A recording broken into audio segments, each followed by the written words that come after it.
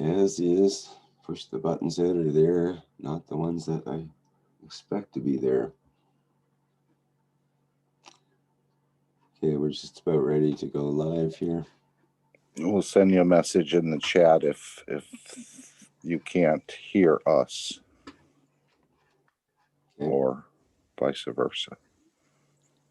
Rick, what button did you push there for a second? Because I always have trouble with the volume on the Zoom on here. And as soon as you press the button, my volume popped up and all my media and phone things are like full blast.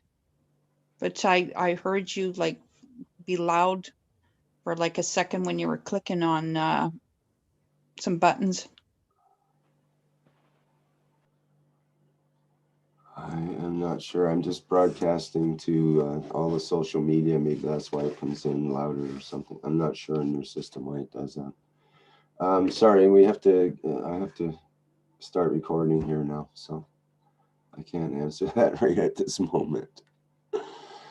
I was right in mid-stroke here. What am I doing? I have to hit the record button. Okay, here we go.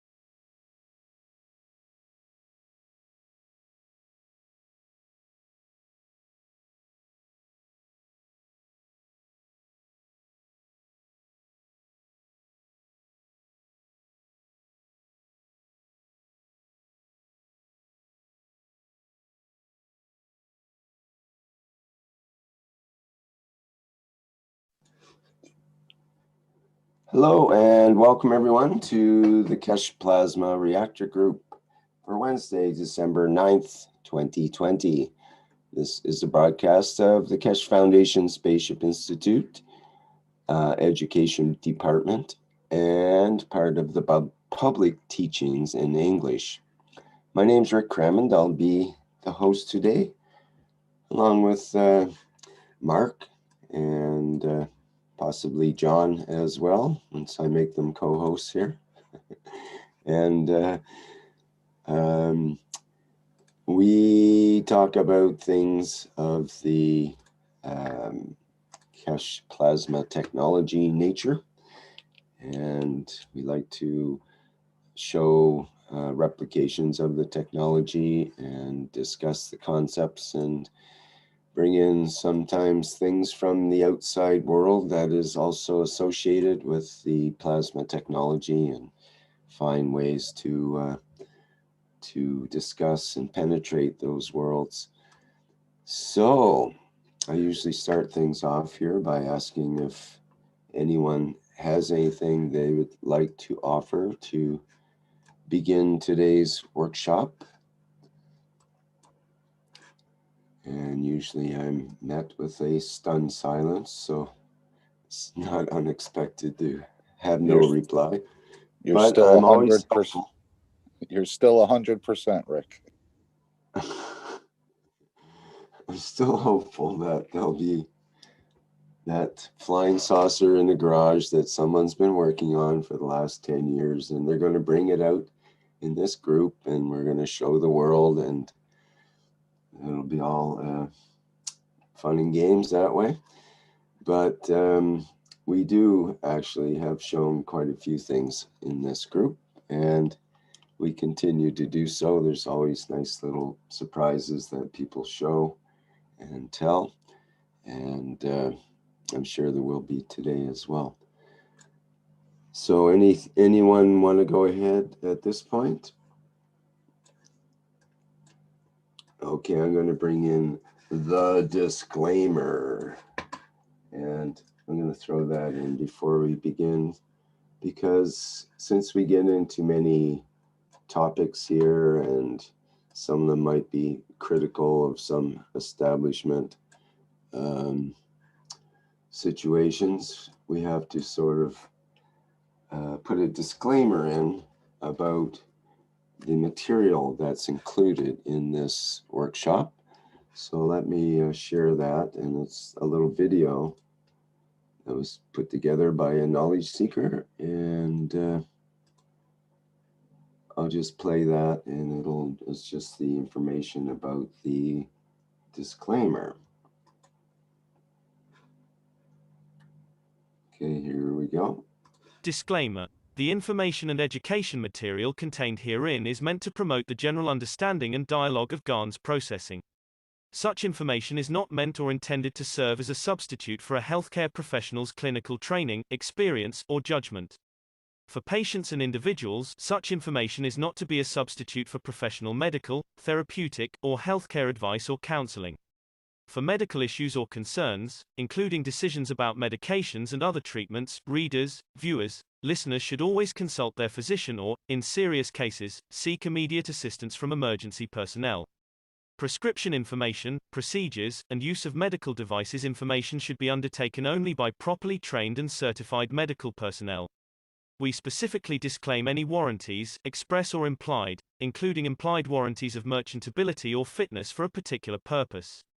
Such information is provided, as is, and is believed to be accurate at the time of its publishing, but it is the viewer's job to evaluate the accuracy of any information found in this presentation. Every case presented is of their own experience, applied by themselves for themselves, and it applies to their case only. Every person experiencing health problems should seek professional medical advice and consult their course of treatment with a doctor. The processes of plasma balancing described herein are a natural process which supports the body but does not replace medical advice or therapies one is already subject to.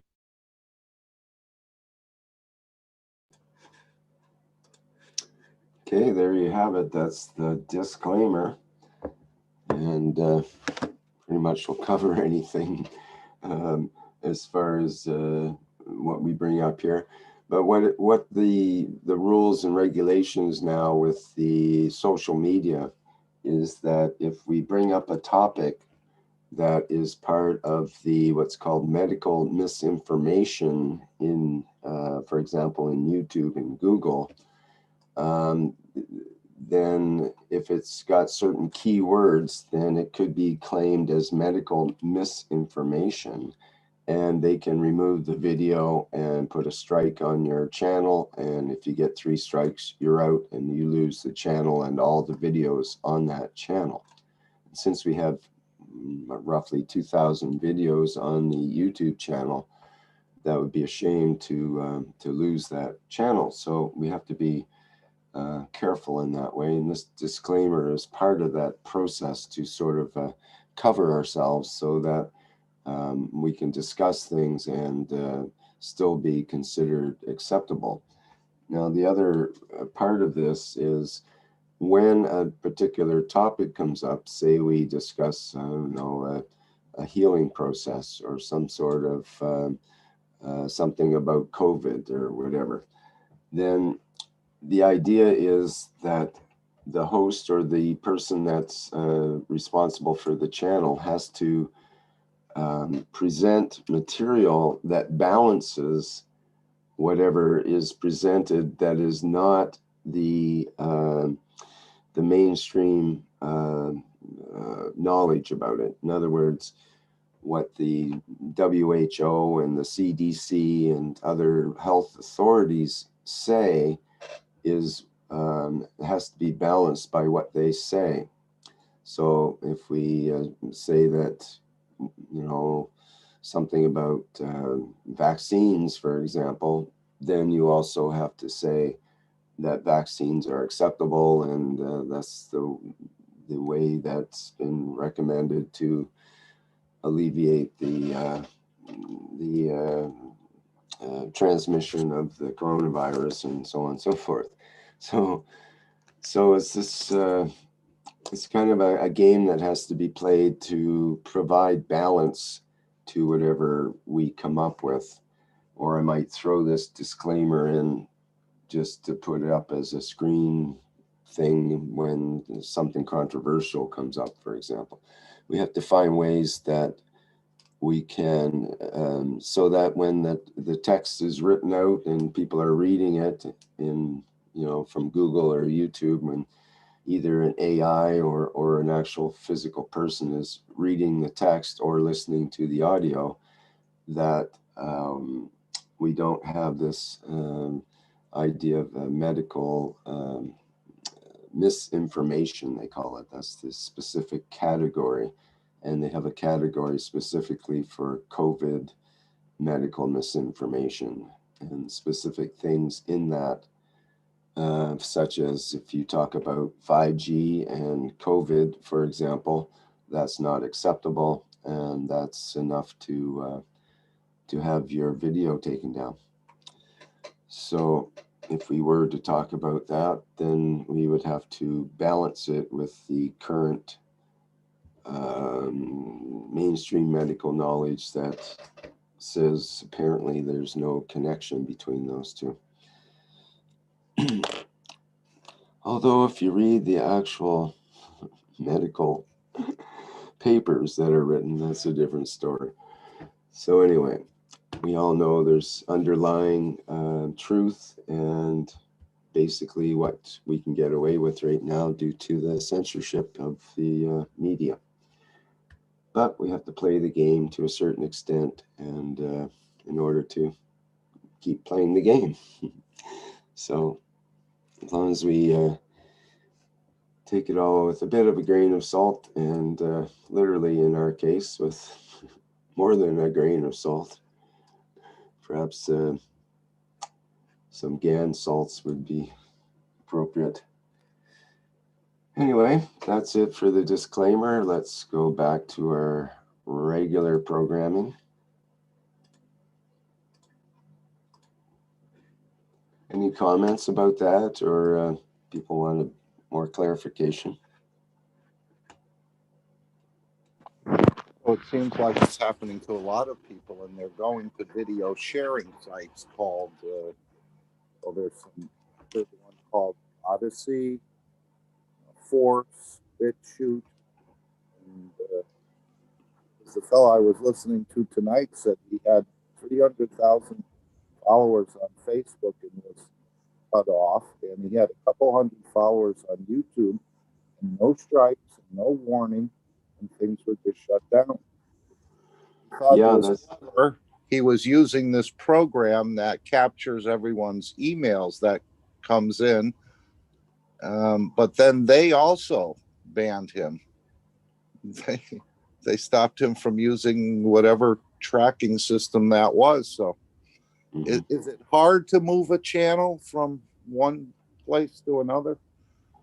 Well, the thing about it is, yeah, it's a big job. You have to have all your videos recorded and ready to upload, and it'll take many days to upload that many videos, and you'd have to have a very large hard drive in order to store them all, and so on and so forth. There's logistical problems. But the whole thing is, if we were to move, say, to 2 or 3 other channels, so that if the YouTube goes down, we have the other channels, but the other channels don't have any of the links, connections, interlinks, all the features that we have with YouTube, including translation or automatic transcribing, and so on and so forth, and all of our playlists and all of that. And the thing is, once you go in, if we were to do that, today, just take a bunch of videos and put them on a new Vimeo or some other channel, then who's going to maintain that? Who's going to maintain watching all the comments and actually making sure the videos, new videos go to the proper playlists, and all the names and titles are correct, and setting the settings? It's a heck of a lot of work, and to maintain a channel, and that would require pretty much one person full time to do that. And I don't know of anybody who would like to dedicate their life to starting a new channel that way, but they have to have the free time and knowledge and computer and everything else to be able to do that. And we're having a hard enough time just maintaining what we have. So far, so good. YouTube's been very good to us over the years, and we haven't been banned. There's been a couple of videos that were not accepted. One was the One Cup, One Life video, first one that Mr. Kesh put out, and it had, something about treating coronavirus and or cure for coronavirus or something like that, and that was not acceptable at the time. And when that was near the beginning of the last year or this year, when we first started with the One Cup, One Life material. And but after that, we've had numerous knowledge seekers workshops and other things where different sensitive topics have come up, and somehow that's been acceptable. But recently we did have one that I think it was the Portuguese teaching, and it ended up somehow having information that was not correct, and according to the powers that be at YouTube. So there was a strike against the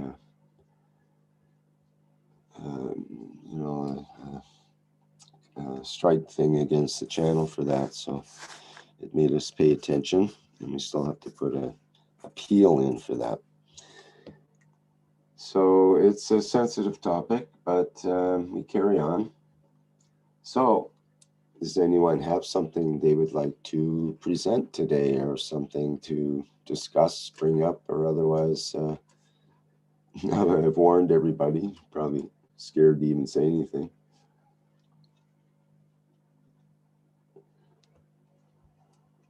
I don't think we have 2 strikes. Thomas says, do we have 2 strikes? No, I don't think there's 2 strikes, no. I think that, I'm not even sure if we have 1 full strike right now. It's just that we've been warned. You get 1 warning, and then you get a strike, and then another strike, and then you're out.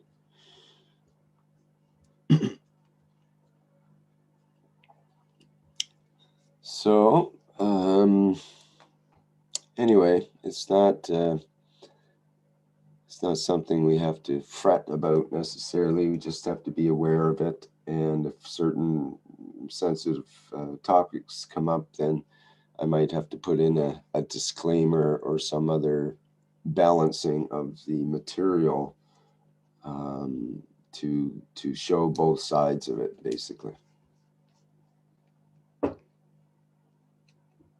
I might have to do that for some of the things I bring up as well, because some of them are controversial, and as long as we show the other side and show it as the other aspect is if you present it as an educational process that, you know, that we're here to learn the facts of the matter as far as we can determine and so on,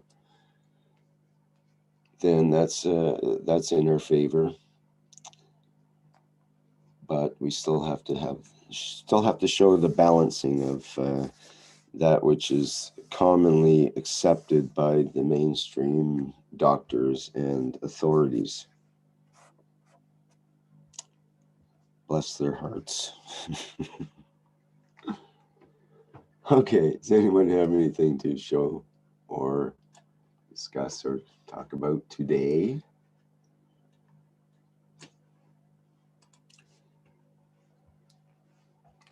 I'm still trying to get an experiment together myself. I've got numerous little bits and pieces that I want to put together into a display of some sort, but I haven't gotten there yet.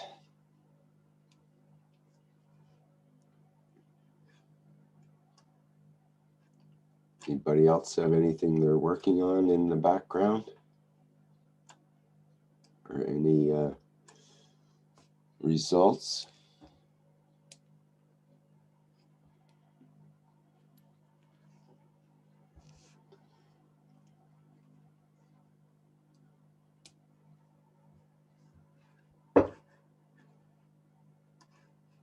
Okay, well, it's going to be a slow show here at this rate. I have to dredge something up from the past.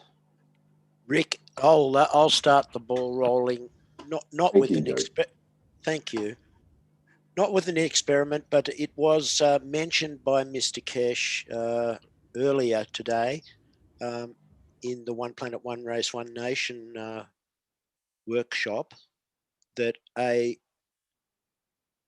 very large pharmaceutical company with its own university has made an approach to Mr. Kesh and the Keshe Foundation Spaceship Institute to formalize Mr. Keshe's technology in relation to, obviously, towards the pandemic. And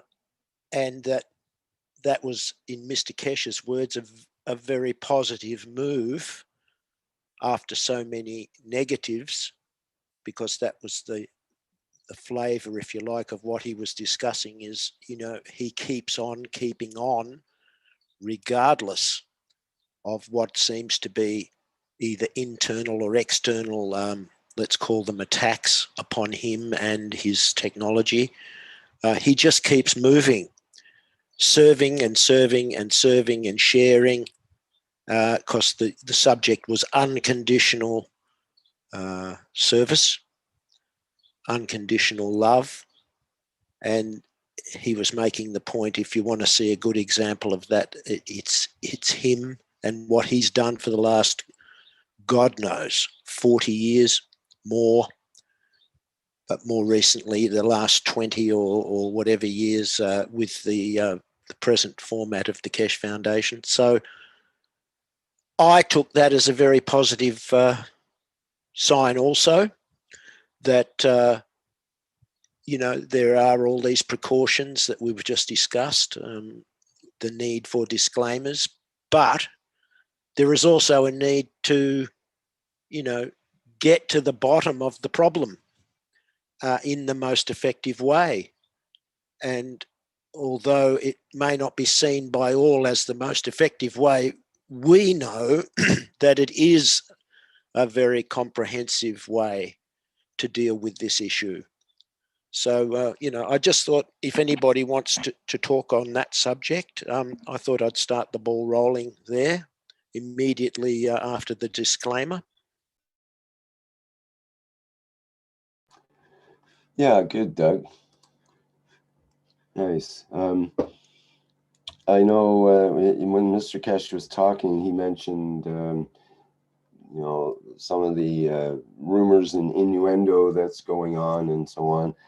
But he also said that when it comes to this technology and about this plasma teaching, that it's not about him, it's not about the personalities involved, it's not about the physicality stuff in that sense. It's about the teaching, it's about presenting the teaching, and that's the important factor, not the personalities involved in his personal life and so on is not really a factor in a sense. So, and I thought that was quite revealing, and that's, you know, the way it should be. That's about the teaching, not about the personalities involved. And that's, to me, that's what I've always focused on, is to try to focus on the teaching, not the teacher so much, not Mr. Kesh as Mr. Kesh being the most important, you know, putting all the attention on him as a personality, but rather on the teaching itself that comes through him, that he's able to present so well to us and to the human race. So it's the sharing of the knowledge that's more important. right, yeah, and It's that's to share, you know, and I find part lately of that the teaching.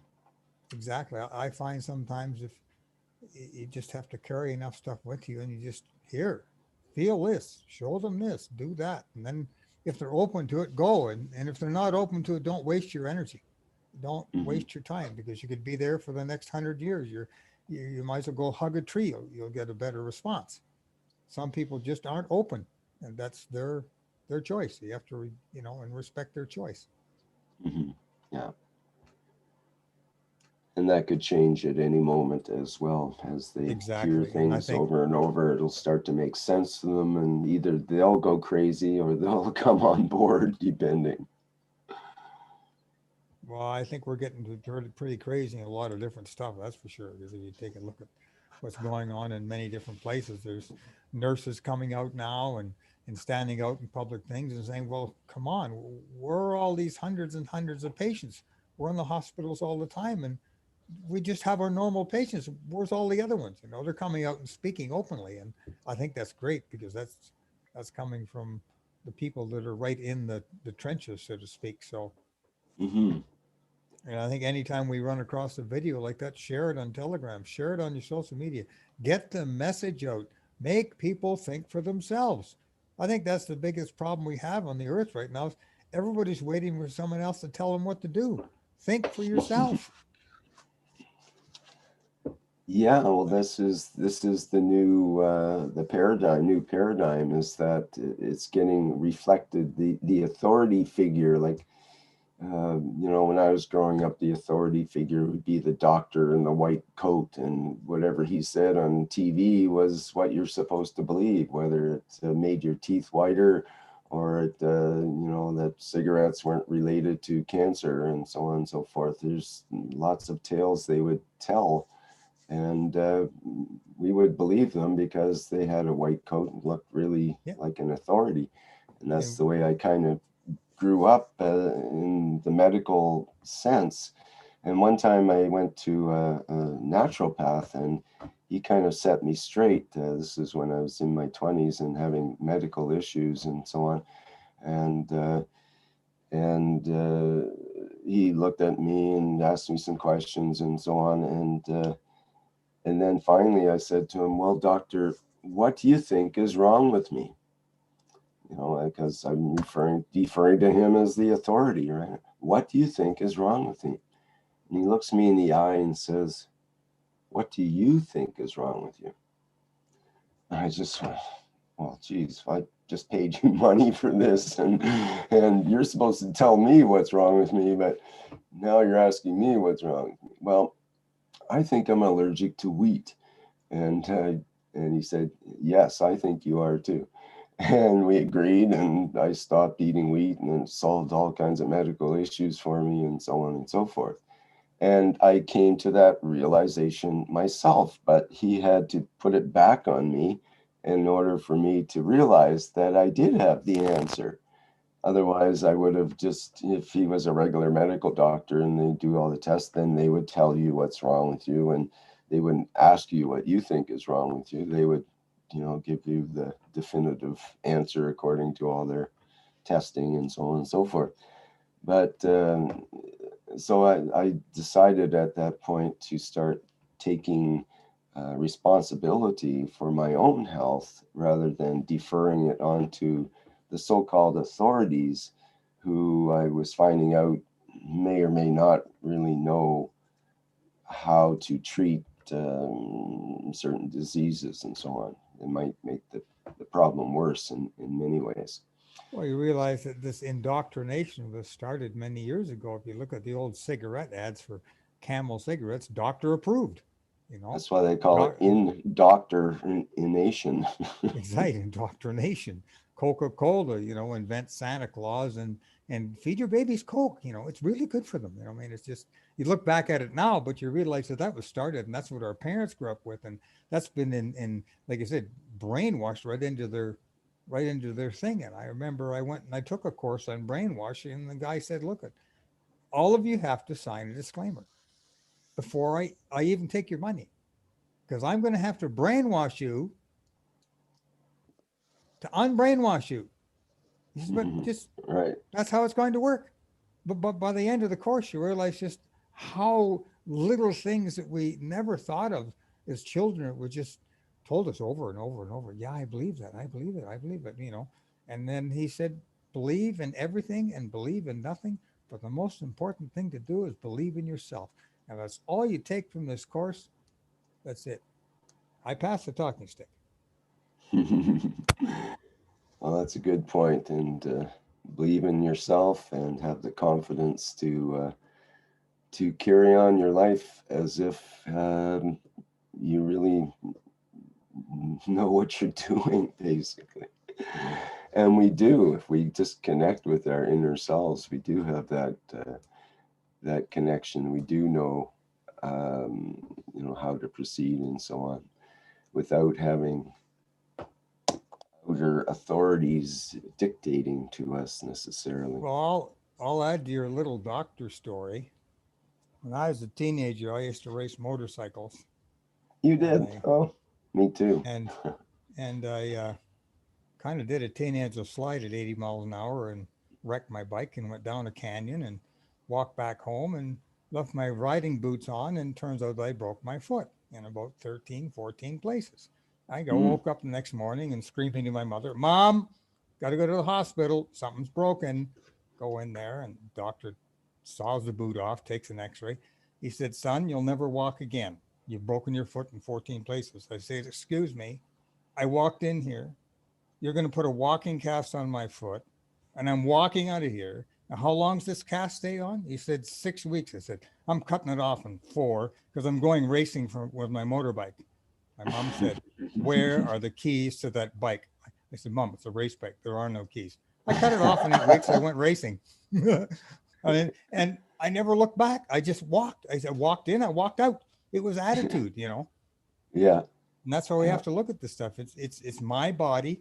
I always used to tell people, I said, it's your body. Don't give away the power to anyone.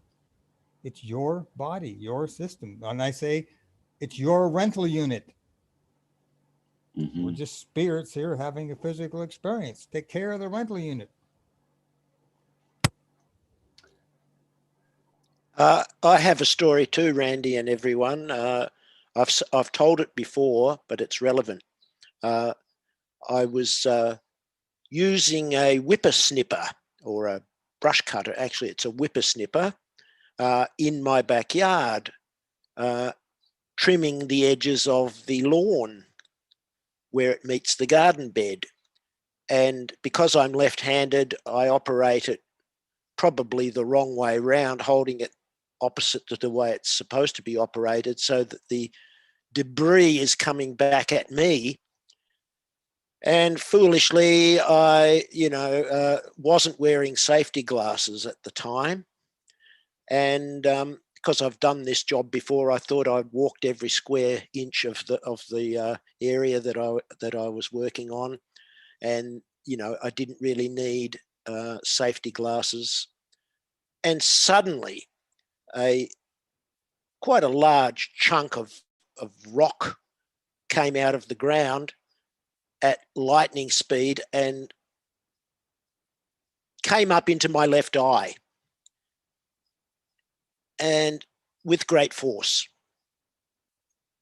And I fell to my knees, and I was stunned, both with pain and the fact that when I covered my right eye, my left eye was dead. It was like as if there was some sort of not even a dimensional thing, just a blank sort of darkness with some red, in it, that I could see out of that eye. That's all it was. It was completely dead. And I thought, oh, what the hell have I done? But my intuition kicked in, and I was on annual leave at the time from my work. So I bit the bullet within myself and just said, well, I'll just put a cover over my eye and bear with it and see if it will just mend itself. And to cut the 4 weeks story very short, it took 4 weeks, but over that 4 weeks, slowly, bit by bit, I started to regain my vision in that left eye. And by the time I had to return to work, I would say 95, 96%, still slightly blurry, slightly fuzzy around the edges, but 96% effective vision in that eye. And I must say I was impressed with myself. And I think that's an example of if we are trusting in our own body's abilities, we can pass through these crises without having our eyes taken out with a knife. It harks back to my father, actually, where he had a damaged eye, and the doctors were arguing whether they will take his eye out or not. And the pain and suffering that he went through, eventually keeping his eye, but not very effectively, able to see out of. But at least he had his eye. It was just an academic argument between two specialists, who were trying to one up on each other. One was saying we need to take the eye out, and the other one said, no, I don't think we will. So my story is just, a personal experience of the body, our body, given the, intention and the time, will perform its own remedial measures. My brother was a motorbike and still is a motorbike rider also, and he broke both his wrists in a low-speed collision, and he went to the bone ward of the hospital after realising that was the case, and he spent the night in that ward, surrounded by screaming people who had stuck their head inside diesel tanks with a match to see if there was any fuel and so on, and blown themselves up. And he spent the night listening to these agonizing screams and so on, and decided that no matter what, come what may, he was not going to be in that bone ward any more than necessary. During the night, he used a mental exercise to put the pain that he was experiencing into an imaginary box far away at the other end of the room, the ward. And every time the lid creaked open, he would in his mind close the lid, and the pain would subside to a bearable level. And the very next morning, he said, "I'm out. I'm going to sign myself. I'm going to leave." They said, "You can't. You're under our care." Again, the disclaimer had to be signed, the waiver. With his broken hands, he had to hold the pen and sign himself out of the hospital and do the healing in his home rather than in the hospital. So, and, you know, he did have metal things put into his wrists and so on, which he carries to this day. But, you know, it was the management of his pain, the way he did it. He told me that story and that impressed me, which I think was in the back of my head when the accident occurred with the stone into my left eye. I had the experiences floating around in my memory of my father and my brother. And, you know, maybe we're Scottish, we're a bit stubborn. You know, that might be in the ancestry, but, you know, we have, we form a certain strong opinion, and we're willing to carry it through. And many people, as Rick was saying, and others, that they give over that to the authorities and believe every word that's spoken as God's truth. That you know, there is no alternative to what the man in the white coat with the stethoscope says is the only way forward. And, you know, I'm not alone. I know there's many cases that you don't hear about where people have said, "No, I'm not going to die in 3 weeks. I am not going to be a cripple for the rest of my life." Like Randy has said, I'm not going to accept that prognosis at all.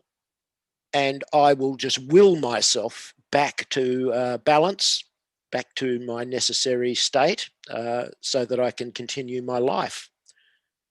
So, you know, we are more powerful than we sometimes think. I'll open that up for comments.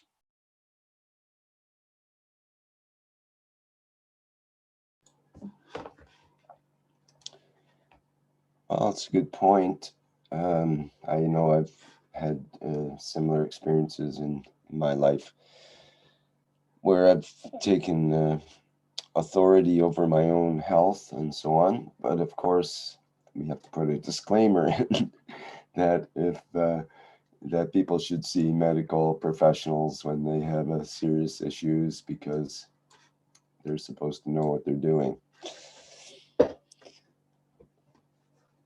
However, that was just my personal experience, everybody. For those that might be listening, it's only a choice I made for myself. It did not involve, you know, anyone else. You know, the only people that knew I had the problem were, in fact, was in fact my wife. You know, no one else knew, because I just kept to myself, self-isolation, if you like, during that period of recovery. And so, it, you know, if you want to whack a disclaimer in there, Rick, you're quite welcome to. But, you know, I stress it's just my experience. As the disclaimer says, it's my personal experience and my personal choice. You know, I wasn't going against any authorities because I didn't seek any authorities' advice on the subject.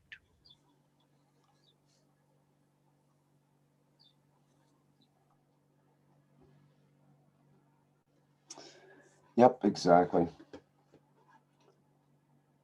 I'll throw the disclaimer up just for fun, but it's probably a good idea to do that. Go ahead, go on. I know you're busting too. There it is. Thank you. We're just telling stories. We're just a bunch of people sitting around the campfire telling stories. Thank you, Randy. That's the stories go out. The problem is nobody bought any beer. Nobody started the fire. The problem is we gotta move on to the next thing. It's a really big fire with thousands of people around it, so that's why they kind of get excited. If it was only 2 or 3 people, then they wouldn't care about the YouTube video because it wouldn't get enough hits or recognition for them to care about it. You guys are just sharing experiences. You're not giving advice about anything.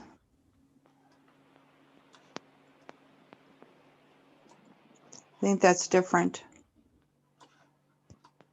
Well, we're talking about not adhering to what the authorities are kind of indicating and taking matters into our own hands as well. So, which is, I mean, it's a good thing in many ways. That's what we should all be doing, is taking our own health and taking authority over our own body, our own health of the physicality and all of that. That's, I think, becoming more and more obvious, not just to humans, but to the doctors as well. Humans and doctors too, put it that way. That the doctors recognize that people do have these innate healing abilities, and that can be activated in people or deactivated as depending on the circumstances and environment.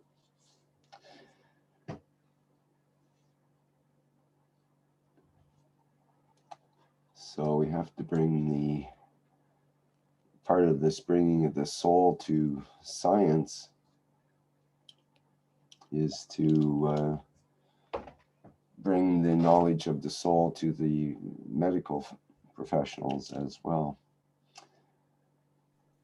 And let's not forget that this is a space-based platform and space-based technology that Mr. Kesh is presenting. And, you know, common sense says you cannot take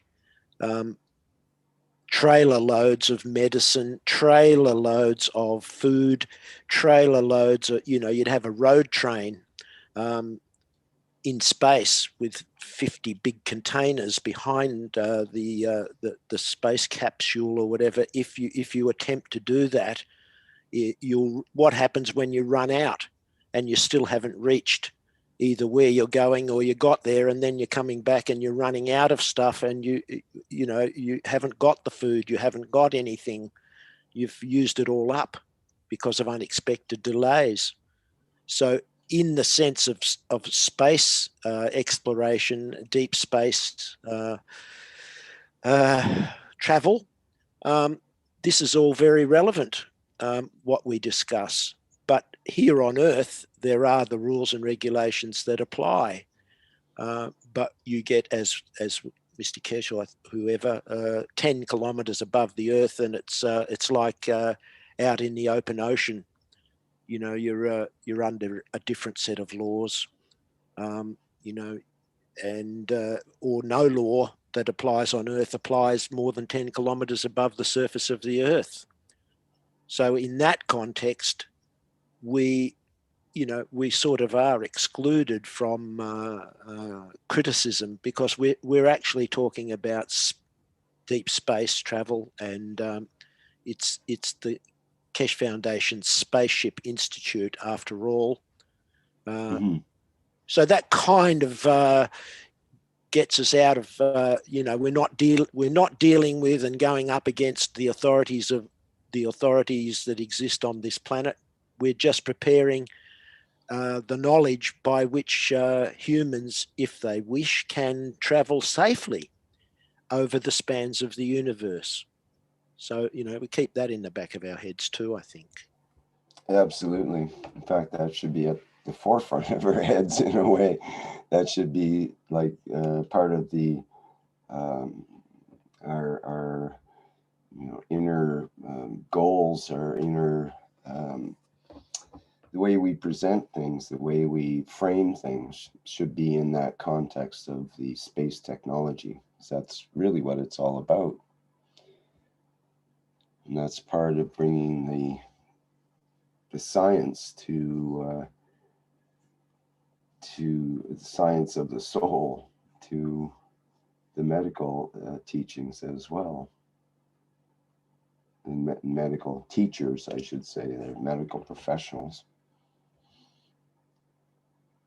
So as part of what we do, being on the leading edge, sometimes it cuts like a knife a bit, but we are doing it for the benefit of all beings and for the benefit of this concept of being able to exist, to survive in space with what we have available, whether we have a physicality or a spaceship or not.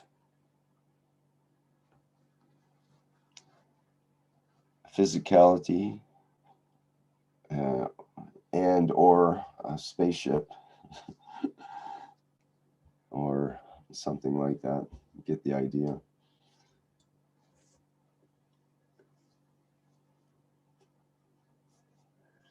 So as Mr. Keshe said, the whole concept of dealing with viruses, he's been working with that for a couple of decades at least. And it's been one of the main concerns of going to space. How do you deal with the virus conditions, or what's called energy packets? And they could be much stronger, a whole other level of strength compared to what we call virus energy packets. Are we allowed to talk about food? I was seeing a headline where they said 277 million people are in danger of imminent starvation due to this crisis of corona, probably on top of the millions who face starvation every day. I've been using the Cup of Man, and I'm quite impressed about curbing the hunger. Any hunger pains, it just hasn't been there. You know how if you haven't eaten for a while, sometimes you start to get these hunger pains. Well, even though you're not eating for a little while, I didn't seem to be getting these pains. There's a noticeable difference. Yes, people have mentioned that. Heard that from quite a few different sources, that simply using the 1 cup, or sometimes in the past before the 1 cup, there was the regular GANs, ZNO, zinc oxide, and the CO2 GANs, and but that's a part of this. GANs water, I should say. That's a part of this crisis too. Would be the food. Mm-hmm. That it was indicated to us that once jobs aren't there anymore, the second tier or step of this could be less food available to the population for some reason. So it'd be a good idea to shape up your knowledge on some of these alternative feeding methods. Because people are afraid to go to work. That's it is. They've created so much fear. People don't want to go to work. They don't want to handle boxes. You know, you go out to the shopping center and you walk down the aisle and people are all afraid of you. And that's just that the fear is the real virus, you know? And I mean, and I found that most late night hunger pangs are lack of water. Just have some water. That'll fix your hunger pangs right away. Especially plasma water. Now that's a different story. You start drinking that. And earlier on in the crisis, I was seeing articles where fields were not harvested, or they didn't have workers to harvest the field, or some of the workers were contaminated, so things got shut down. Yeah. And then I take a look, I left a half a glass of cup 1 on my cupboard, and my cat's over there sticking his paw in it, licking it. So the animals know what they want. In reference to the food crisis, there is some light in there too, in that I remember one story of the farmers couldn't sell their potatoes because of the co-virus. They couldn't ship it and so on. Things were shut down. And so they brought their potatoes to town and just gave them away to people. So people who were needing potatoes could just come and get as many as they wished, free. So this is a sort of a side effect, is that I think that if people are truly starving, that we're going to find ways to help them. I mean, we have new processes now, we being humans, you can take ordinary garbage and actually convert it to edible oils, for example. There's a process to do that now, to create not only fuel oil, but edible oils from ordinary kitchen scrap garbage kind of thing. So there's also a new Israeli company that's bragging about creating water, and they are saying they can create water from air, which is no big deal. In fact, I just brought home an appliance to work on at home here from a person that has one of these water to air, watt air it's called, device that actually makes water from the air. That's essentially what a dehumidifier does, right? It makes water from the air. It takes away, you have to dump out the bucket of water that it creates. So we have the technology now to make water out of air, food out of garbage, basically create food from the atmosphere using the amino acids that are available in the atmosphere, the carbon, the oxygen, nitrogen, hydrogen, all of those are available freely right in front of our noses.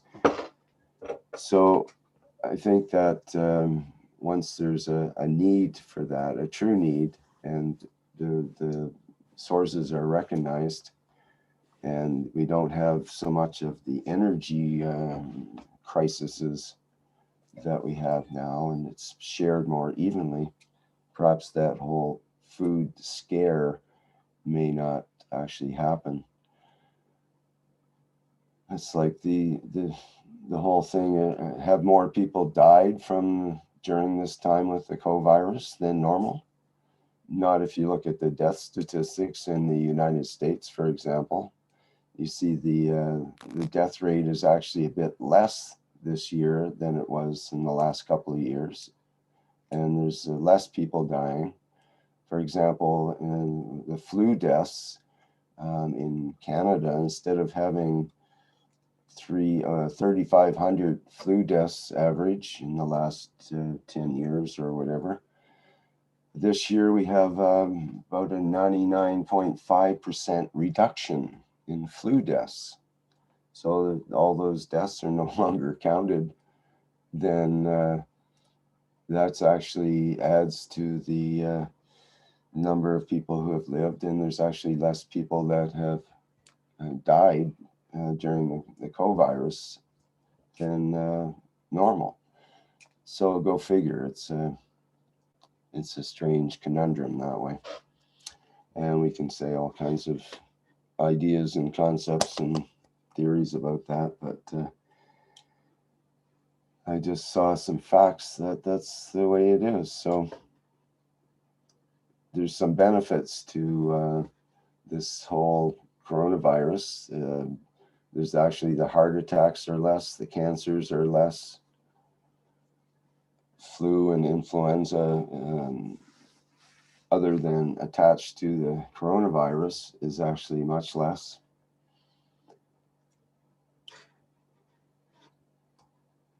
And what about the emotional balancing? That seems to be more. They're alive, but they're more emotionally unbalanced because of all these changes appearing. Well, it's definitely an upsetting time for many people, but at the same time, it's opportunities are there too. Go ahead, Mr. Kesh. Good morning. Something very strange which we are observing now is that people without jobs are more content. It's like they have surrendered to the situation after a year, or we call it acclimatized. And what we see as part of the report, social structure, one of the reasons we see less heart attacks and less things to do with what we call brain hemorrhage this year is very low. But we see cancers from corona, which have increased. And interesting, EU has released a report last week that it says the second quarter that compared to other years in EU has risen by 250,000, and they cannot explain it. This is the time when March, April, May came in, and it's the beginning of the corona, and many people lost their jobs, many people did not work, and they didn't know the future is about to come, a lot of commitments. But EU has reported this year, yes, last week we were reading the report, that there is 250,000 more deaths in the second quarter. And strange enough, there is no data for this. We saw the same thing with Chinese mobile phone, which dropped by 20 million. They could explain 20-30% of it, people didn't renew their contracts, people had too many phones, but the other 10 or 15 million could not be explained. But when we look across the commercial industrial work, we see the companies which were relying mainly on Chinese goods are empty or cannot meet the demand, because the Chinese companies who were using intensively people for what I call production have lost many people in center of the cities, like Wuhan city, like Shenzhen or Shanghai in Beijing. And especially key industrial manufacturing have been hit so bad that they cannot even produce material. They're 6 months, 12 months behind. They don't have products. They cannot produce because the key stuff are not there. Some excuses was that people don't go back to work, but if people are hungry, they go back to work. And we see massive movement in part of Chinese structure, which shows dents in population. But Chinese can cover it for another 5 years and then see the growth in population and cover it. But in reality, most of the main chain stores around the world are empty of the products from China. Is it because we don't want to touch it, as you said, or they don't produce it because they can't sell it? They cannot. Nobody. Now people are going into the phase of, can we accept goods from China? But we are all in it. Would you accept goods from America? So people start overlooking the hysteria which was created at the beginning. Something interesting which I want to go back to what you said about food. I've met many Chinese that they have drank water for years, for months. And when they decided to totally drink water of the gans in a specific combination which they made was fit to them, they could live for months with it. In the West, we don't see that many people who try this. But in China, we see many, especially in South China Sea area, bunch of them, they got together, and some of them are still carrying on. What is interesting is why the Chinese can hold, we cannot. Interesting data sits in what we call, sorry, 1 second. This is what we call, in a hidden way, structures which are to do with green tea. Green tea, we don't have it in the West, we don't consume it that much, but green tea has an agent called EGCG, which this material explains why even if you've been to China, Chinese eat what you and I eat maybe in 2 days, they eat in one breakfast. And they repeat the same thing lunchtime, and they repeat the same thing dinner time. In China, it has been a big puzzle when we sit around breakfast restaurants. You see the plate is heel high, and then they serve themselves 2 or 3 times. They see them the same again in the lunchtime, they eat the same, dinner the same. When I saw this one about 20 years ago, maybe more, 15 years ago, in China, it was very puzzling for me. Why, how can these people even eat what we eat in Chinese restaurant for dinner, for breakfast? And it's there all the time. Breakfast, lunch, and dinner has no meaning. It's everything the same thing. The secret to it is this green tea. And if you can mix the gases of green tea with your food and or created in that condition, you lose weight, you lose mass weight, what we call mass of muscles, which you don't need mass of the fat. But it gives you a high burning cycle. And only what you don't need is burnt. And that's why we see Chinese eating so much and they're so slim. And if we adopt this knowledge into our what I call EGCG, into our food structure with the GANs, we'll find out we won't have hunger. Hunger will be much less. And this is the key why the Chinese can hold on by drinking ganses, because they drink huge amount of green tea. Some of them drink 2-3 liters of it. If you've been to China, they all carry these flasks of water, tea. They don't touch cold water, it's forbidden. It's the biggest crime if you put the cold water on the table. And they look at you, you're a mental case. It's like in the West, we don't start without salad. In China, if you touch a salad, they look at you, you're a criminal. You cannot ask for tomato salad or tomato and lettuce salad. And if you're a foreigner, they offer it as a, something that is yours, and they put it in the middle that nobody can touch it, only the foreigners can reach.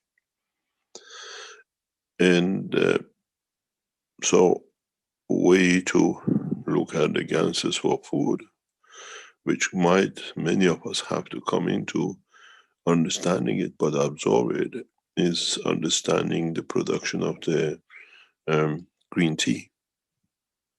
Why green tea has such an effect. All of us know how green tea is made. And if you've been to tea cultivation, the way I've been in China, because we've done a lot of research on how we can increase the growth of the material, is the farmer picks up the leaf and he's responsible to dry it the same day in a big box. In a way, what he does, he nano coats the leaf. And so when you drink green tea, you already receive vegetation, which is a low cholesterol in your body as a GANS. And if there is a small amount of salt in the water, very small amount of salt, when you make your green tea, you immediately convert it into a GANS, so you have a free energy, but with a spectrum of all the vegetation you need. So in drinking green tea, the Chinese continuously supplement the energy they need. And this is one of the ways which they survive. And it was what we call a big point for me for 2 or 3 years in China to understand the mythology behind it and how methodically they do. They eat not that much, but they drink green tea, which carries all the ganses. They, if you go on the internet, see how they make green tea. And amazing enough, the Chinese cannot export much of their tea. The total export is absolutely more or less near to zero because of the chemicals in it. Does not pass European American standard.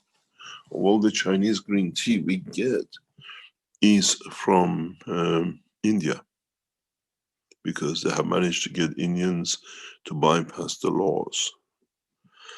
And so if you want to make a food that you don't go hungry, even the skin of orange, even apples, which you dry them like the Chinese do in a hot wok, and then see when you make ganses what results you get. We are looking into this in a very strange way, in different aspects, how and why we don't go hungry when you drink ganses, because you carry the energy of the viruses, or what you call it, what you need, into your body. Even the viruses cannot survive it. We're running a test in Iran now, that now we're allowing a group to test in one certain area to add up to 5% of the GANs into the water. That when you take it as a corona, to see the effects of it. And it's amazing the results which are coming in. Amazingly, how rapid they are seeing results. And this is important for us to learn how even to create ganses. Some of us create ganses and try to drink it as food supplement, but we don't see any much result. And some of us make ganses and we see beautiful results. But as I said many times, sit back and look. Those of you who make ganses in a garage, you always starve. Those of you who make your ganses in the house, in the kitchen, or somewhere which there is a lot of food around, you can drink it and you say, I don't feel hungry. It's the story of the orange and the cup. While you're making the ganses, you're transferring the energy of the fruit and the food in the room into your cup. It's as simple as that. Try it. Make your ganses and put a cup of your gans in the garage and drink it. It's just the water. Make it and put it in the fridge and then drink it. Everything in the fridge is in the cup. You don't want to eat. And this is part of the experiments we start opening. As I said, I open new ways for people for hunger to be stopped. And tomorrow in the teaching, I'll explain this in more detail. Mr. Kesh, question please.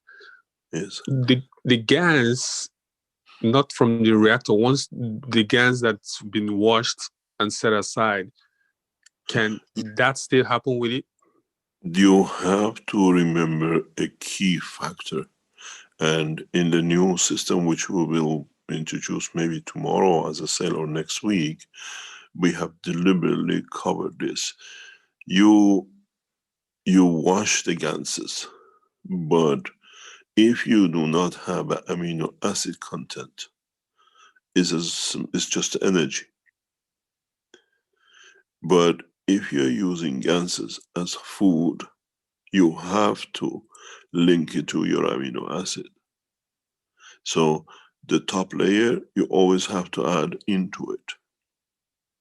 It's the functionality of it. I do a lot. If you want, for example, drink ganses that absorbs by the body the way it should do, I add ganses into yogurt. Drink yogurt, we call it aran in Turkish, liquid, what do you call it? Kefir. Yeah, Kefir. yeah, kefir you call it. But they call it aran, which is a yogurt drink.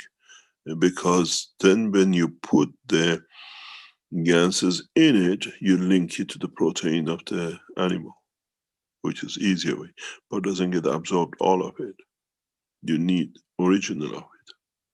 These are the things which we'll try tomorrow. As I said, now we see emergency, we see food queues in United States beyond, in Europe the same. Tomorrow I open this chapter, how to feed using ganses properly. We are testing in labs in the coming days. We will provide dynamic system that can feed the whole family at a very zero cost. But it has to be followed the same as 1 cup 1 life. Many people don't have money to cover for Christmas. But they will taste, they will not feel hungry. Whatever they imagine to have, they will have.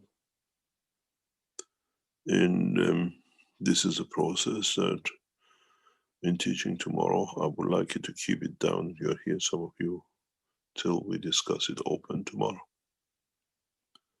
Because we see there is a need. It's dragging on too long, restaurants are closed, people don't have that much job, governments cannot cover much, and we call it 1 cup, 1 life, 1 food. And we can understand how to utilize the knowledge we have. It's just putting it in order. We are here to serve, and when the time comes, we serve humanity the correct way. There is no need to go hungry. There is no need to feel hunger. We will not feel it in a space. We won't miss food in a space. But we'll be much healthier. But learning how to convert. Some of the orange you convert, which doesn't arrive because that has not been through the process of even your link up with this protein. Then people will feed themselves.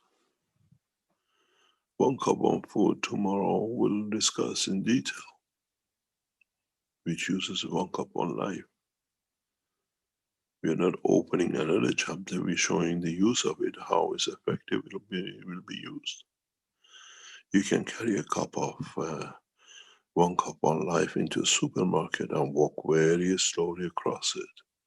You absorb everything which is needed for you to get home.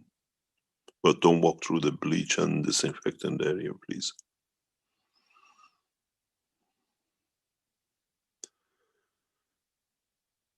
You don't need to shop. You just walk through the supermarket, you've done your shopping. People don't realize what gift I have given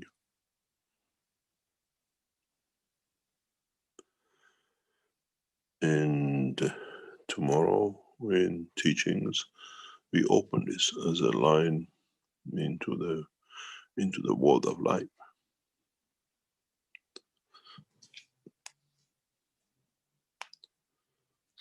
One cup, 1 life, 1 food. They'll come tomorrow. And we go in more detail how to feed, how to look after yourself, how to understand going back into what the head of the Keshe Foundation, so they keep on telling me, explain more, people understand. You don't explain, you just teach. Now we explain tomorrow about the food and life. They can censor you for sex, not to be on the net. They can censor you for corona, but they cannot censor you for food. And this is the way we go from tomorrow, in more depth teaching, in bringing the man not to be dependent on governments. Supermarkets will search you first if you have a cup in your pocket or not. Then we teach you another way to feed yourself by walking through supermarkets.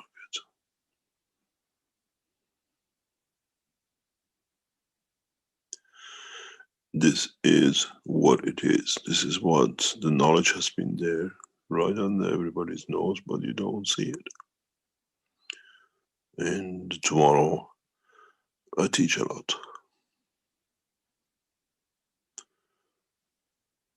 In a way, I don't need the corona injection.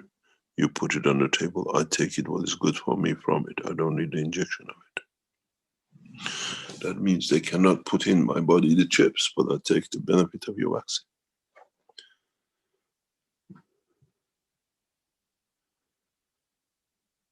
We open a new era tomorrow in food, especially for what we see.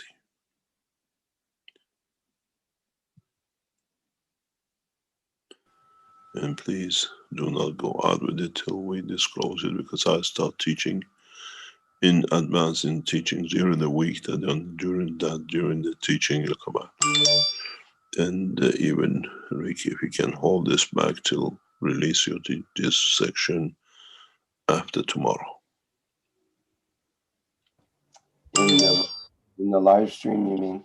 Both in live stream and YouTube. YouTube? Okay. We teach public in Mongo tomorrow. And as we did with the Chinese, and then we brought it to Europe with 1 cup, 1 life. We release this tomorrow. 1 cup, 1 life, 1 food. It's cup of man. It's cup of life.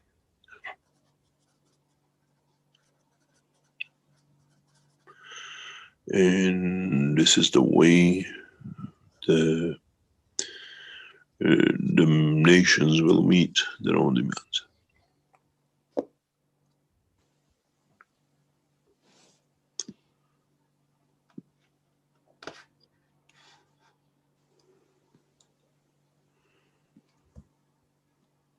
We got to be vigilant and understand what is set to come. And we have to be vigilant to understand how much we can dictate. And now we dictate. We start governing through people's knowledge and nothing else. And we'll curve the situation in a very smooth way. And we'll curve the situation in a very, very scientific way. People were worried with corona. Now the worry of the governments will be food, that the people will start feeding themselves. As I said, supermarkets will charge you to walk through them. And there are different ways to do it. I have the vision of a walk-through restaurant where you just absorb the fields of the food as you walk through, and that's all that's required somehow. In a way, they locked up the restaurants and hotels, so at least we can still enjoy passing in front of them. The process of feeding nations has to change. The process of bringing nations into one position has to change. And as I said, we start governing through knowledge.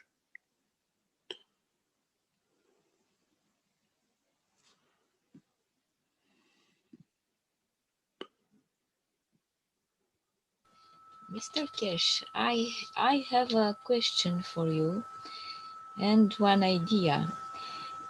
Because we are the universe, we have all elements inside of our body, and we can create all what we need from our body. Just thinking, we will create all this on our body, and we don't need to work on the shop or on the restaurant, or we just take it from our micro universe, all what we need, this energy, I mean, because all we transform. Yes, but many people have tried, but we don't have the knowledge how to do it. As I say, talk is cheap. Trying to deliver it is a different thing. This is one of the steps with one cup, one life, one food that we going towards. It'll take months for people to learn. And then we go to the direction of, in the next few weeks, how people can attract energies from the cosmos, which is within us. We can, but nobody knows how. You still eat food. As I was telling one of the knowledge seekers, I said, I eat food to be part of the community and to be part of. You don't need to eat. And the same with vitamins and the rest of it. But I endeavor to do that, to learn, to understand.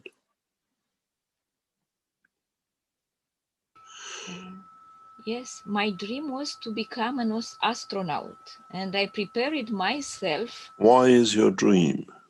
Why? I don't know. Yeah.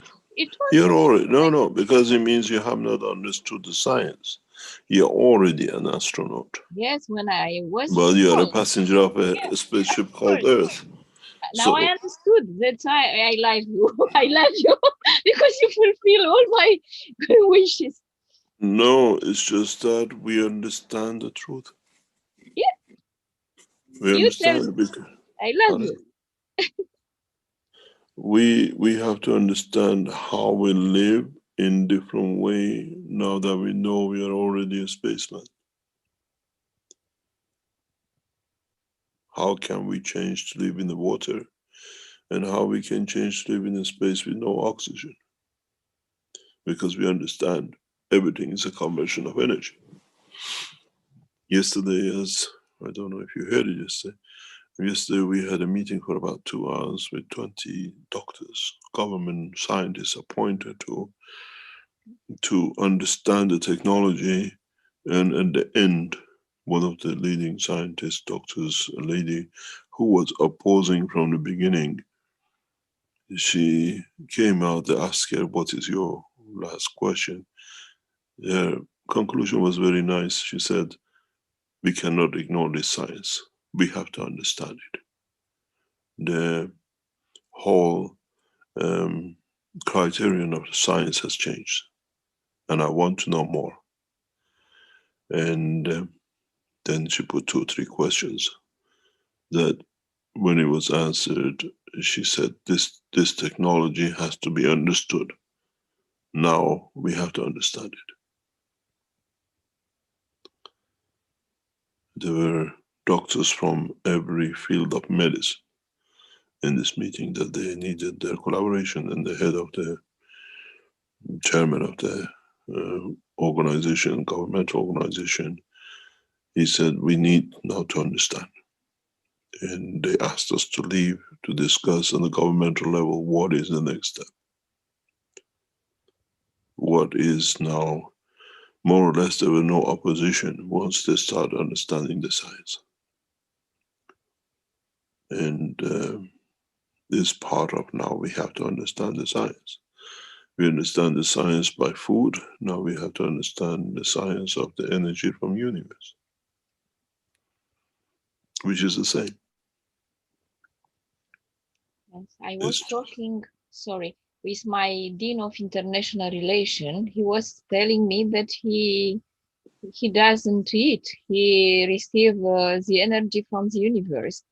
And I was asking him, can you explain me how you can do it? And then he said, I don't know how to tell you, but you can see I am a live man and I have a lot of energy. And I learned from him first that this is possible. Since my childhood, I refused to eat. My mother beat me to eat. I said, I don't like to eat. And I was crying when she killed this chicken and all these things because they were my children. I was feeding them and they also feel that I'm their mother. When I went to school, always they come with me, with at school going with chicken and all these things because I was born in the village. And so now I understood better with you and with our with other scientists from the world dealing with cosmohumanism and cosmism. So we have to explain to people. I think that when I went to these classes, they said it's your duty to explain to people that this is possible. But I don't know right now how to explain, just to give my example. I also don't eat too much. I can live. I took, because I start to tell you, I took to prepare my body and taking nano life pack with 69 vitamin and minerals daily. This is from Pharmanex. And is a Chinese president, I don't know if you know him, Professor Joseph Chang from China. And I also take daily tea green.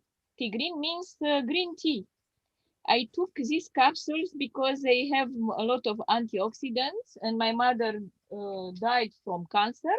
And I said I have to be precautioned, vigilant, and don't have the same history of my ADN. I can change it. But you still will die of one thing or another. Doesn't matter what you change, not from cancer, not from diabetic, not from something, but at the end of it, mankind has to learn there is a dimension into the physical life. And that's what I say, what are we running away from? I don't scare, but I have 7 people in my family. They don't work, and I have 8 dogs, and they need me. When they will die, I also can go. But maybe I have other mission on this earth to help many people to understand the truth. This is something which I don't understand in most of the people's talk, and people who've been coming to me, they want 1 day, 1 week, 1 month, 1 year extra to live. I've said to them many times, why do you want to suffer more? Why do you choose to be here to suffer more? I don't suffer myself. No, life in this planet, life on this planet is a suffering. Where is the next food coming from? Where is the next shelter coming from? Do I have this? Do I not have that? Where in the universe, nobody goes shopping and nobody goes to work. There is no factories, there is no structure of the man life. We see. Sorry about that, 1 second, please.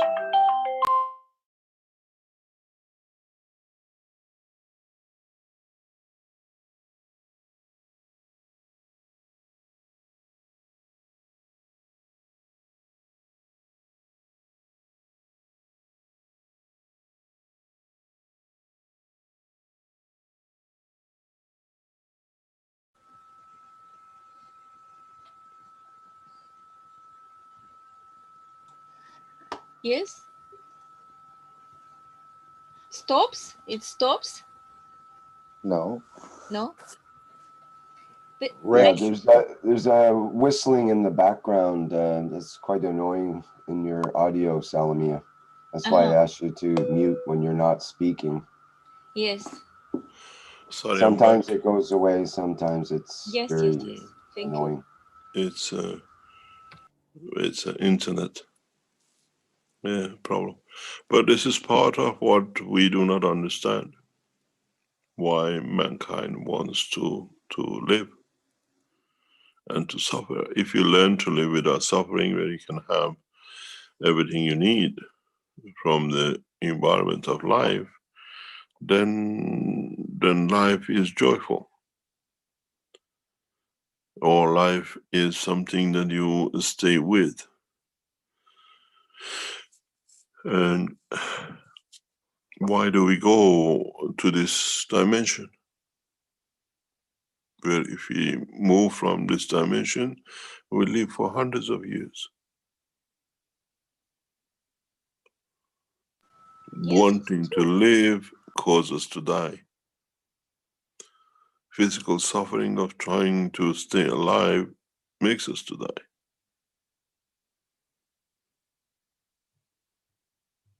The worries takes energy in the wrong way from the body of the man. Tomorrow's teaching will try to explain a lot of things because what I call the next phase of growth of the man has come to teach. And there's no better time than now. is a reason. This is a reason from which I didn't married and I didn't get children. I didn't want to give birth to children here in this world of suffering, of injustice. I realized that this world is not a good place for living for everybody. This place is a beautiful place for living. Earth is the most beautiful place to fall in love, to understand the beauty of the creation. And the only way you can love unconditionally is not with a lover, it's through a child, where you give everything. It's the essence of creation. This is why Earth is so beautiful. And this place for many to come to see is where you create, and that creation has with it, brings with it the love of the Creator, which means giving to unconditionally. A father seeing his son jumping or falling in a fire, he'll push him out, but he sacrifices his own life out of the love, right? And it's the duty of every man to create that creation, to touch, to come, to feel the emotion of the Creator, unconditional giving. The ethos of I don't have children because I don't want them to suffer. It's a way of looking at it that I take all the love which I've been given, but I'm not prepared to share it. You mention your mother continuously, but she show unconditional love to you. Doesn't matter if she's a village or prime minister. Beauty, one of the beauties of living on this planet is to be able to touch, smell, taste your love. Doesn't matter if it is 1 day old or 50 years old, you love your child the same. From the day one, you taste the food, you feel the temperature of the food, you do everything with it before you put it in his mouth or her mouth. This is unconditional love. And it's the duty of every man to touch, to feel it. And you can't feel it till you actually have a child. Because a lover, a wife, or a husband does not replace the love of unconditional love. This is what is in Yoruba Bahai. It's written in the writing of Baha'u'llah, bless his name. I made you to create children that they may love me. I know, because somebody asked me for marriage, and he said, if you don't want to have children, why we have to get married? Because it's written in the writings that you get married just to have children. But I scared to have children, you know, of you. Yes, because maybe you don't want to share, maybe you don't want to share the love you receive from your mother or your father, because it's so much of it. It's the duty of every man to be the creator replication of, not creating a child, but for him to understand what it means, unconditional love. And this is one of the beauties of the amino acid of the man.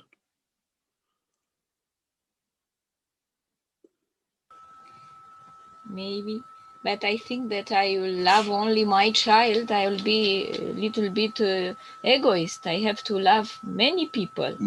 Like in Both Brahma. is the same. We didn't say only your child. Yeah. That's this like you have an Indian curry, and then you have a Chinese curry. It doesn't mean you don't need to taste others. If you understand the love of what each one has, doesn't mean you're exclusive, but each one brings different sensation. When I cook an Indian curry, this totally brings a different emotion than when I make a Chinese one. And it's still the same, but the Indian curry has a different emotion, raises different emotion in me than the Chinese does. But the Chinese raises different emotion than the Indian does. But both are loved. Maybe because I learned the Indian cooking from a man I loved so much.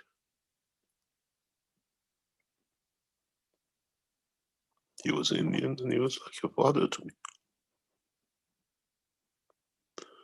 I learned Chinese because I lived there and I saw the love of the nation. Doesn't mean I love my children any different. But I feel the loving of Chinese or Indian not because of the I love my children. Loving a child is in a true way understanding the generosity of the Creator. And that's why we go sick when we see something wrong with them, because they don't take what we want to give, they don't accept what we want to give, and we don't get from them what we need from them to feedback.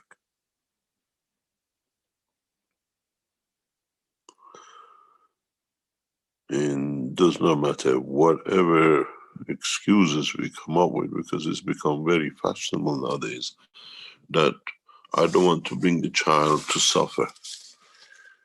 In a way, what I say, I don't want to bring the child because I don't want to feel the feeling of the Creator, the generosity of the love. There are different ways and different means we justify our actions. Dr. Kesh, I was also worried because my mother get cancer, and I have also the same problem with the genital. I have fibrome, and the doctor said maybe I will die, me or the child, if I will have children. You see, in the coming time, very soon, we teach you how to create children of the soul and how to nourish your child through dimension of the soul. These are not theory. And physical dimension limitation will come out of this equation. You can have a child even when you're 200 years old. I'm so happy. Yes, but you have to find out the reason why. This, as I said, we changed the course of humanity.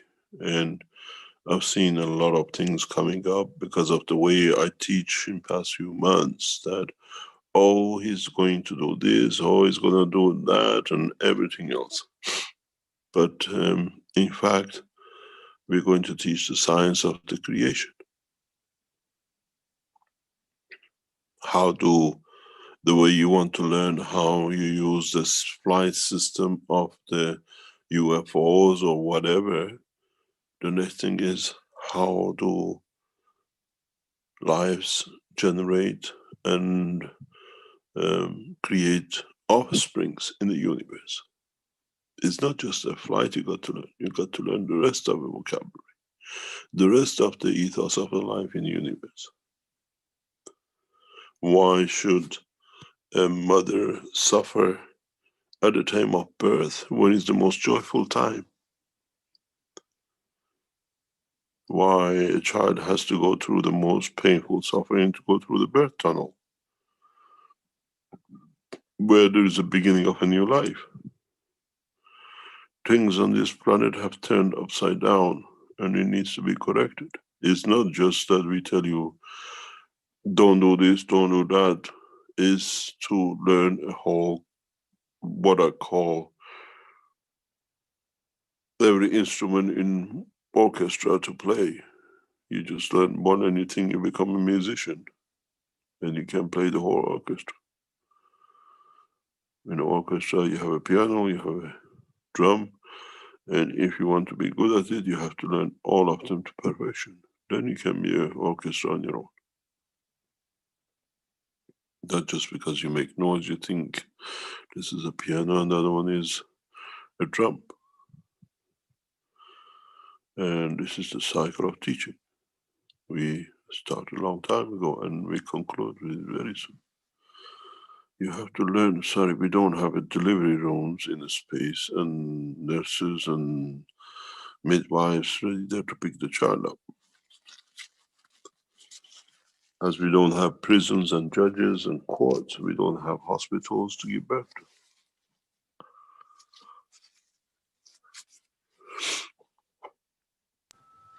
People make jokes telling that I'd like to be immortal. Because I look, I have 57 years old, but I look younger. I look like 25 maybe. No wonder everybody wants to marry you. Sorry? I said, no wonder everybody wants to marry you. But, But I don't want myself to get married. Yeah, it's better like this. Yeah, but now you know you can get pregnant if at the age of 100, so you have plenty to go. Yeah. The process of creation has to be understood. And the process of creation has to be respected and enjoyed. I've said many times, we come here to enjoy the love of, the understanding of the love of the man with the way he creates, to enjoy the physicality, how mankind falls in love. And with it comes a lot of other things.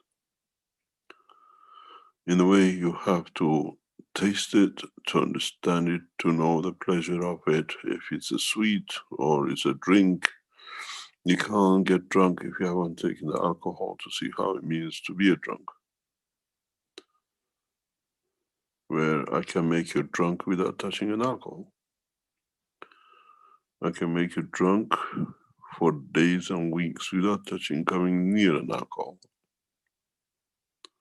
And we've done it. In Belgium years ago, the sister came to us and said, my sister hasn't touched anything, just followed your procedure, and she's drunk as she's eaten 2 bottles of whiskey.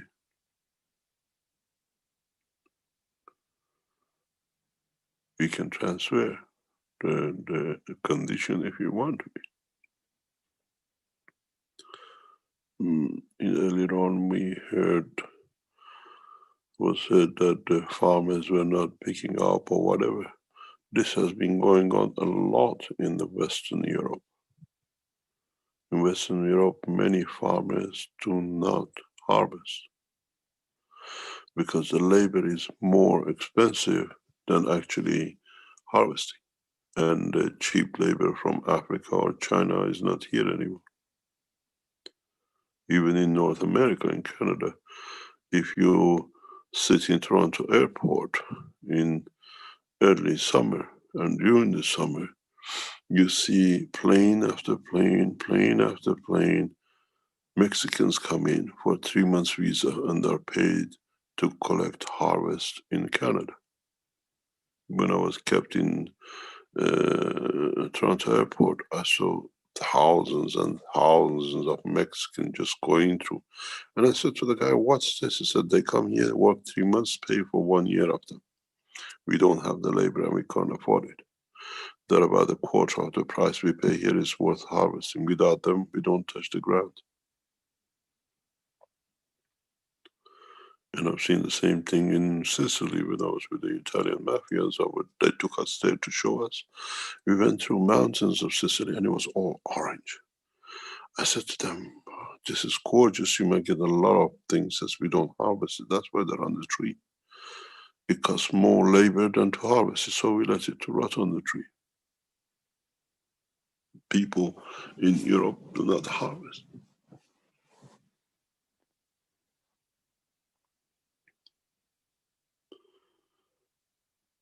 So where mankind is going to go? Shall we keep an orange as a symbol of there was such a thing and we all tap our ganses into it and feel and taste it? 1 orange per nation is enough.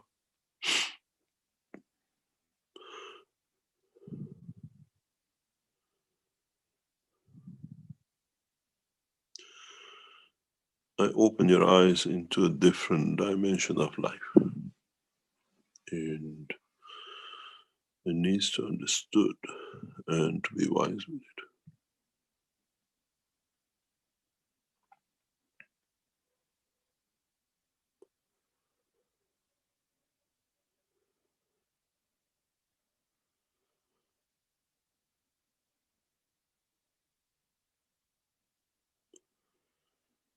Is understanding the condition and the situation.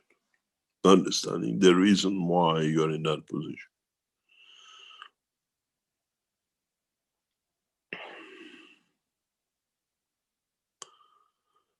And being able to carry it out unconditionally.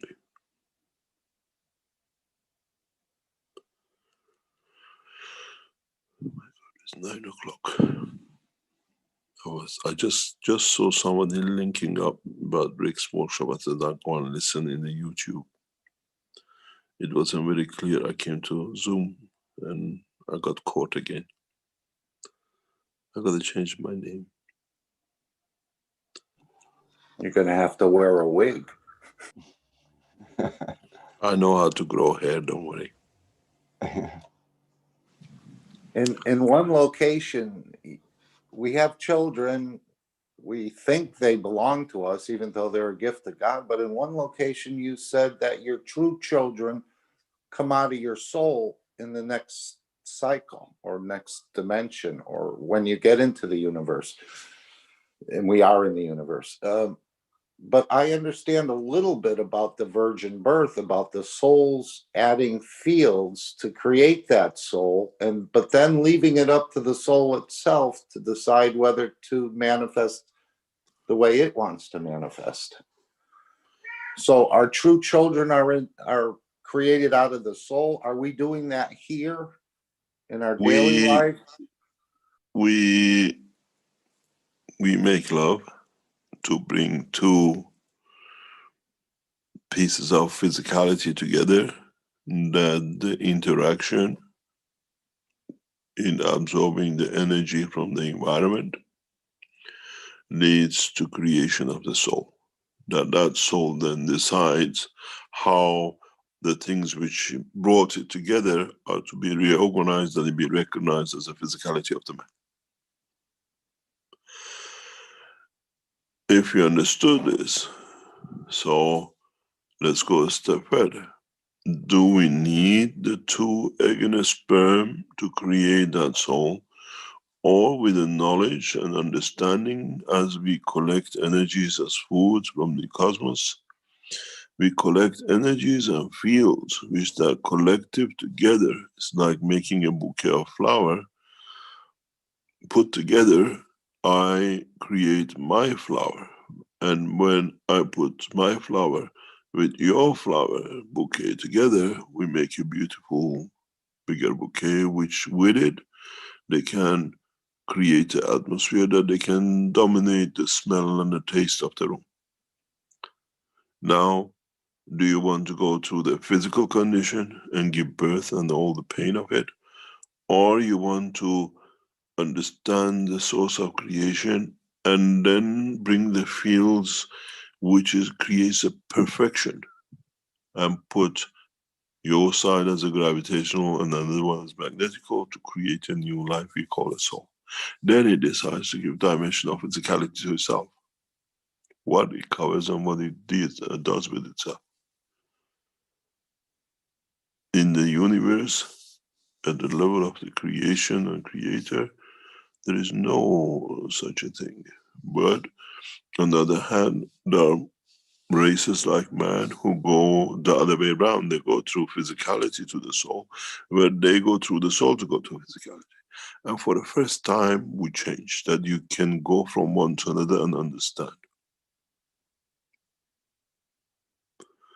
You can still feel the child inside you. You can still go through the process of physical love, but you don't need to go through the birth with all the pain of it, because you transfer the soul and the physicality follows. And when I start explaining this, we see in the things which appeared on the internet, that this is this and that because of the lack of understanding.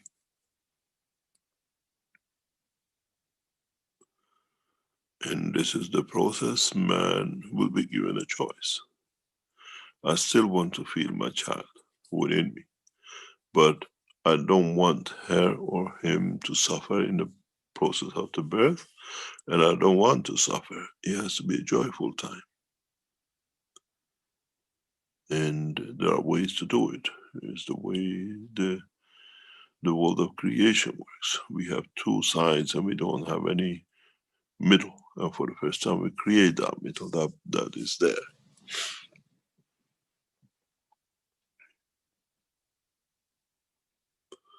And as we've seen, a lot of rhetoric comes from one woman who could not have the chance to do what she wanted to do with it.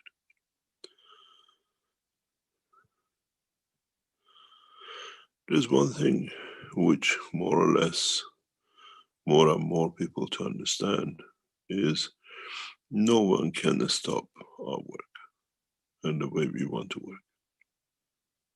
We want to be felt, we want it to be understood not only by man, but across the creation in the universe.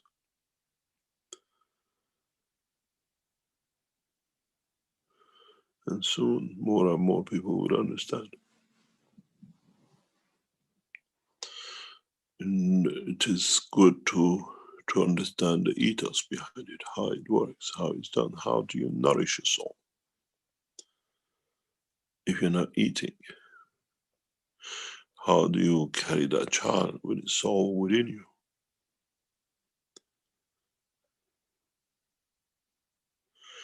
And then, is the virginity a passage to the place of birth, or is virginity in what you take from pure fields of the universe to create a life? And this is what never understood. Virgin life is not a penetration. Virgin life is collecting the purest of the pure, untouched, untainted fields that leads to the creation of the physicality.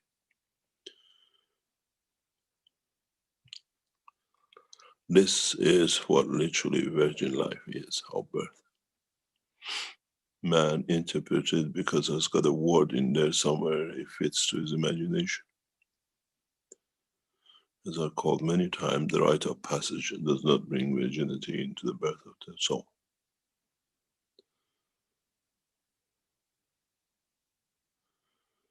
And would mankind go into this space? Yes, we are taking you there without you seeing it, without you noticing it, but yes.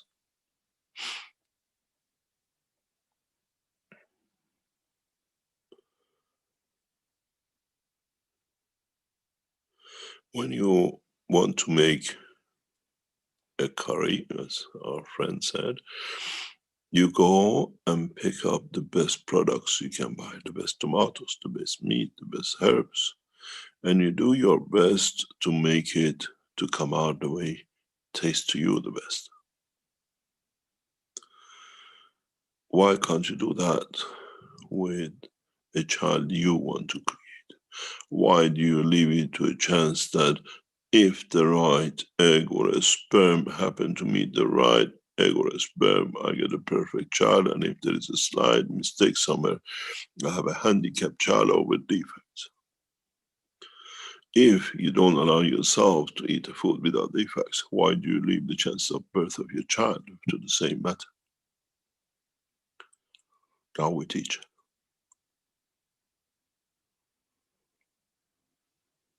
You don't pick up a dead flower or half blooming flower when you want to make a beautiful bouquet for what you love. It's very much we learn from the life of the birds or whatever animals. They make the most beautiful nest that the lover will accept that the most beautiful child can be brought out. Now, the nest is the energy which feels the soul of the man, the soul of the child. Why do we need to leave it to chances when we can collect the most beautiful fields in the right way, the way we choose what we want to eat, what we want to receive by our soul, for the creation of our own child? You got the yin, you have to find the yang, and together we call it a child from interaction of fields.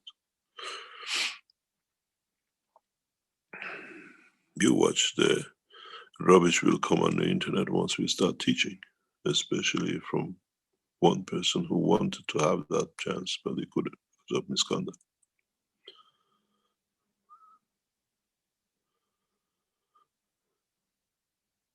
We'll show the way. Nothing is hidden. We speak very, very openly about it because it has to be understood to cause the change of the man. Sorry, you can't get pregnant and give birth in UFO. We have no delivery rooms.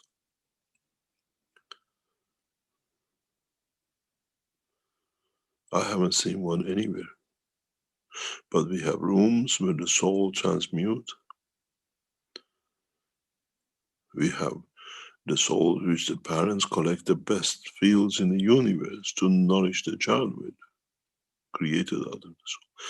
Decides how to come to physicality. I've told that many times. Now we get into it.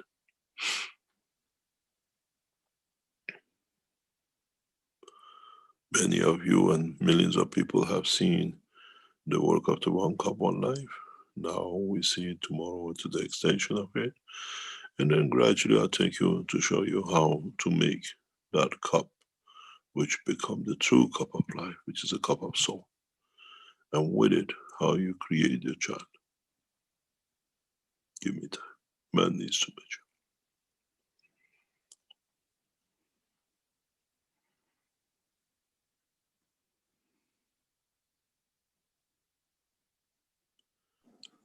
Thank you very much. Another point, when you had first mentioned, if it was necessary, I will release the cup of food and the cup of heat. Do we have a window now that you're teaching this, or this is sort of part of the teaching? Everything we do has a time pattern. Everything we do has a time position.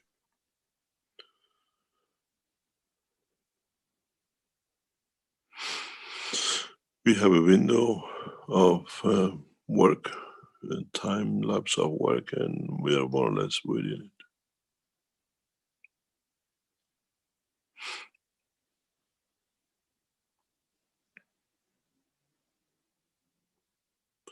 it. If you would have talked about 1 cup on life a year ago this time, nobody would have understood.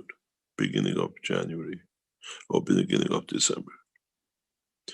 29th of December hit home and we had to learn. 24th of January, we had to give. And 12 months later, we've seen how many lives we have saved. But in time,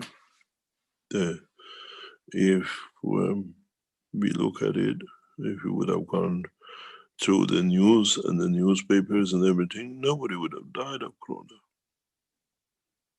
But it's for man to realize what is being kept away from it, that once the technology comes out, people revolt against the leadership. What science and technology has been kept from them, that so many died because of it. This is part of the pattern of changing structure. No king, no president. But they have to do it themselves. If we do it, it's a coup d'etat. When they do it, it's their own stupidity. That's why we battle, we put things out to get to as many. But you got to find out when people understand everything has been there, what do you think the next step's going to be?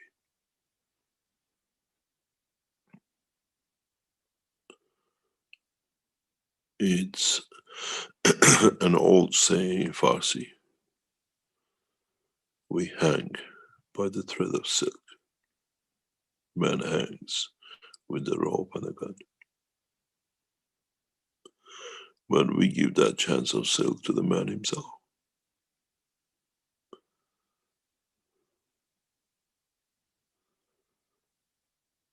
Now it has to come to that point.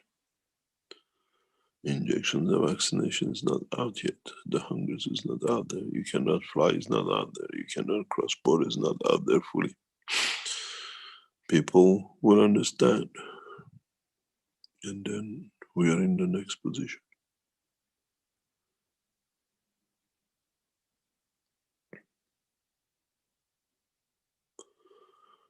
It's understanding the process of creation. But as I said, you walk through a supermarket, you see many products. You pick it up, you make a Chinese food with it, I pick it up, I make an Indian food with it. But it's the same thing, it's how we turn it in the pan. I've done this many times as a, what do you call it, point of observation. Put the same products on the table, make 2 different nationalities of food with it. With a small twist in one. And it's the same with man. You just need to twist it a little bit and then you understand.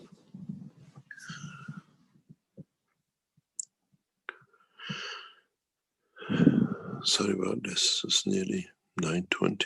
I had to be in the lab working this morning.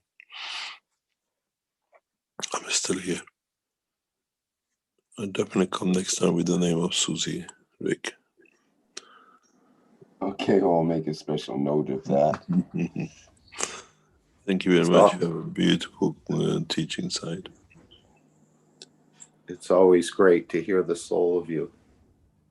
Thank you very much indeed. Goodbye. Yes, thank you, Mr. Kesh. Lovely visit. Please do not release, and I request for everyone just to keep it till tomorrow when we release it public. Okay, will do. Thank you very much. Bye. We love you.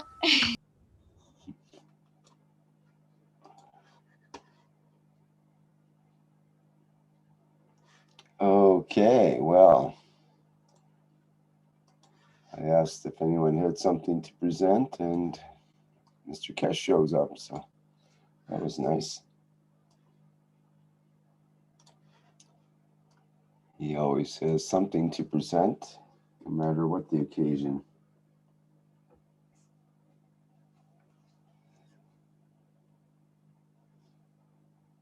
Okay, any comments, ideas like to discuss? Anything come up?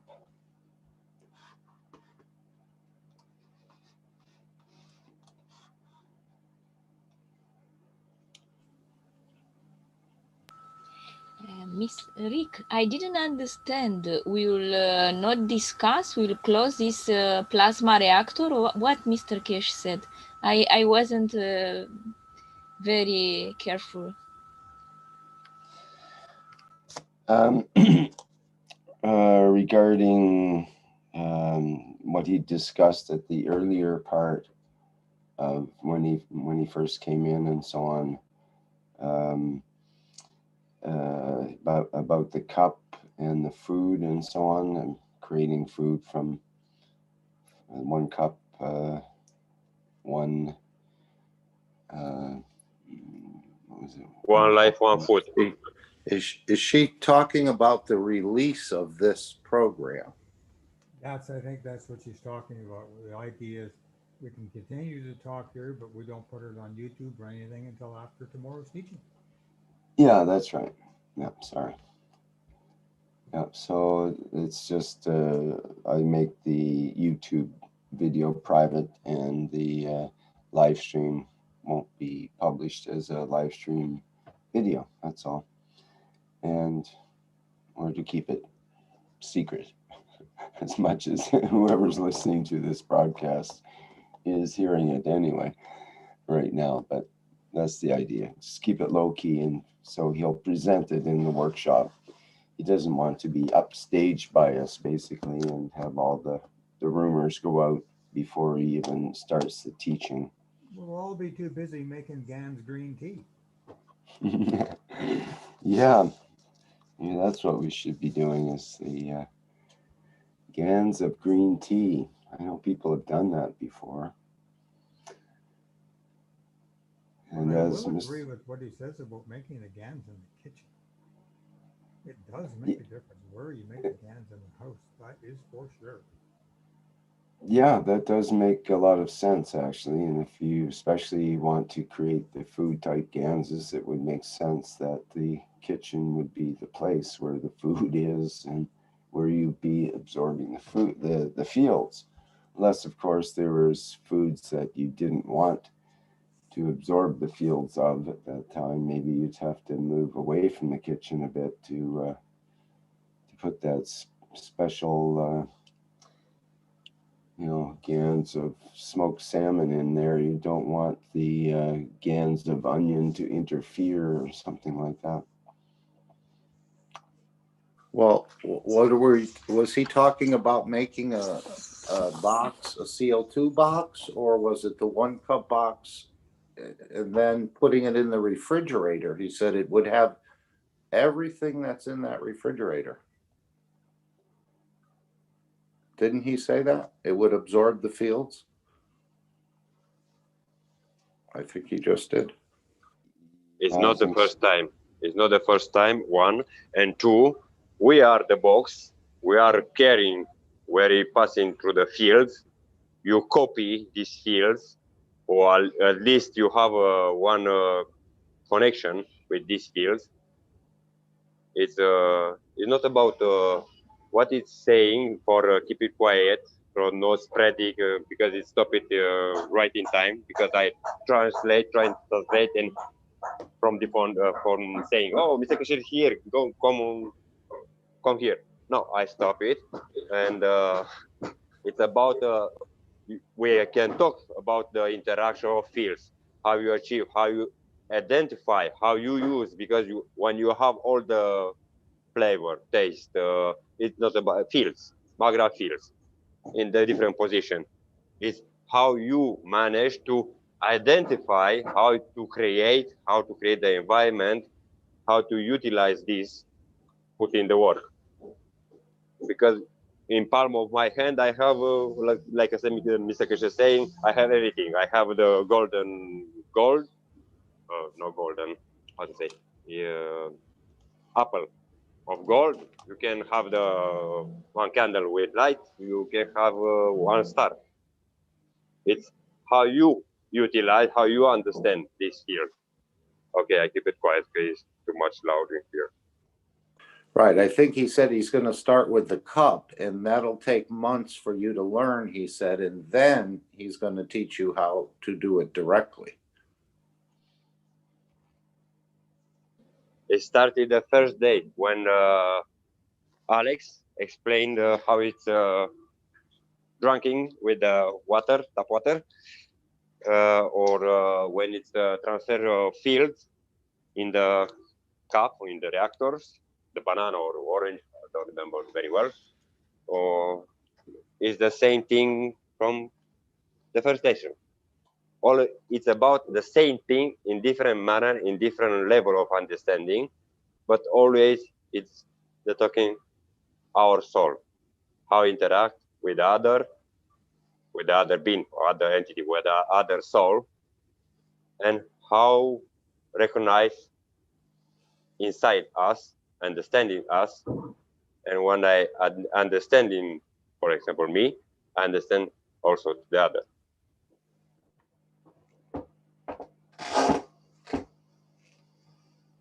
And he did say the green tea was rather complete in the GANs state for absorption. She's saying, if you remember, in first moment when you put something in your mouth, no, you have Yes. what medium? You have the salinity. You have the saliva. You have the salinity.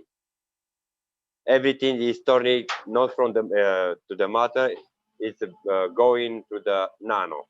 Is when you have two different of fields of matter of nano, you are already achieved the fields between, and you creating, because you have also salty and water. You have already the GANs, or at least field of GANs inside. You absorb this 30% from the food. He mentioned the tea leaves themselves were nano-coated as well. They're basically a nano material that you're starting with. Perhaps Yes, we could use a leaf as even as a plate. It's the same thing when you explain the CO2 box with the leaf.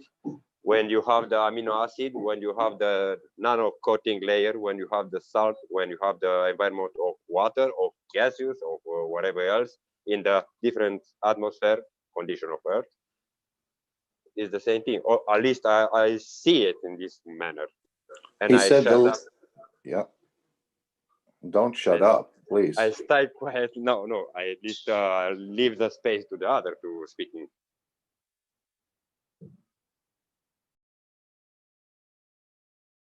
He said about it gets nano coated in the wok, but I was just thinking, if you had a box and how much does it cost to stock a refrigerator?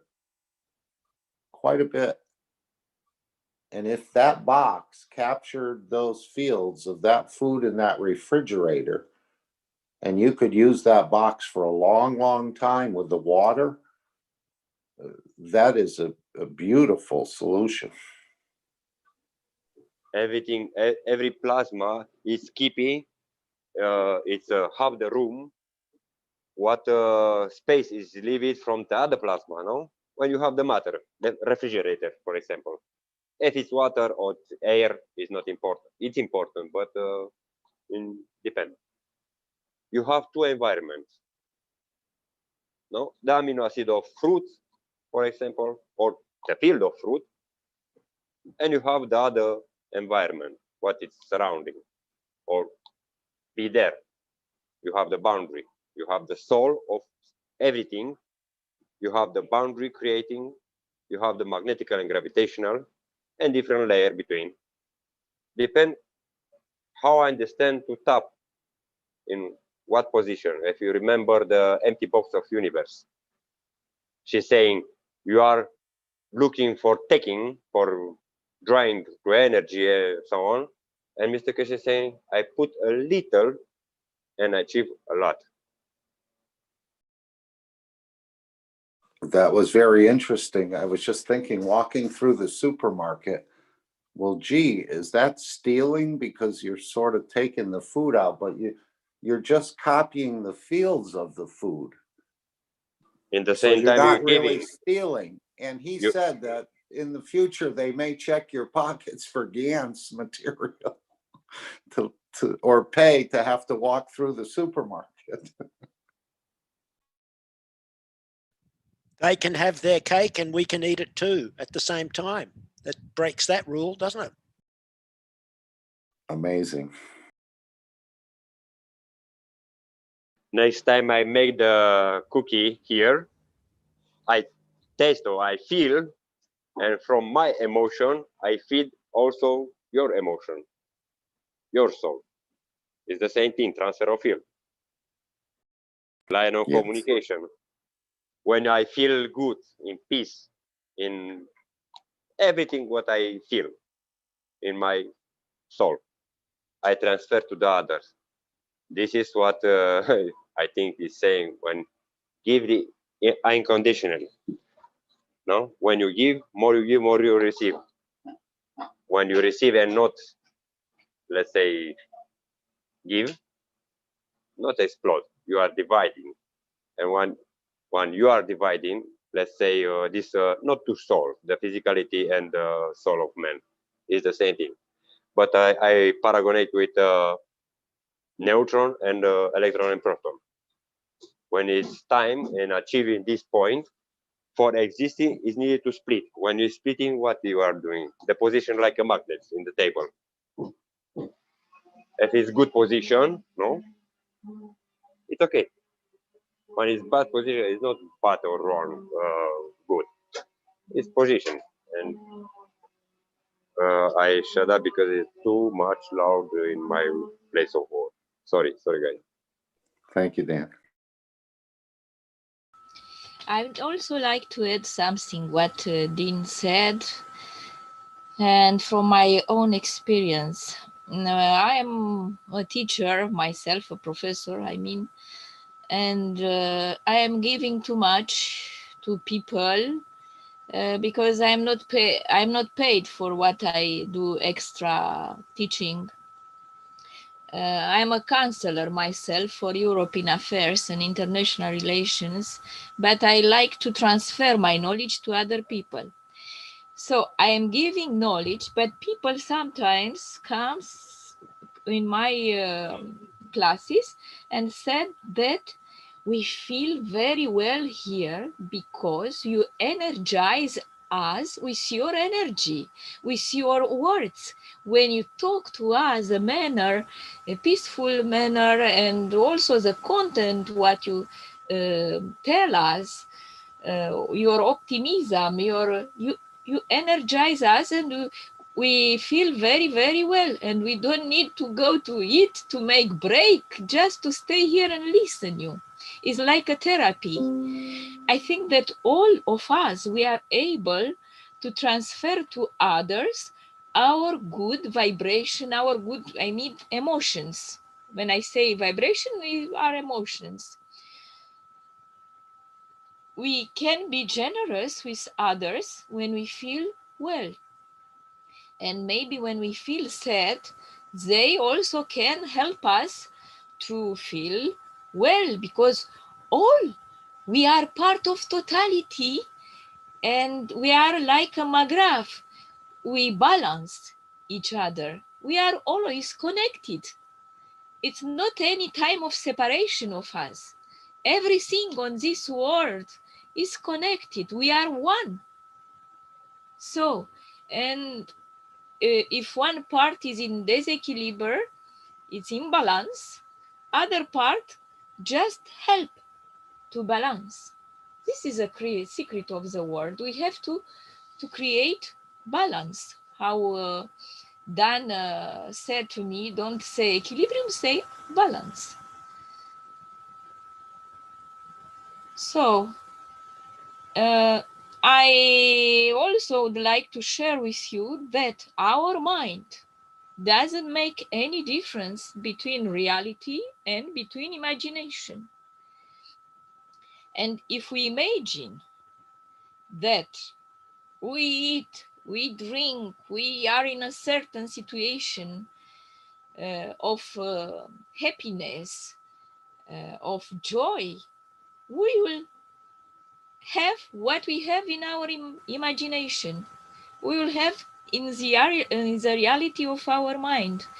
And these fields create in us the emotion and maybe creates the energy and all chemical elements of the Mendeleev in our body. What we need is not chemistry in our body. What we need is almost energy.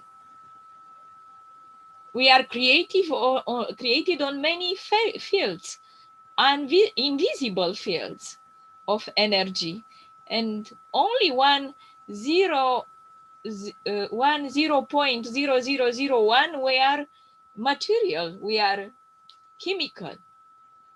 Our essence, it's not material.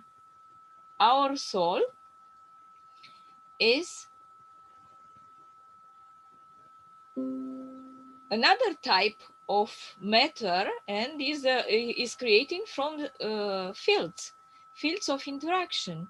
So almost we are fields, and if we are fields, we interact with other fields, and by transfer from the strongest to the less strong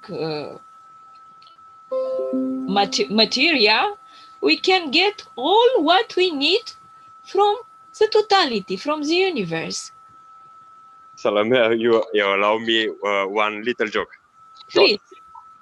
Next time when I buy the cigarette, I will thinking, and that it is. I pay with my feel, my yes. good feeling. Good idea.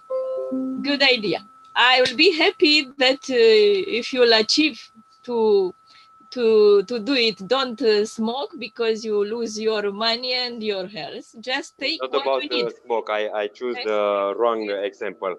It's yeah. about paying with your feeling, with your emotion. Yes, yes. It's not with material. Yeah. This is what I mean. Yes. but also we have to take from the universe what we need, because sometimes we take what we don't need and we destroy the balance of our body. Maybe it's better in this way because our small universe is intelligent. It's like the universe, cosmic universe, and it takes only what we need, the small amount. We don't need to take all. Yes. Yes. Okay, I have to shut with somebody is at my door. Okay. I leave you the floor. Love you.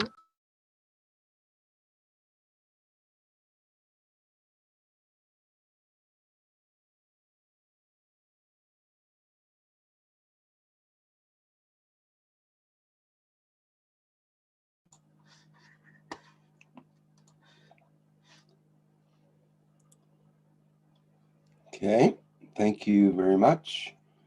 We have a comment in YouTube from Miss May, who asks simply, do we need the cup of man and cup of life? Do we need the cup of man and cup of life? Cup of man, which means it's two souls, no, the physicality and the soul. It's the link, it's the drop in the water. Point of view, my point of view. This need to reference the understanding. Just tools to lead us into the total field dimension. So does everybody need that, or is it for those that have the need? He named it now the cup of life. How did he phrase that? It's going to be called the cup of life and food.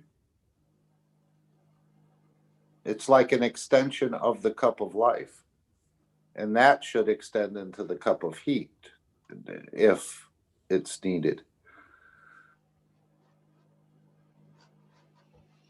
Oh, perhaps they're referring to that. Yeah, I hadn't thought of it that way. But do you think this is one of the radical technologies that was going to start getting man's attention? Sure sounds like it.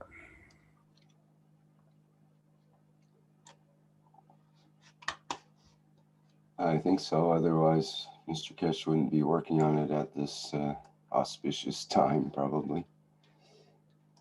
But he adapts to whatever comes up in the environment, it seems. So the flexibility is there. That's actually the amazing part. I was thinking earlier today about this teaching and about the plasma technology is how versatile it is, how it's able to adapt to virtually any situation and explain virtually any aspect, right down to the subatomic level up to the intergalactic and universal levels, and everywhere in between, and not just explaining the physicality worlds, but explaining the emotional connections and the way the soul interacts and so on and so forth. It's the full package deal. And it was nice to hear that when he met with were they doctors, 20 doctors, the lady that had opposed in the beginning of the meeting, by the end of the meeting, had conceded that this technology must be understood. Yes, well put. You paraphrase that, I think, exactly.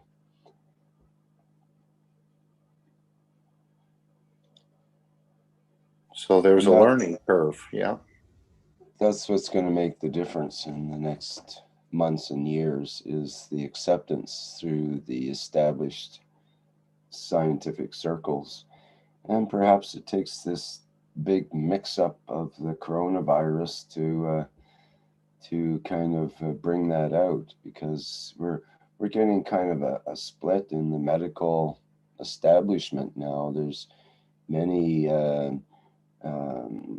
medical doctors and other health professionals that aren't going along with the regular so-called teaching from the mass media and the doctors that the mass media interview and so on. And they have their own values and their own concepts that they would like to see implemented. And they're feeling very restricted and actually censored in some cases. And so this is just fertile ground for the plasma technology, because it's such a low entry point. It doesn't require a lot of high technology equipment. It doesn't require extreme knowledge of 7 years of learning all the intimate details of the interactions and all the different chemicals and pharmaceutical drugs and so on for each of the symptoms, and you know, big huge books of that kind of technology. It doesn't require that. It requires a more insightful way of working, and it's one that is a good match for many of the alternative medical professions. So I think we're going to see more of that coming out in the next while. Connections with universities and medical groups and so on. I was just thinking of chiropractors. I see Thomas wrote in the chat. Chiropractors have been leading some of the alternate healing methods. And they've always kind of been that way. That's why they've gotten a bad reputation with the regular medical establishment, as they were actually called quacks at one point, and they had to keep at it to be recognized as a legitimate medical procedures.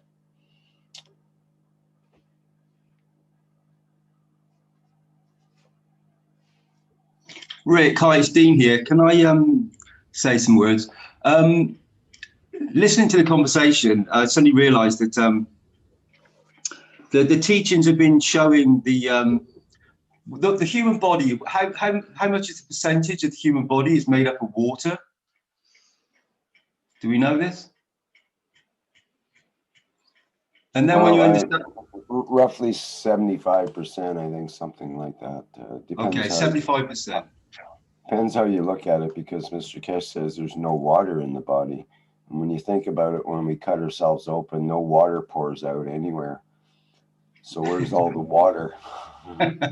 It's only the information of water, you know, what we have in our body. As Mr. Kesh says, it's the gans of water. As soon as you put water into as soon as it hits your mouth and tongue, it turns into gans almost immediately.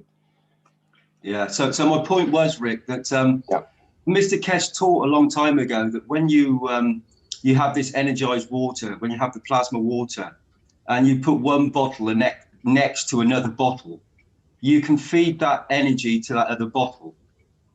So that's water. So whether you want to call it GANs or, you know, a plasmatic state, the waters, but the procedure's been taught for a very long time. We are plasmatic water containers, GANs containers. So when we stand next to each other, we receive the fields. So it's the same principle if we walk through a supermarket. It's the same principle if we walk down the street, if we walk into, let's say, an arena, and you know when someone scores a goal and the euphoria that goes through the crowd, for half the crowd, when someone scores a goal. So it's really, the teachings are coming to a pivotal point of understanding. I think many knowledge seekers understood this a long time ago, but it's just been reintroduced in many ways so that people can grasp it on their level of understanding, which is for some people, for some of us, myself included, it takes a little bit longer. But we're all getting there slowly, and I do believe that all these professions, whichever profession they're in, will come to a point where they, as this lady has said, we have to acknowledge this science. We have to acknowledge this. It's universal knowledge. How can you? And it's within her. It's within. She's always known it since birth, before birth. So she's just acknowledging her own divinity, her own beauty. And it's wonderful that they're starting to wake up and understand that what's being taught is what's always been known. So that's it's quite it's quite a funny thing to actually be going through, to be honest. But a wonderful conversation. Thanks, Rick.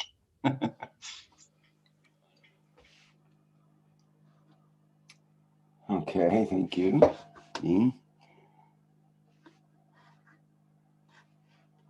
Anybody else has some comments here?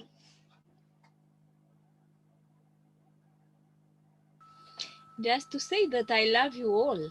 You are genial, all of you, because you are connected with the soul of the universe, and we are all connected by love and peace.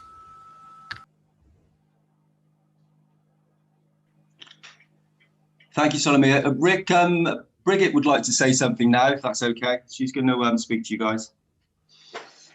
Surely, Yes. go ahead. Dear participants, as Dean mentioned universal knowledge, I want to share one example concerning the star formation. I have done for many years a personal ritual with my body, and not only with my body, you know, of course, the whole soul and body. And when I came to know the definition of star formation some weeks ago, I realized that I have practiced it for many years. and daily, because I was always interested in the essence, in very simple movements. So meditation for me is not sitting somewhere for an hour in a certain position, but meditation is for me all the time, whatever I'm doing, yeah, or even in stillness, or even doing nothing. So meditation means for me being centered. So, and this certain ritual is expressing the rhythm of the breath, yeah, breathing in, breathing out. I stand in the position as the star formation. I raise my arms and I put them down again. I feel as a globe. I feel deeply connected with the inner earth and the universes. I do that for 7 times. It takes me only some minutes. And this is one of my 3 short rituals I do daily.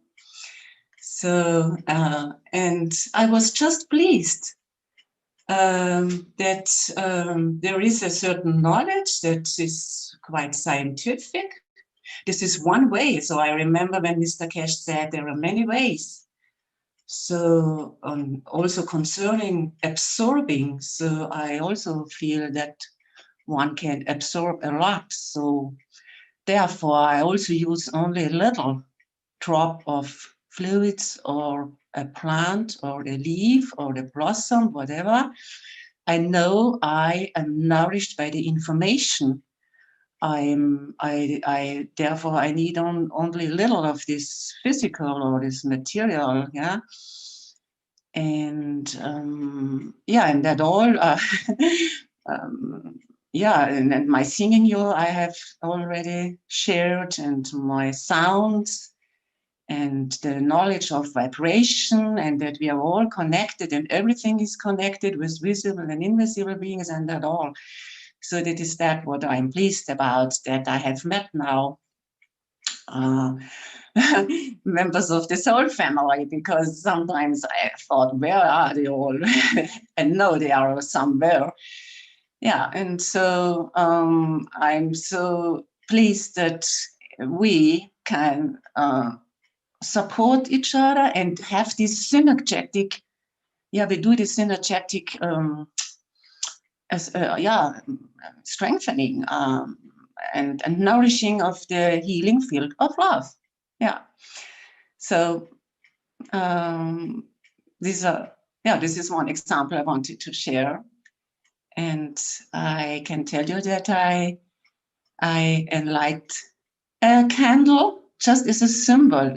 For me, everything is, I do for symbol reasons, for symbolic reasons. And knowing that regardless whether somebody is hearing that or not, I know that I'm nourishing the field of love. And that is the task, obviously, I have come to this planet. And yeah. And thank you all for, that we participate and that we contribute to this very necessary, important field of love.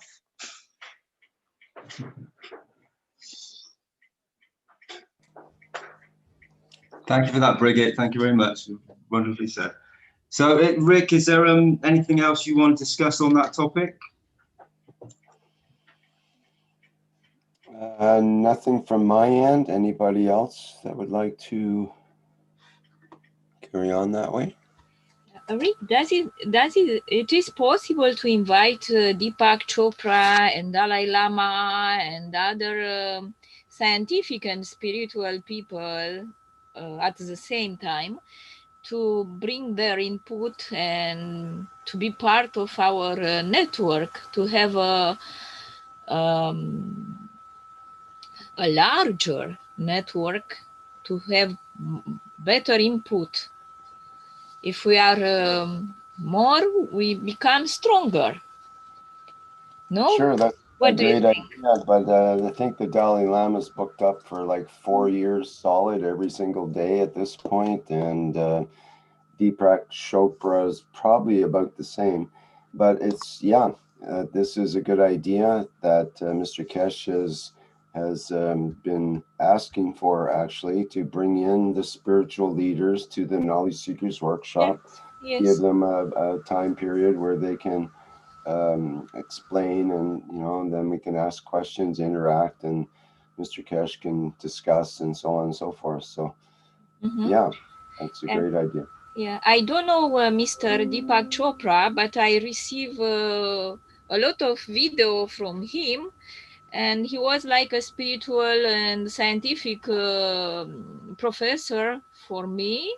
All what I know is almost from him, but also from a lot of cosmologists of this world.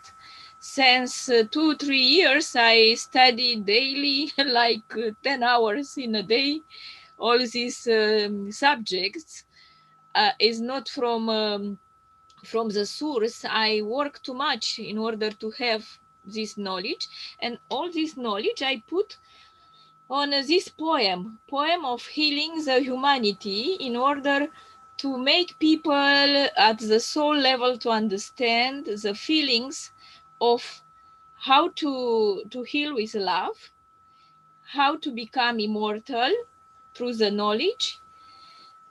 Balancing, Salomea, not healing, balancing, because now is needed balancing. Yes, putting the disclaimer. Balancing. Okay, balancing. Thank you. And how to become as one. I explained there in this poetry. Maybe I can share another time with you. I translated in English to be available. And I hope that through art, I can make people to feel how is to be part of the totality, to be the totality, and to understand that at the soul level, we can be healed, and we can heal others through love, understanding, and sharing energy, balancing this energy. If somebody is not feeling well, I don't use the word, we can give to him love, and to heal him by our energy of love. This is possible, and this I learned from all teachers from Orient and Occident. I was also I had typhoid, and I was healed by this practice of bringing energy of love. They gave me energy of love, and now is in turn is my duty to give the energy of love to the people when they are in need.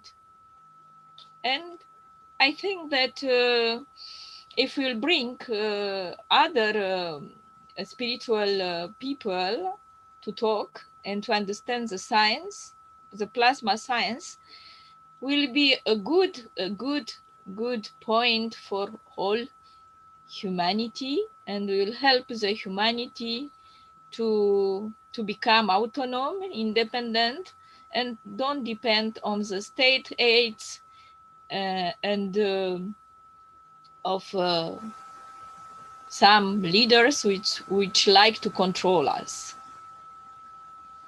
To become independent at the soul level. Okay, thank you.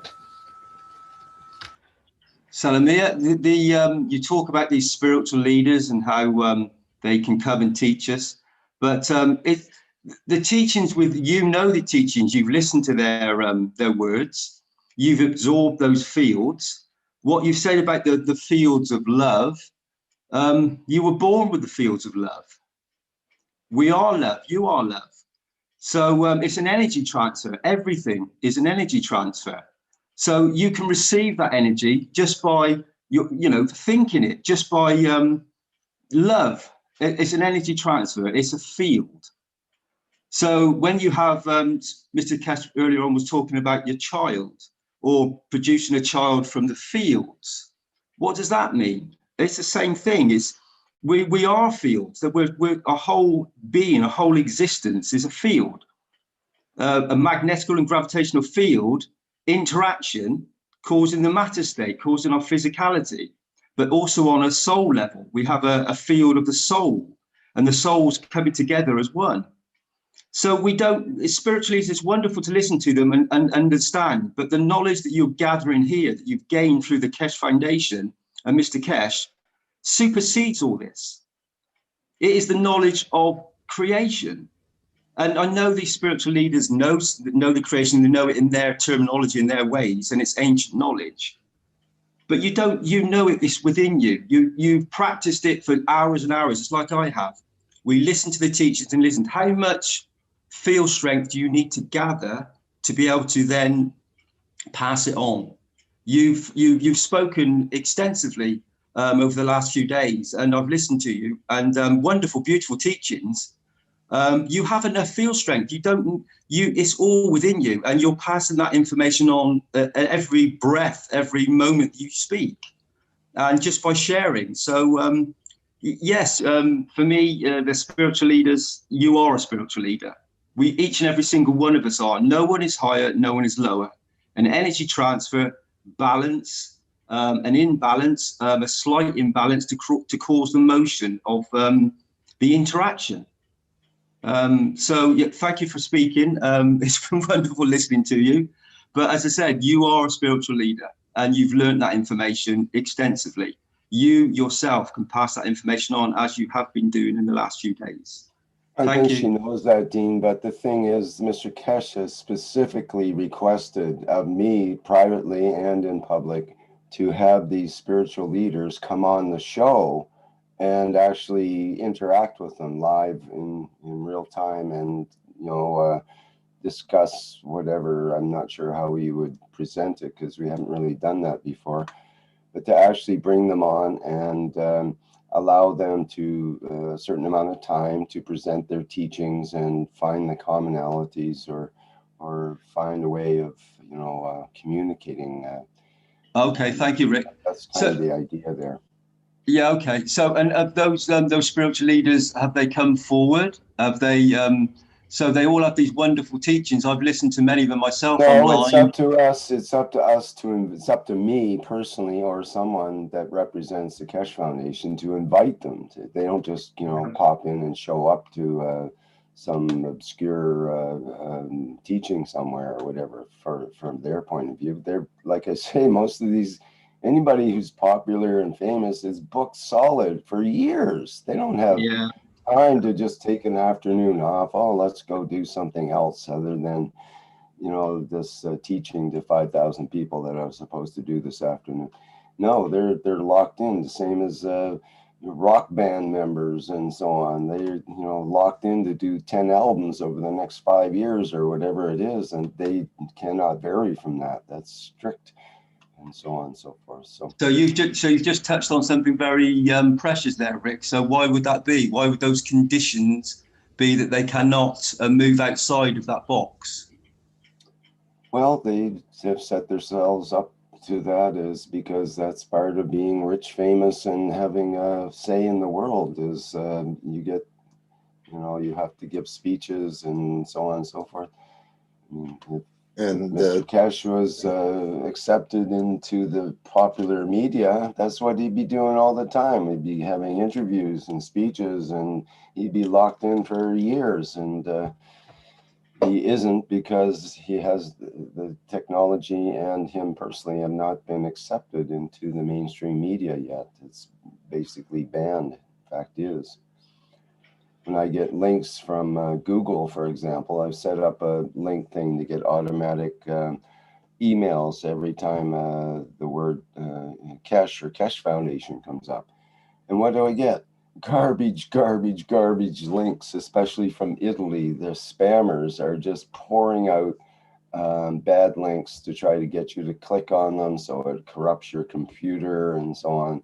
Just total garbage, and that's the links that Google sends to me to try to get to me to click on them, and they refuse to send the links to the workshops and to all the other stuff that people put out and so on. Once in a while one will come through, but basically it's banned. So he isn't as popular, let's say, for interviews and so on, but he still stays busy at least 20 hours a day, of course. But now he does a little more in the lab than he used to. That's all. It seems to me, Rick, that it's working within a system, working within a process that, as you said, is blocking the foundation. Because but why would you block the foundation? Why would you do this in a system that is designed to feed the world, to nourish the world? Why would you block one segment out? Not at all the purpose of the media groups. They're not here to feed the world. No, they're there to feed themselves. And the top 6 media groups are all owned by the same family, basically. So we don't have any opportunity to get an elbow in there until it's fully accepted by those families, and they come to the realization they have no other choice. They might as well accept it, try to get behind it and make a bunch of money off it, or whatever, profit in some way, or get some sort of personal retribution out of it, or some sort of enlightenment, or whatever they need to get before they pass from this world. You know, they need to get their something out of it as well. But if you know, if Mr. Kesh can find ways to have commonality so that this technology and the ethos that goes with it gets accepted, and the disarmament and world peace occurs as part of that process, then you know, Mr. Kesh will do virtually anything to make that happen. In fact, including making agreements with groups that might not have been so desirable a few years ago.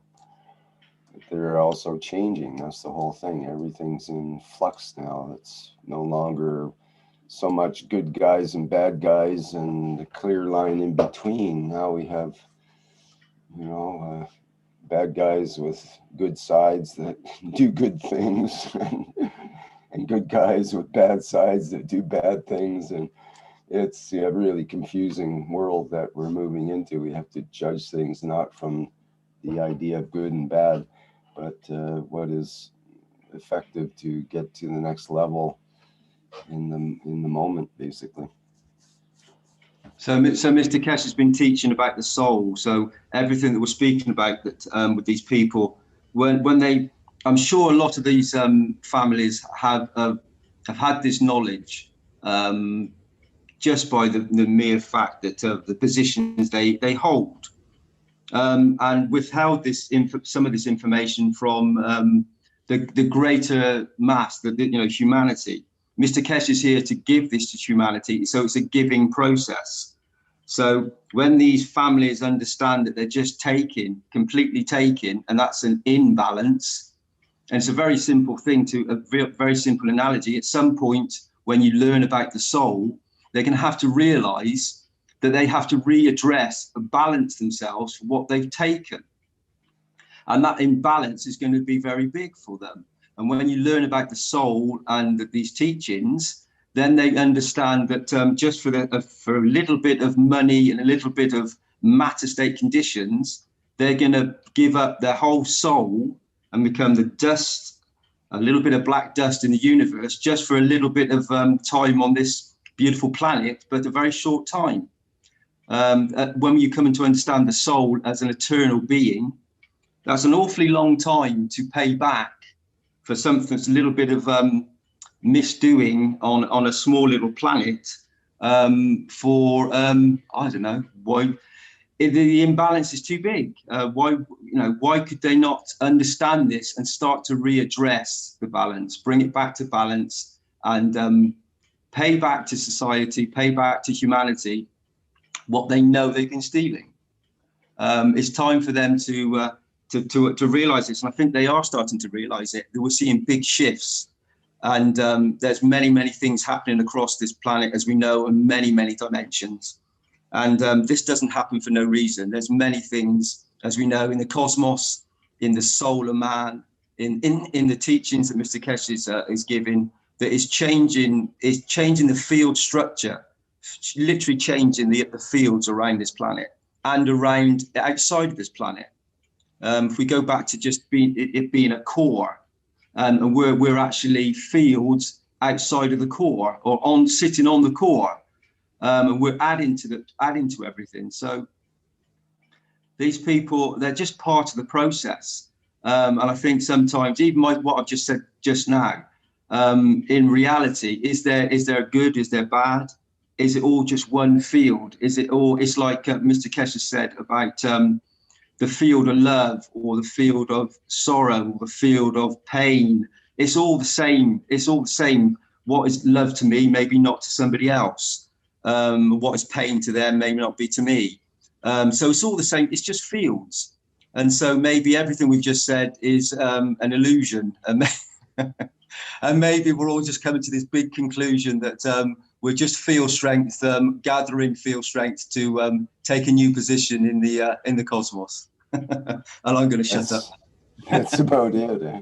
That's about it. Yeah. It all depends on what you talk yourself into. And Yeah.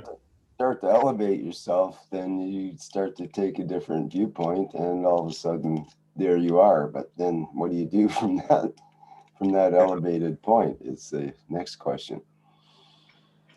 Yeah, you just elevate others. Then that's the point, Rick, is when you get to the position where you really do understand the beauty of your soul and the beauty of where you've come from the creation, from the creator, you start to vibrate, whatever the word you want to use, whatever spiritual word or religious word, whatever the word is.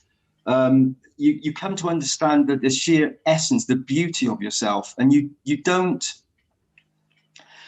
suddenly realize you are here there's nothing else but to serve. You come to a position where to give pleasure and to help another entity of any description, just a giving instead of taking, is just, that's all there is. And so whether it's giving love, or whether it's giving a piece of food in the matter state, or whether it's giving an energy of a helping hand, whatever it is, that's all there is. For me, I define it as love. For me, it's love. It's an energy pack. For me, that's the way I define it. I just try to give out love to as many people as I can. Because for me, once I leave my physicality, what else is there? What else can you physically take with you? You can't take, as we all know, you cannot take anything with you other than a field strength.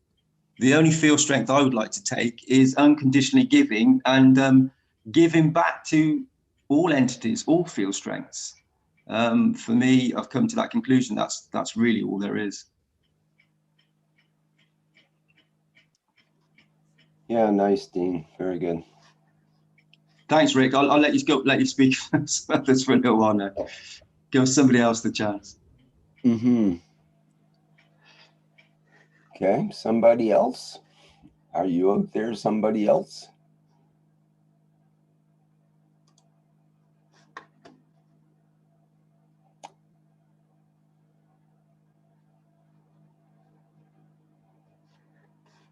Jedi says, Maya friends.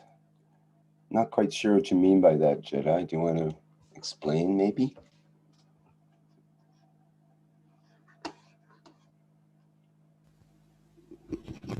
Hello, friends. You mean like Maya as in illusion? Exactly. The illusion. The great illusion. So our friends are in the illusion, where you have friends in the illusion because the illusion is of separation. Is that kind of the idea you're getting to? Exactly. It's just a matter of skin. Kosha. 5 bodies. So we believe in let's say, in the physicality, and we don't see the subtle part of it. The ancient teachings, they present, let's say, 5 different bodies and we have 5 elements composing matter. So this is once you individualized, you believe in one of them, or you practice it, you live in that dimension, and you forget the others. That is unbalancing the 5 bodies that are in fact one. So spirituality is fundamental, soul is fundamental, and all the elements are present at the same time. Once you separate, then you create distance, and this distance is something that is going to affect choices on what you are going to do next, and create vector, a pattern, prejudice. So it's forcing your perceptions, your vision to be transformed by a filter in front of your eyes, and this filter is going to affect the way you perceive, you sense reality. So by uniting all the koshas, then maybe you have a chance to sense. If you separate them or try to understand reality only from a spiritual point of view, then you miss materiality. You will be very poor, for example. If you follow matter, you will not care about the spiritual matters. Most of the time, we choose a path and we avoid, but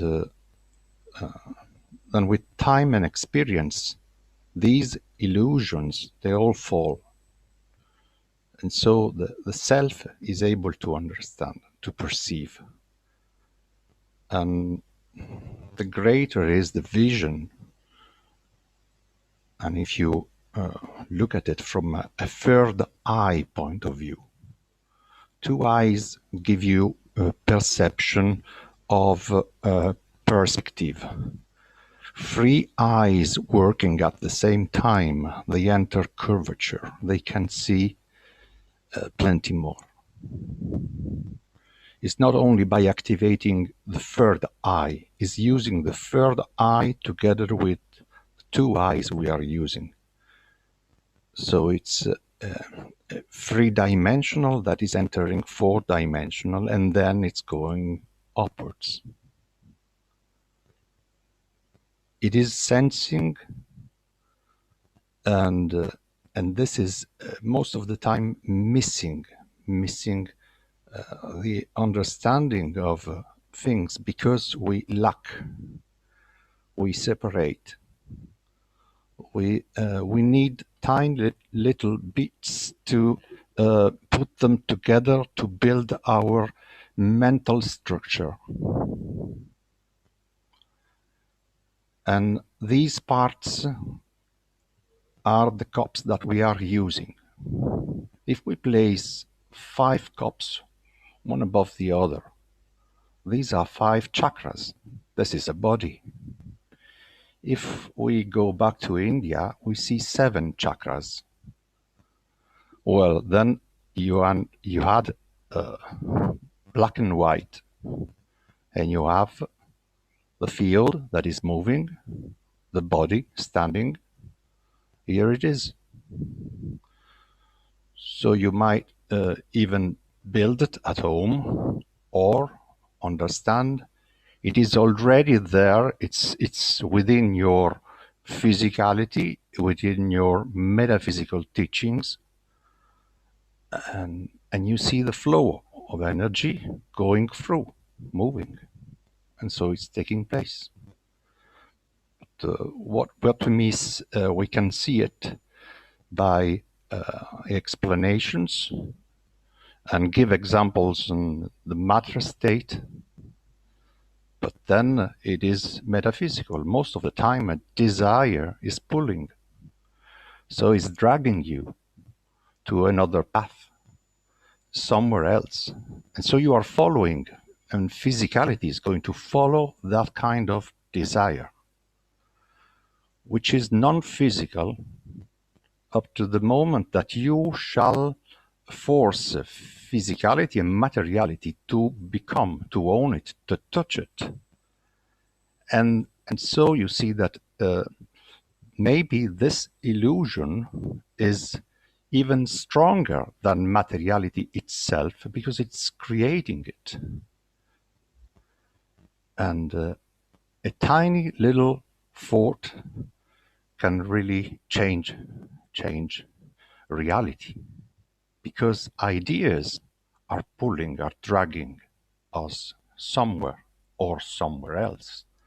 But so this is balancing, is to say I am in the center of this, let's say, my body, if I want to, if I believe in this physicality, or within my soul, within the space of my soul. And then I can just look or sit down, that is asana, sitting in the right position. I sit there, I manifest. If it does not belong to me, it belongs to the universe or to someone else. So what's passing in front of me? So just sitting in front of the water, of the river, I see, I distinguish. It's discernment. And then I learn. And this allows. So it is a balancing. When we start with the normal balancing is right and left. So we have to balance a decision between yes and no, question and answer. Then with experience, and you have family, you have to take decisions where you find 5 elements, 20 elements. And that is getting into the harmonical kind of perception.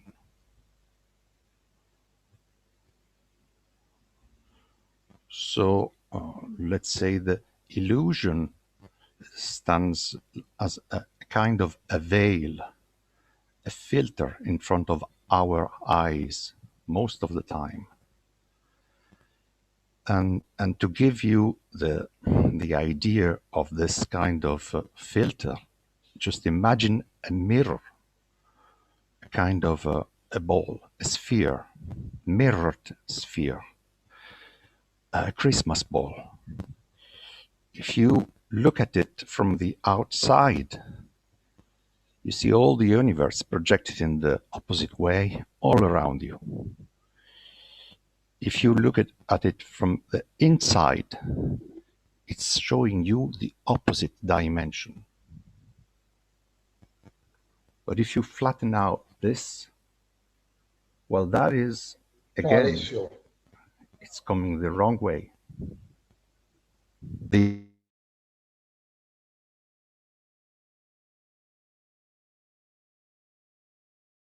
Sorry, I muted the wrong person there, I think.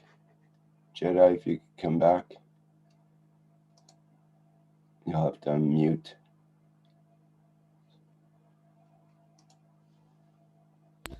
I'm sorry. There we go, thanks. Yes, and these 3 mirrors are, let's say, filters. One of them says that we believe that we are the most important, we are the best, we deserve. The other one is saying the world deserves, so we give everything. But still we have the opposite of the image coming back. And so it's not by giving everything or taking everything, it's balancing, in fact.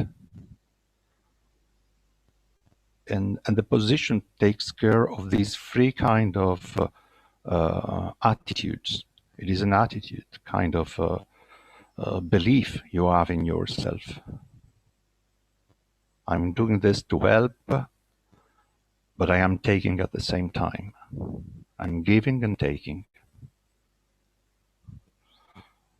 And if you were a kind of, let's say, a code that does not belong to you, it belongs to someone else. So by wearing that kind of character, you become the actor of a different vector. That's not you. It's a rehearsal. It's theater. It's something else. So to be centered, that is to recognize that most of the time we are wearing a shirt, hat, shoes that do not belong to our dimension. They come from a different projection. That is Maya. So the king has no clothes. This is the position when you touch or sense silence. Once Maya is just moved, let's say, out of the way because you're not feeding it. You are sitting there. So if it is not my brain, my thoughts, my ideas that is affecting this reality, so it must be outside. And so you just listen carefully. And then you recognize this is good and this is bad. Well, you know, everyone knows.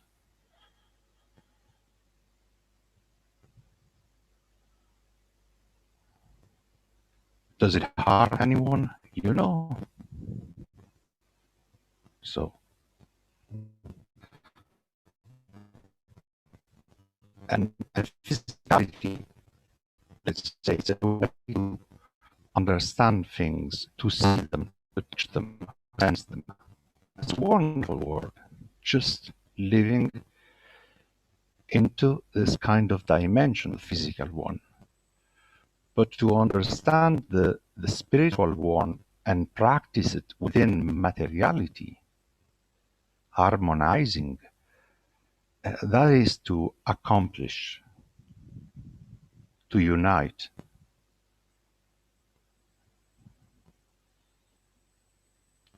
And because of this kind of separation, we have lost plenty of opportunities to get in touch.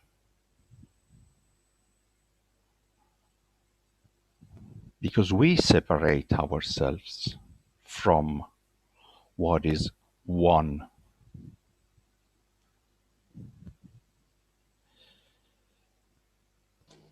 We do not need to tie up things. So even the concept of religion, which is a knot, in a sense, and yoga, which is unified, union. As long as these concepts of unification, they do not become monolatry or feed prejudice. These are wonderful ways and paths to grow, to enable.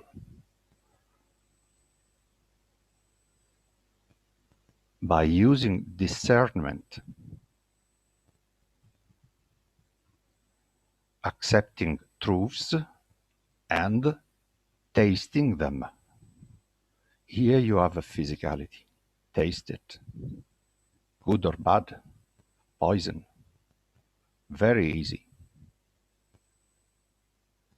Mushrooms. Yes, just try it. Terrible tummy ache. Okay, not good. Only a tiny quantity. Medicine. So you learn. You can eat that, avoid the other plant. What do the monkeys do? They eat charcoal. They eat poisonous food, but it's okay. They balance it. So you learn how to deal with lies, to face the truth. It's like just swapping. It's going from one level, one reality to the other. One is visible, one is invisible. Desires are invisible, but we can see when a thief is thinking, wants to steal something. We understand because attention is placed somewhere. So we feel that there is something going on, and that is presence. It's called presence. And when you reach this, and then one day you find clarity, then this clarity allows you to sit there, and Maya is just next to you, is just sitting there, and just let's watch what's going to happen next. And so things come, people come, ideas come, all the words coming, and just sit there. Let's see what happens next. And things are going to change because the position then is different.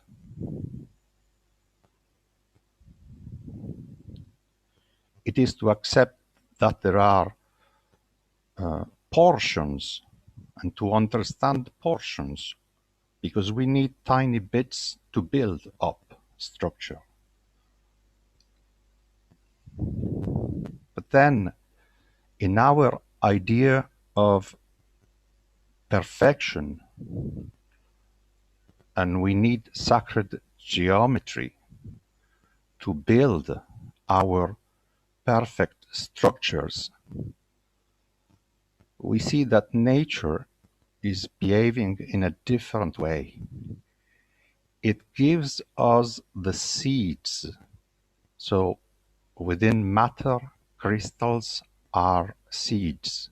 So it's giving us pure seeds that are allowing us to grow new plants somewhere else. You get these seeds, you take them to another planet, and they shall grow there.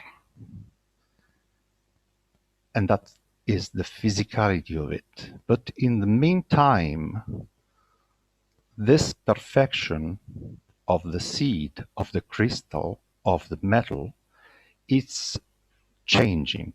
And the change is a never-ending change. So most of it, we should say 99.99, is quasi-crystals. It's a shape-shifting process where change is life, because it enables mistake and it allows conscience to reach the harmonized perfection. So mistake is a part of it. Maya is a part of the game. It allows. And at the same time, if you sit within your conscience, this is going to help. If you tell yourself lies, you're not going to believe in them. If you want to steal something from your left pocket. You are not allowed to do it. It is nonsensical. So you know it is to distinguish, it is using discernment, and this kind of quasi-crystalline perfection is in fact the flux field. Then you have condensations, and here you have a materiality, and here you have a body, and you have perfect crystals. But they are alive, so they are perfect, but if you enlarge the picture, they are growing. And this is change. So within the idea of perfection, there is the idea of a vital flow that is non-perfect, but it is in fact the expression of the highest perfection of all. And the universe is never the same. It is changing constantly. And that is wheels within the wheels. So is where we sit. And once you block your physicality into a structured dimension of a castle, of a building, a kind of a skin that is so hard that it does not allow any more change. And this is the old man that it doesn't want to listen. It's stubborn. And that is when you lose this capability.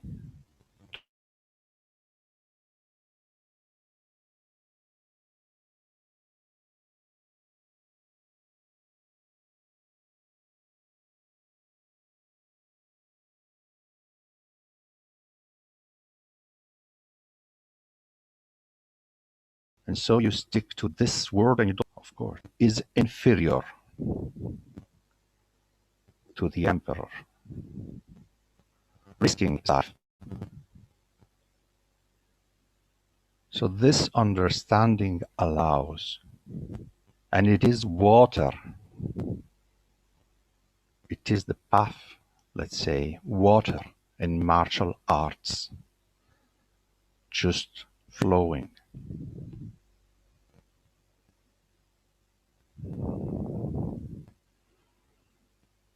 And maybe there is a picture I took. I would like to share this picture with you. When water shared this knowledge to my understanding, whilst I was experimenting and studying, Masaru Emoto, he studied the configuration of the crystals and the memory present or understood, let's say, that water senses, transforms, and gives a cymatic recording of our emotions and feelings. He understood this. Now something else happened. Let's say by allowing rationality, let's say, just to say, as I said, Maya, just sit there. Don't disturb my vision. Just sit there. Because my rational self, I build it up within this word with the instruments, the concepts, grammar, etc. So I get my rationality and I place it there. My logic and I place it there. Just wait. I want to perceive, to sense the sound of the universe. So silence, please. And so water, because I need to see something, because I'm asking, because I am trying to reach.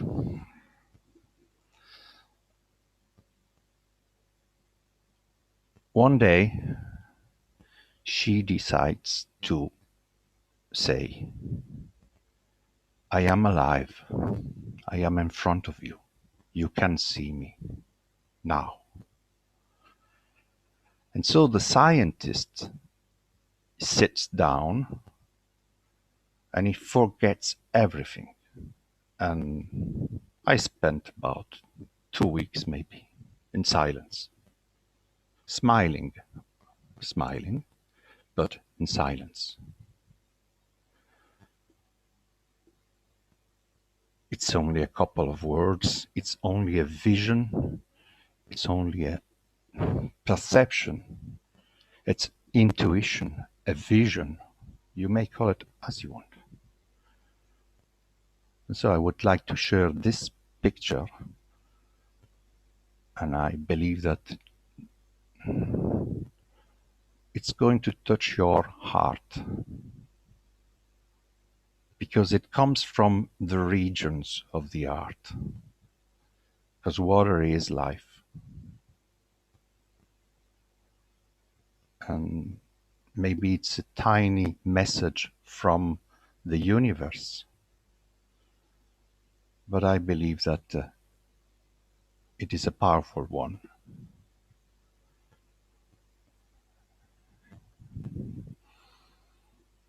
And by understanding that elements are alive, are living, atoms are living,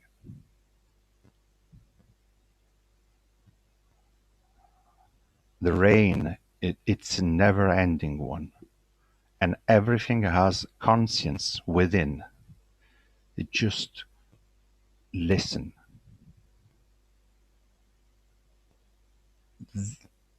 When I say that we have to put these kind of illusions, just sit down, wait, because they make an awful lot of noise and it's disturbing. And the harmonical, you need silence. In darkness, you see a candle. It's as bright as a star. So that's the attitude. Clean up all this mess and just start again, uniting and perceiving. So once water is alive, the change is within. It is a part of you. You're not against that element. You are transmuting. You are transforming. You are part of it. And that is the field. Fields within the fields. So this image is the miracle of light and water. I called it acqua di luce, light water. It is a miracle because it appears in a way that allows us to see, to recognize. Because in the universe, most of the existent things, beings that you shall find going so distant, they are not recognizable from our point of view, a rational, a logical one, etc.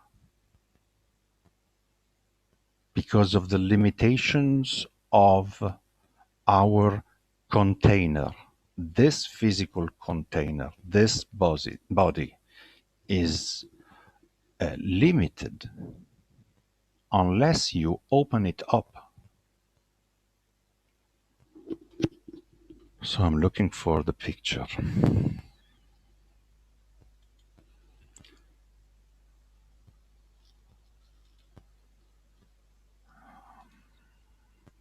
Just a second. I give you the page.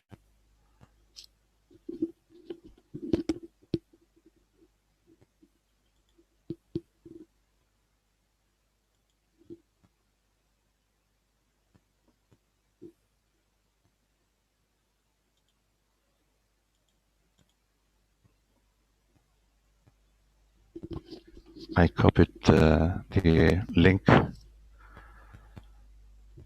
and it is probably a nice gift from the sky, let's say.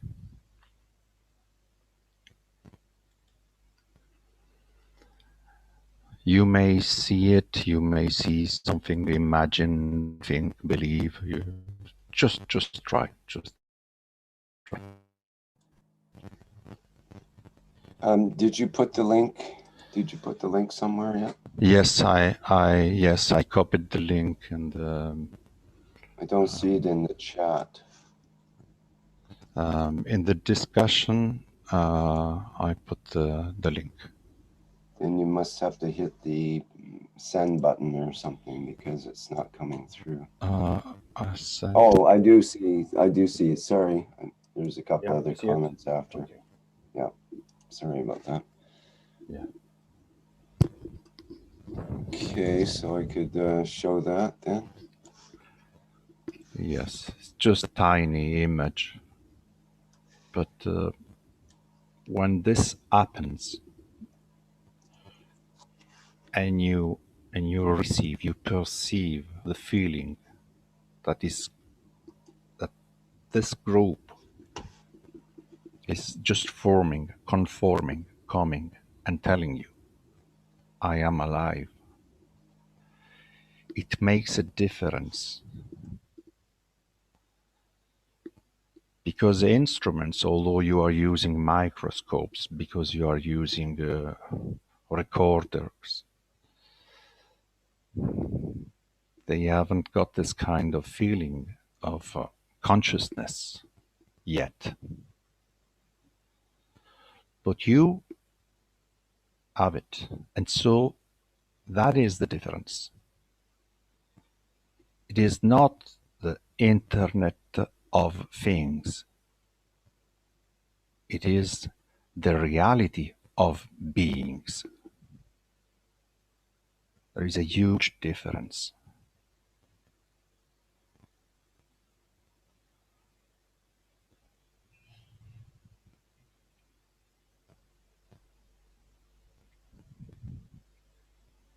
And so this is not artificial intelligence. This is intelligence taking place, and it is a wisdom to allow yourself to reach this kind of sentient beings that are a part of the universal community.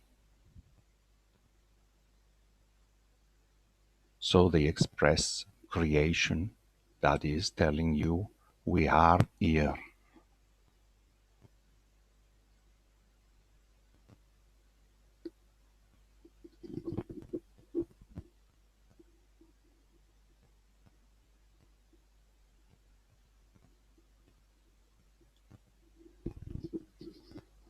And probably this was the only way to receive this teaching without going mad. So something that is going to caress your heart, and you're going to, let's say, perceive as a child, where imagination or a creative function that we have switched off inside our perception, which children do live 100%. So we lose this kind of artistic or creative sense, which is a part of it. It is a part of the dance. And once you allow this vision, and so you say, it looks like, maybe it is, and then this vision comes, and the vision, you say, it's a being, it's coming. I say, I am alive. Okay. What's next? You just sit down and you wait.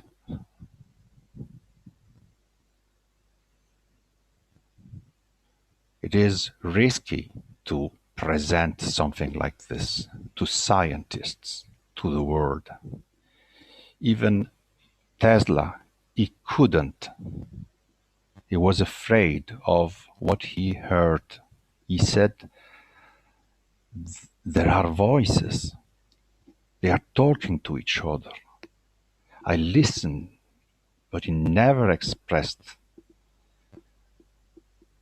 this kind of thought openly, because he was a scientist and he couldn't.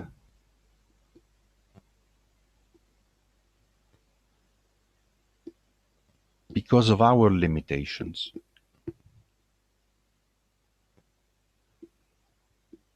But if you are a scientist, okay, today just take off your coat, your shoes, your hat. You're not a scientist anymore. You are a man, you are a child, you are a boy, okay? Just sit there. What's this? And then you discover.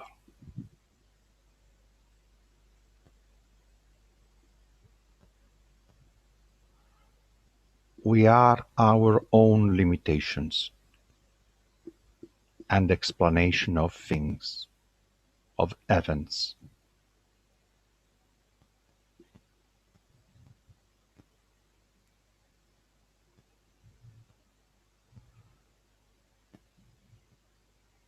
It's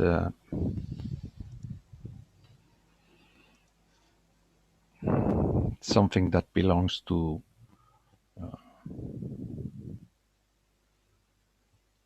the universe, in the sense that it's you do not own such a thing. You reach this point. When we Saint Francis used to meditate on top of the mountain and between the rocks. It was freezing cold, and he was there. He transformed himself in a stone, and he was there just within the mountain, and he was asking, I want to see you, show me. It's a very strong meditation. And then he told us, brother, sun, and sister, moon. He hasn't gone mad. It's Saint Francis.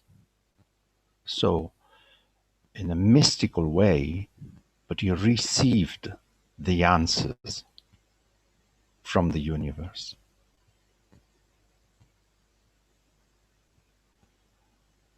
So part of it is metaphysical, part of it is physical, and then they match and they unite together. Scientifically, we can accept or deny. Metaphysically, it's just the same, just unite it. Allow it to take place, and the vision is going to take place, and it's going to open up.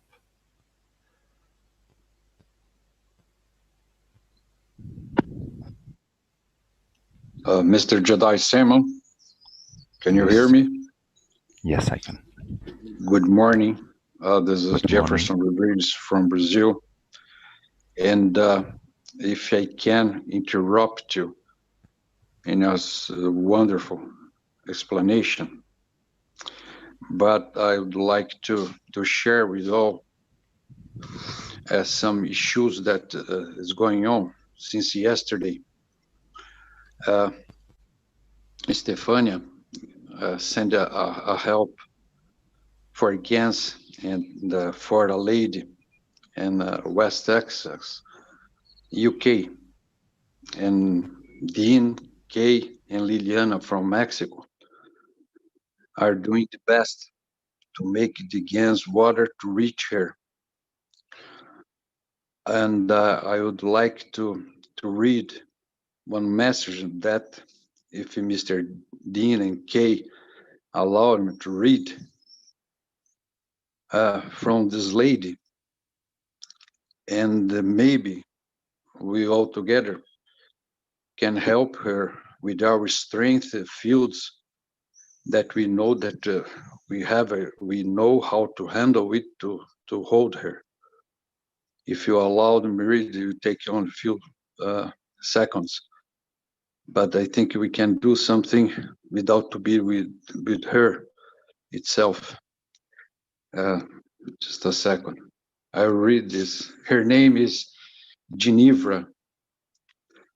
Dear Kay and dear Dean and dear everyone who has offered to help me, thank you so much. I am currently very weak and in a physical pain and theoretically close to the end of my life. But my spirit is very strong and I very much believe this is all meant to be happening in this way for the deepest cleansing and releasing the density, toxicity, restoration of DNA, and an eventual transmutation of matter. I'm shown that I can still restore my body to life. But right now, I am very, very weak and exhausted. And so I welcome all the help I can get. It's been a very long journey, a beautiful one, although difficult. But now I am truly on my knees. And so I thank all of you for your energy and time and love. Geneva. So this message was posted, I think, a few hours ago. Liliana from Mexico is making, I believe, the 1 cup on life processing procedure from distance. I'm doing this here in my house. And if we all could send this energy to balance the problem that she's having now, we can hold it because she wants to leave. And if we have our thoughts and send the energy to this lady, I think we can keep her.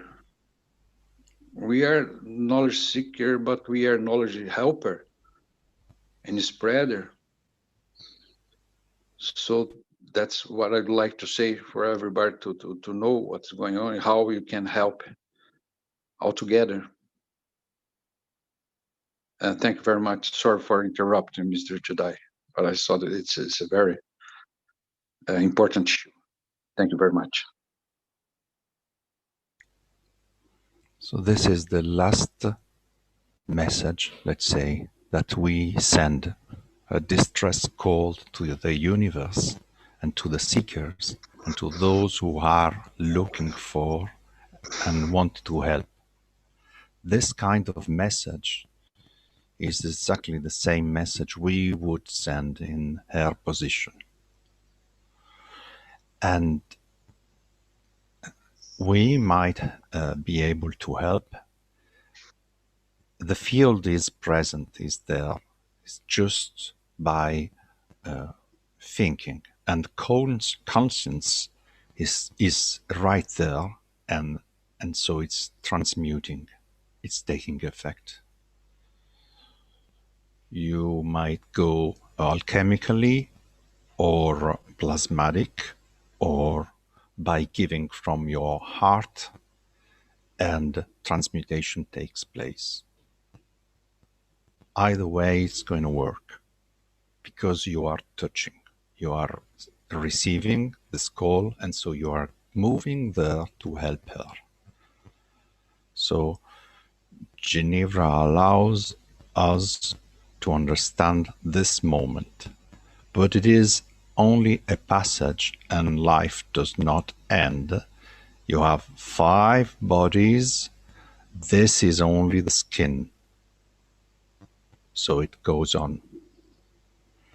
So we support her spirit, her soul, and according to the body, we might even transmute what's gone wrong and balance it. Only by sharing from the regions of the heart our love. This understanding, she allows us to sit in that moment precisely. So it is a gift. Before we reach that moment. And so it becomes experience. It is a way to face the truth that a body might change, but you are present all the time. It never ends. It is continuous. There's not one wave in the ocean. Infinite waves come and go.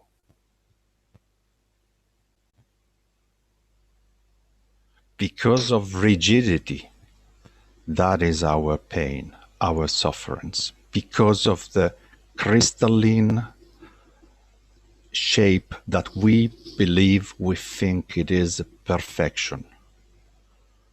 But it is a quasi-crystalline path. So let it go, let it flow, become.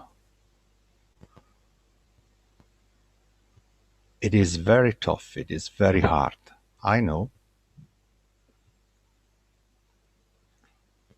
We reincarnate, we know this. How many times?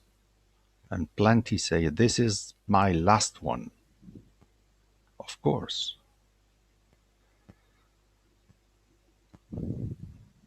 Last man standing, first soul standing. Balance it.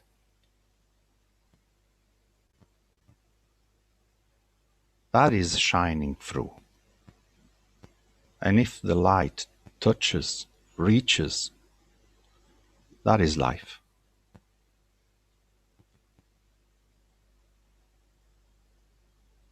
Thank you very much for this opportunity.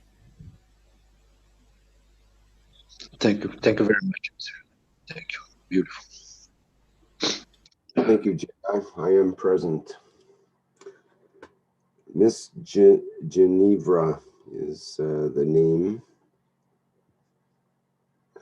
We want to dedicate some attention toward that and our giving from our soul, or however you would like to exemplify that as laid out by Jedi. Rick, I am present. Thank you, Jefferson. Thank you, Jedi. That was a really beautiful teachings from both of you. Very powerful, and I think that one lady is showing humanity its need. It's what it really requires right now, and that wonderful teaching is just if that hasn't touched the emotions of humanity, I don't know what will.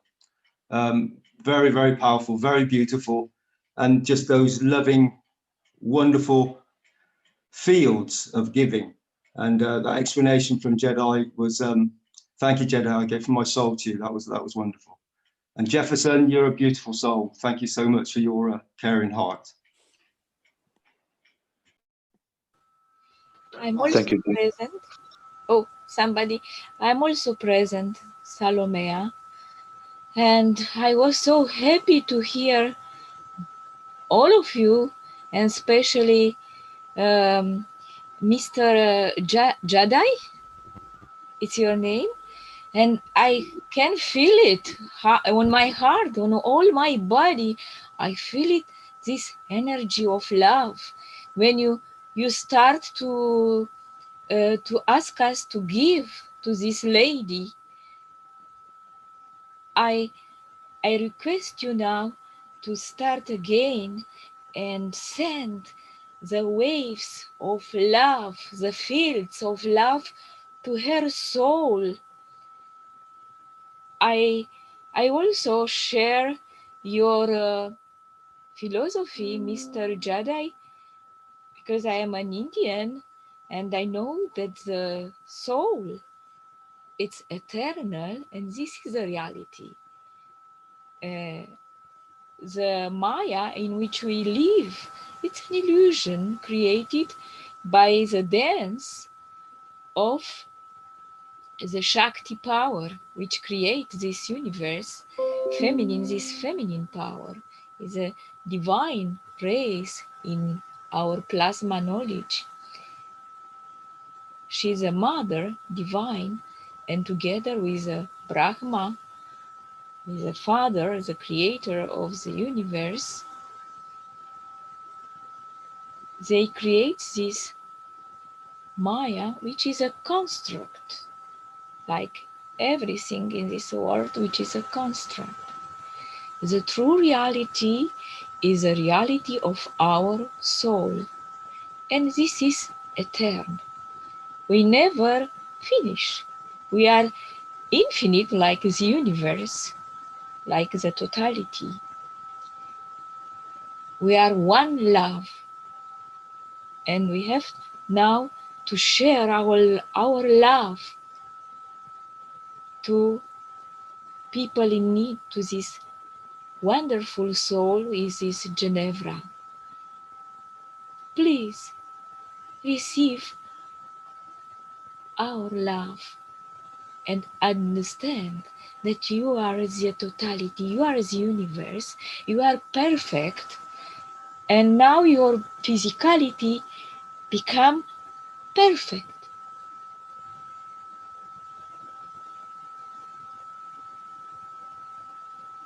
Because you realize that you are the universe, full of love, full of peace, full of energy.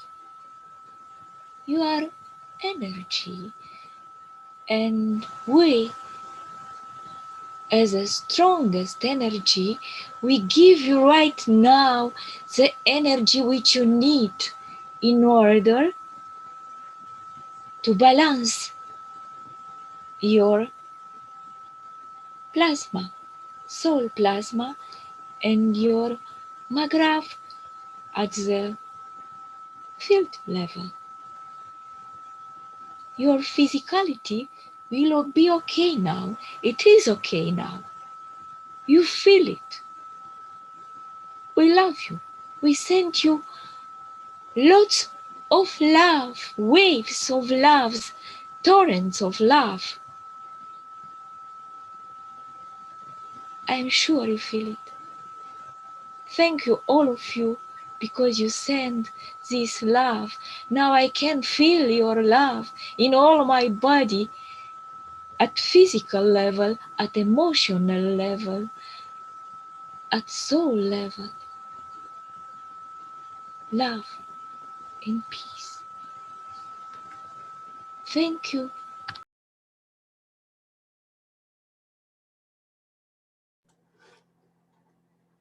Thank you, Salomia. There was some pretty intense noise in the background there, high-pitched whine. That was pretty hard to hear you at times, but we got the feeling. Thank you.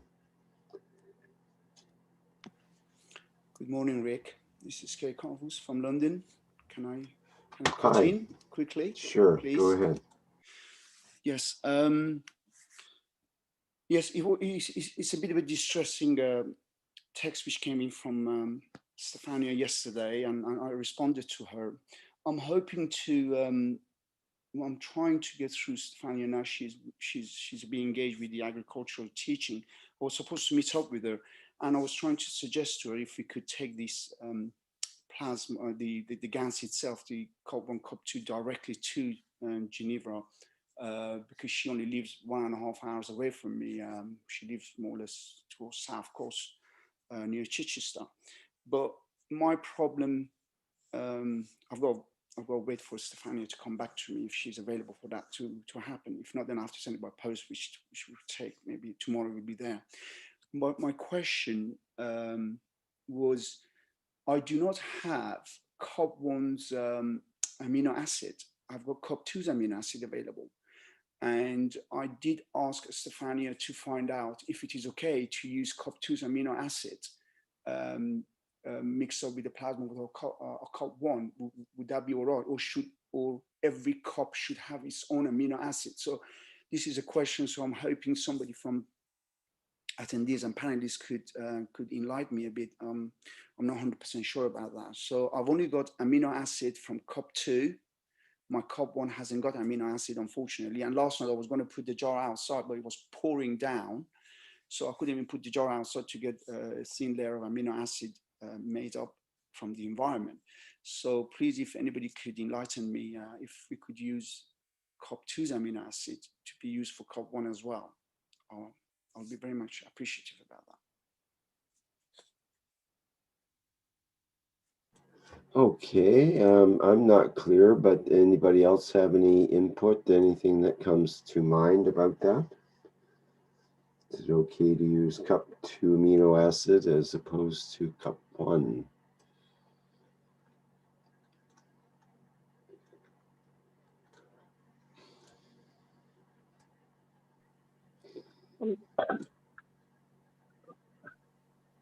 Meredith, are you trying to speak?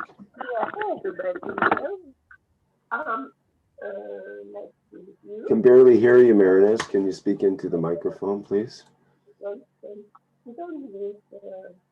Can't hear you, Meredith. Hello. I can have 66 alive again. Can't hear you, Meredith. Can you hear me? Hello, Meredith. I muted her. Okay. Meredith, you're not even close to the microphone, or you get the wrong microphone connection happening there. We can't hear you. It's very muted, so we had to mute you. But if you get it sorted out, just come back in. Hassan, I see you got your microphone open. I'm going to go ahead. Hi, Rick. Hi, everyone. Hello. I can just, maybe it can help, but I asked one day in the teaching of Carolina, I think it was on Tuesday, and I asked if we can mix all the amino acids of the cups, and they said yes. So I think he could use this one. And another time, there's Alex who said that if you take the cup and put it, even a cup with just some GANs, not the cup of life, if you put it under the sun, it will produce the amino acids on top of it. So maybe he's putting it in a cold place. That's why it's not producing amino acids. Hope it will help. Two good hints there. Thank you, Hassan. And we do have Alex here. Alex, if you want to open your mic and speak about that, that might be good as well. But that does make sense. Hi, Rick. Hi, Alex. Go ahead. Yeah, like I said before, if you put if you put some ganses, liquid plasma, in a cup and put any plant in it, and then put it outside, it's gonna make amino acid in less than 24 hours. Not in the cold place, outside in the sun, most likely.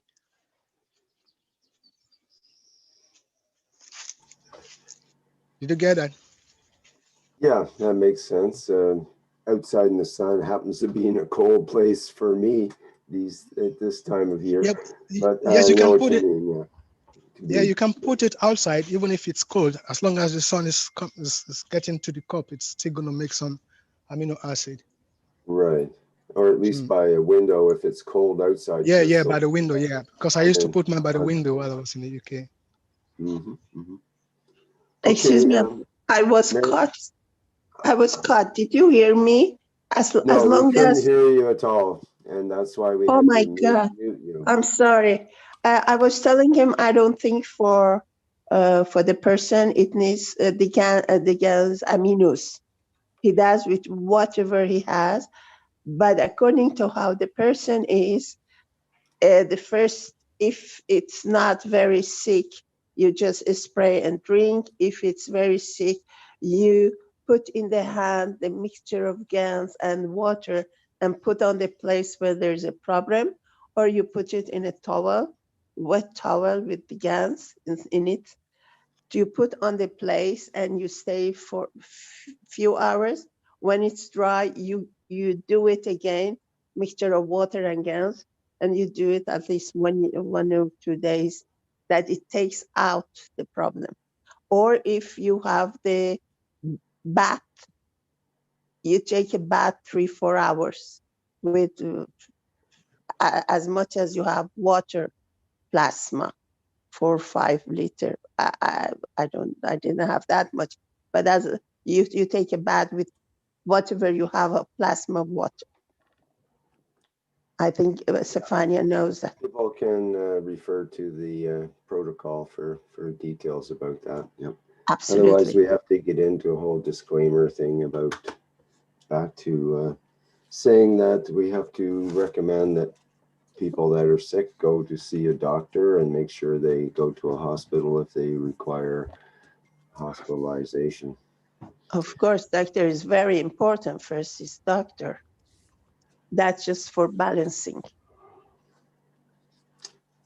Yes. Okay, go ahead. Okay. Thank you, Mehran. There's a bit of a misunderstanding there. This young lady, unfortunately, is suffering from a very severe cancer, apparently. This was not about the corona, but mainly about the cancer. But thank you very much for the explanation. Also, is there anybody here who can please give some input and feedback? As she seems to be extremely weak and almost like giving up. She's not. She's still fighting. She said her spirit is very strong, but the way she writes is almost like she's had it, or she's done with it. Is there any way we could hold on to her strengths apart from COP 1, COP 2? I was thinking, I haven't got any CO2 GANs. I've told her that I'm going to make CO2 GANs. I've sent her a text. I'm going to make a CO2 GANs as soon as possible and give it to her. But in the meantime, is there any other way we could strengthen her position where she doesn't feel as low, apart from COP 1 and COP 2 that I'm going to be either delivering it to her or sending it by post? Is there any other way that we could, we could give her a bit of a lift until maybe CO2 GANs gets there? Mostly zinc, I think. Zinc is good for the emotions. Zinc and CO2, that's what I suggested. I'm going to give it to. I understand that zinc is needed obviously for the emotion, and but CO2 is needed for the connectivity of the body. And CO2 is extremely important if some people have got cancer, for them to have baths in it, which is which is a very good remedy. Apparently, this is what I've learned here and there. But I don't have that. I don't have CO2 or pure zinc. No, it's okay. You have in the cup number 1, you have 20% zinc, 30% CO2, and 50% CuO in cup 1. So there's all that in cup 1. I see, but I thought it was 20 and 80, 20% CO2, 80% zinc. Isn't that the one? Maybe I misunderstood. 20% zinc, 30% CO2, and 50% CuO is in cup 1. Okay. It's very hard to say what the actual percentages are. You can't just say it like that. It depends entirely on the setups. And we're not giving a prescription here for cancer. That's not part of this teaching. So no, just to feel good.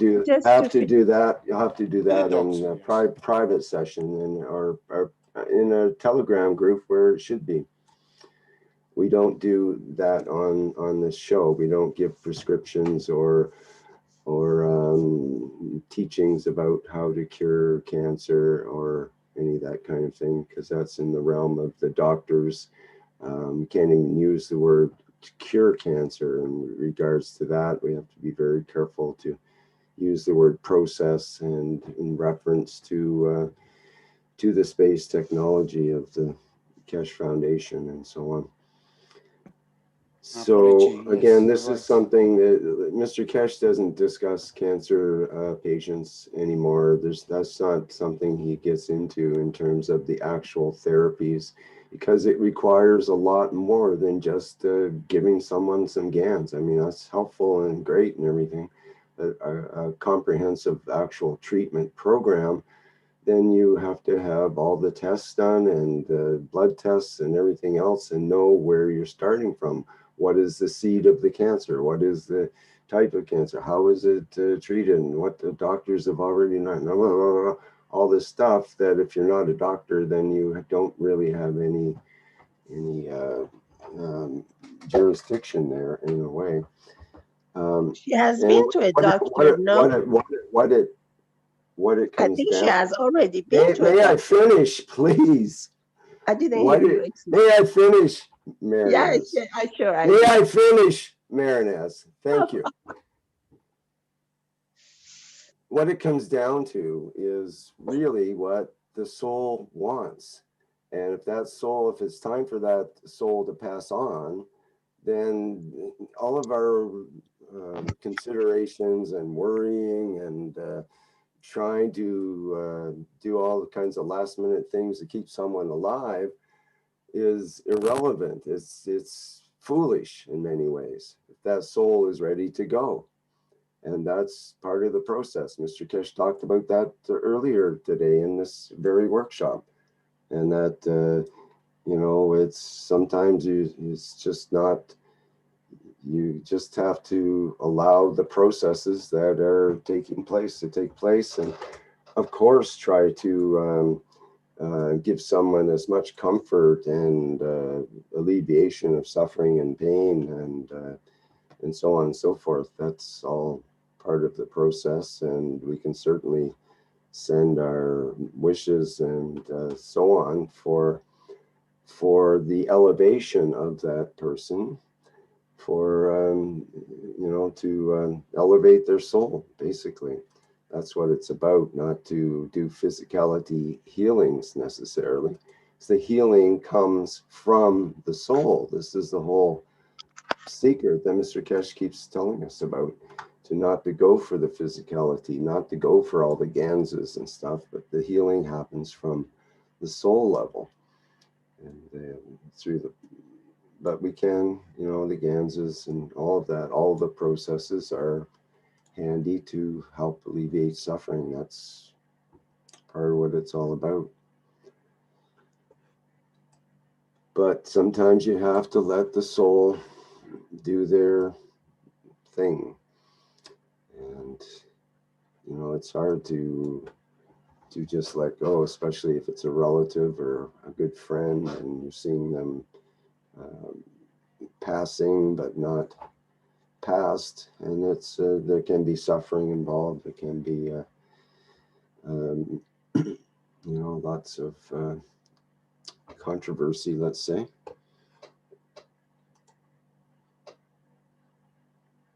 But okay, more input. What are others thinking?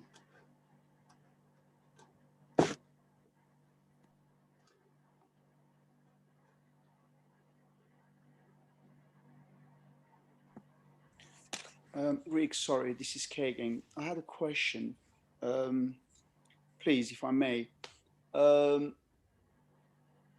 understanding about elevation of soul is a little bit foggy, so to speak. When we talk about elevation of soul, are we talking about the elevation of the physicality soul, or are we talking about the soul of creation, the soul of man? This is where quite a few times I get confused. I feel as if we're talking about the soul of creation, but then again, I believe it should be the elevation of the soul of physicality, because the soul of creation is already elevated because it's created us, doesn't need elevation. So it is the soul of physicality needs to be elevated in order to reach up itself to the soul of creation. Is that my understanding correct, or have I got it all the other way around, mixed up? Please, if to me, it seems like you've got it correct. But what would some others have for an impression there? It comes to the distinction of spirit and soul. Soul, with the meaning, let's say the word Atman, and that is universal. But then in the particular understanding of these koshas within your physicality in the body, there you say spirit, your spirit. Then you identify this one with the soul.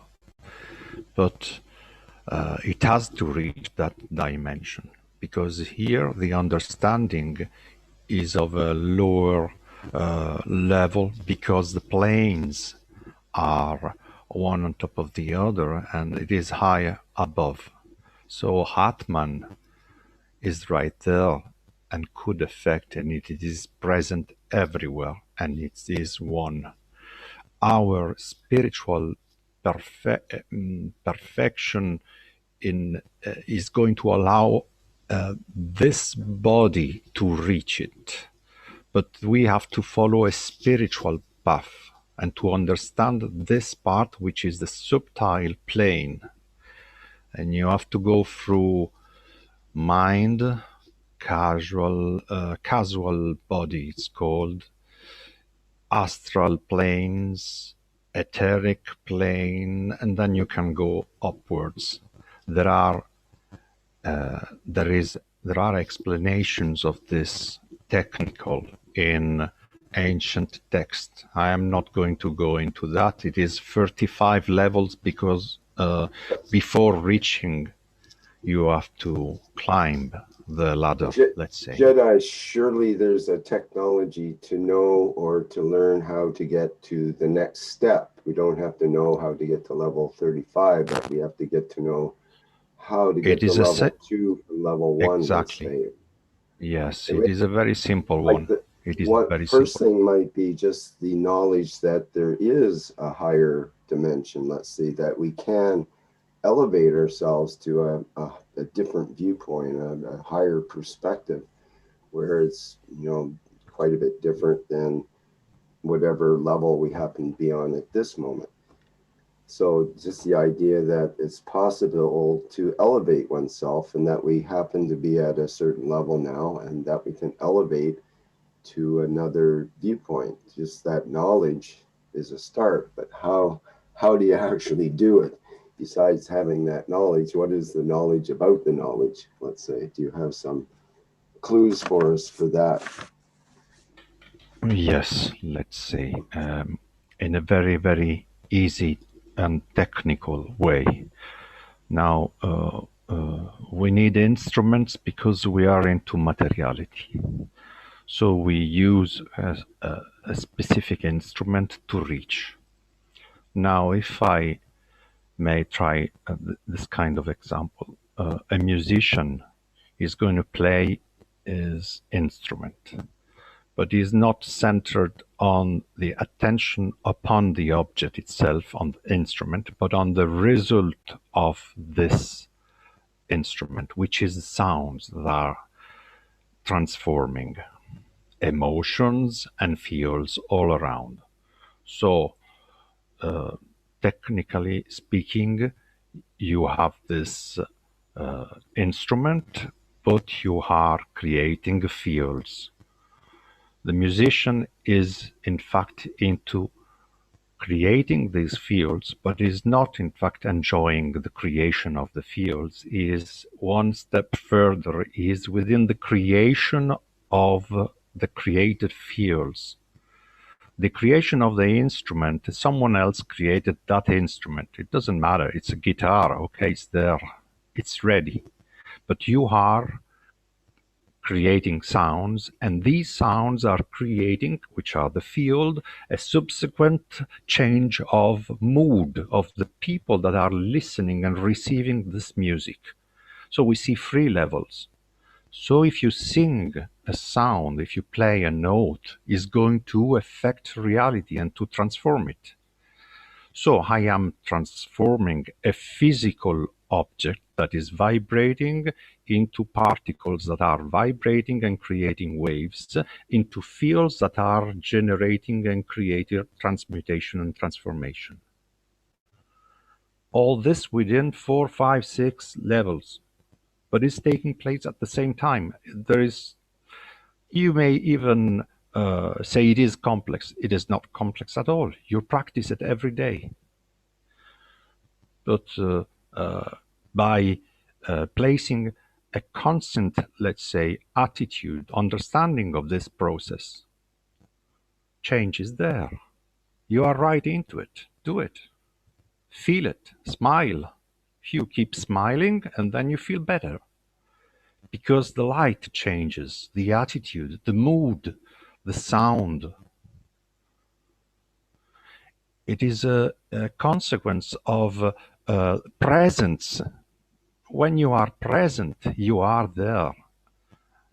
So there are various levels. I get the instrument. It may be, it is a flute, it is a guitar, a bass, a piano, and then I transform this, which is a given structure. So it is a crystal.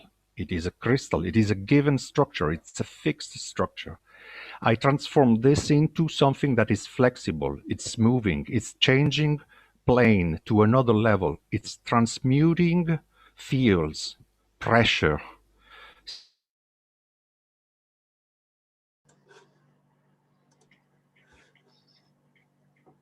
Good. And as you mentioned presence, it's interesting, would presence be present in all of those dimensions you speak of? Is that the key that enables us to move from one my heart, my emotions dimension? Well, may I share something?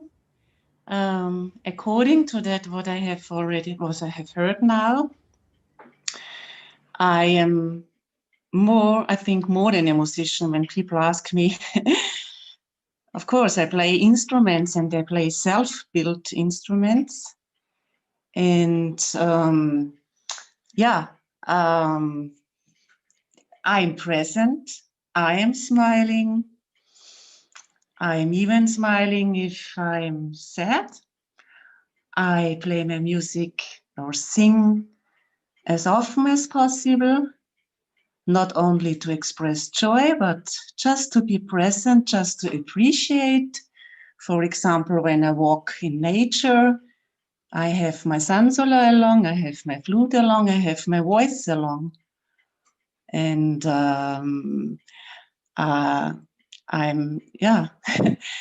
but this means when I play my sansola or my other instruments, and people ask me, why do you that? I say, just to give a sound, just to spread love, to thank the whole creation, all beings, the visible and the invisible beings, just being in resonance, yeah, and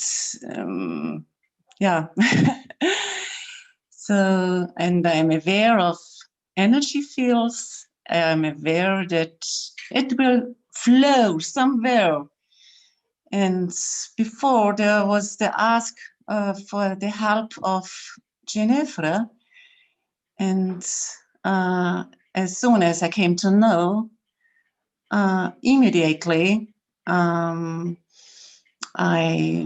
was with her, and I enlightened the candle and I played my flute before I fell asleep, and have the feeling love is just flowing and the soul will receive it, and we don't know whether the body will how the body will, how the effect will be on the body, but anyway, it's just there, yeah, without any expectation. It's just, and I also am aware of the balance of giving and receiving at the same time. I also have the attitude of as well as, and sometimes people sense what I'm doing and they say then, aha, you don't do it for yourself, you do it for the world. And I say, yes, because it's the same. Or some people said to me, when you're always giving, you will lose energy. I say, no, because it's the same. Giving and receiving is the same. So if I am with old people or ill people or passing away people, I don't lose energy because I'm just there 100%.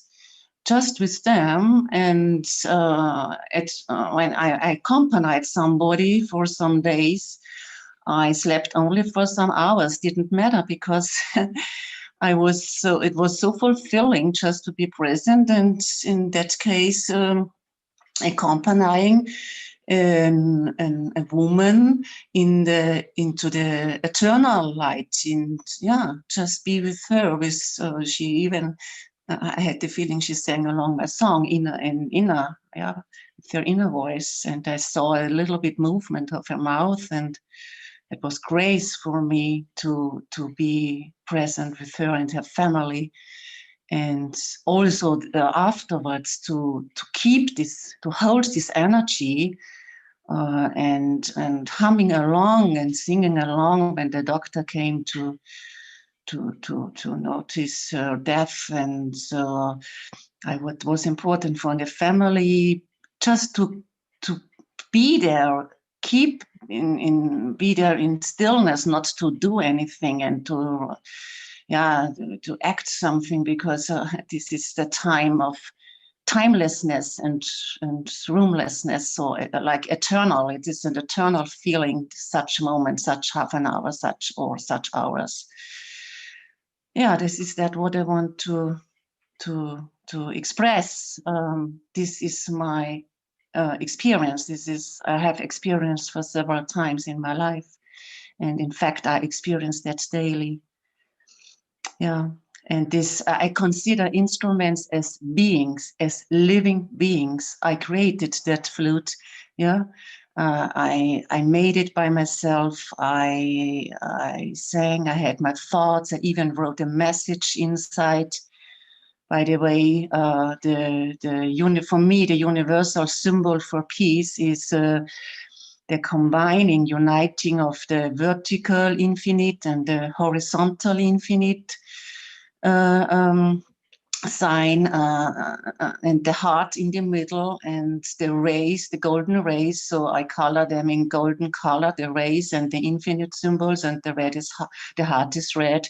And then I have this this is a globe, and this shining bright all around everywhere. And so with each tone I play, and I play a lot. This is like acupuncture. So this is nourishing of a healing field, and wherever it wants to go to, I don't ask about it. I don't have to know that. Just let it flow. Yeah. And I also agree with that, watching in stillness, for example, water flowing or moving leaves or whatever in nature, and just observing, just watching. Yeah. Well, so this is something I shared now with you of my experiencing.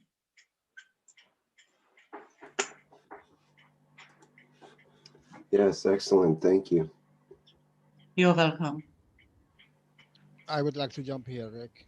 Of course you would. Go ahead, Jalal. Thank you. Yeah, thank you. Hi everyone. Jefferson K, thank you very much for what you are bringing. And because when you ask, you shall receive. For this lady, any one of you is in touch with her now?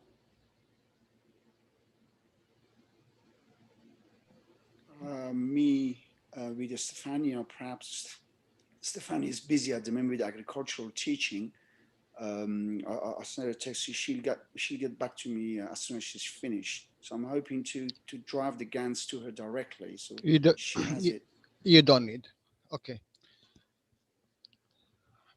The cup, she need to sit as a monk, using her body as a cup. That's one. The water, she already have it in her body. The salt, she is already have it in her body. The two plates, what she need to make the ganses, she already have it. The emotion and physicality. So now, you have two hands. One left side, which is weak, which is take, and you have the right hand, which is give. So she need to know the position of her illness. Is it in physicality or is it in emotion? When it is in emotion, just she put the right hand in the position and then take it out. Then she put the left hand in the position and the right hand towards, if emotion side, let her put her hand towards the sky. That means she take from this position of her illness and transfer it through her body to the right hand and give it back. If the position of her illness is physical, so she do the same thing. She put her right hand first to the position and take it out, and then she put her left hand to the position and the right hand toward earth.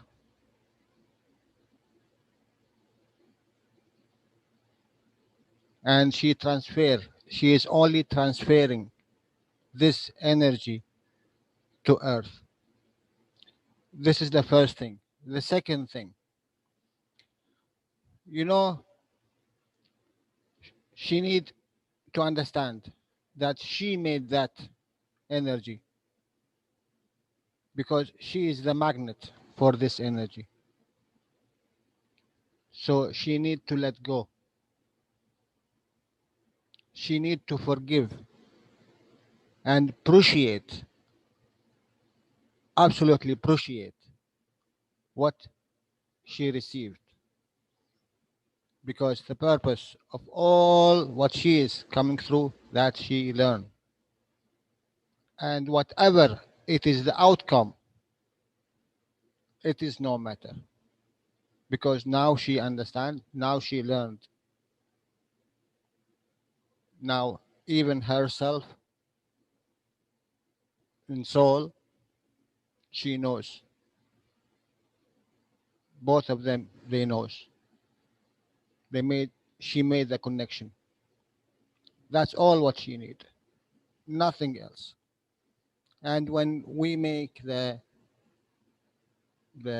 cups, we are learning the process of the cups to match it and to do it with ourselves. If is it physicality, illness, this is the third thing. If is it physicality things, let her do it when she breathes in oxygen. When it is emotion side, let her do it when she breathes out. sometimes, you know, if you listen to Mr. Cash, sometimes he goes to the baddest one and he tried to elevate him. It's not always you take and throw out. Sometimes you need to give to transfer his position. But you need to understand what is the cause, not the cause, what is the position of her illness, emotion or physicality. And she can do that very easy. And don't forget, K, in religion, you know, when someone in the position of dying, you know what they tell him? Give back, you know, what you took, or forgive, and you know, give that you go to your creator clean. And some of them actually cured. They call it miracles. It's actually very simple. You give back this energy, so you do not hold it anymore. She hold this energy inside her. She need to let go. That's all. Thank you very much, guys. Jalal, thank you. Don't vanish. God bless you. When you say put the hand in a position, do you mean like touch the physicality, that part where the underlying problem is? Is that what you're referring to? Yes, you can touch. So you can touch, yes. Okay, so imagine the physicality is just, let's just say you've broken a limb. So you put your left hand on the limb and your right hand down towards the earth. First, no, the opposite. The one broken, that it needs energy to fix. That means you give it from the right hand. When there is energy inside, you need to take it out. Okay, so for healing of broken bones, of course, it needs energy to heal up. So you touch your broken limb with your right hand. With the right hand, and the left hand. Left hand is facing up towards the sky. Which energy you want? There is matter energies and there is amino acid energies. So one has to specify the energies that is needed in order. Of course. Why we are studying the cups? Why we are studying the position of the cups, the position of the plates? You are the cup and you are the plate. And if you remember in Sunday, actually in Sunday, I touched on that for you. I told you, if the religion people who is praying knows the position, what they are doing, they do not need anything. Absolutely, they do not anything. Just this one of their prayers, if they take it out and analyze what they are doing, oh my God.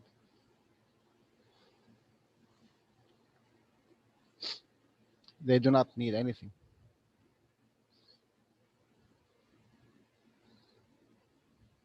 And Jalal, it's Dean here. Thank you for that. That information is really, really important when people understand that you can transfer the fields through your physical body by touching one part of your body and receiving from the other.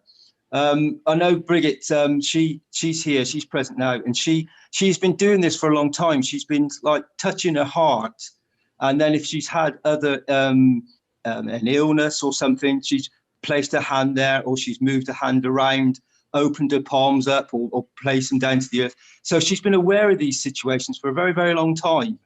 And I think many people are aware of this because it's a very natural thing. It's like when a baby's in a certain position, if something hurts, you naturally go to put your hand to it.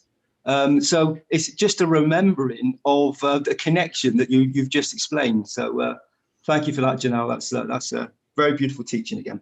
You know, Mr. Cass said the progress of the humanity began when they used the water. But the water is for millions of years there.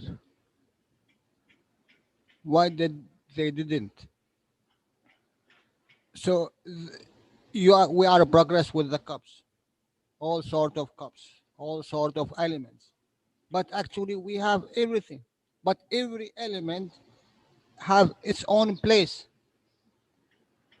And the soul of this combined component, we call it chakra, we call it energy sources, we call it whatever we call, because we want to anchor something. So we have it. Just put your, just mimic the work of the cups in your body. And then when you do it, then you know it is exist. So you in the future you do not need the cups. So you do not need the physicality. Yes, I think so that the enhancements are tools, yeah. And at the same time, you can experiment. For example, I had an accident. I broke 2 ribs.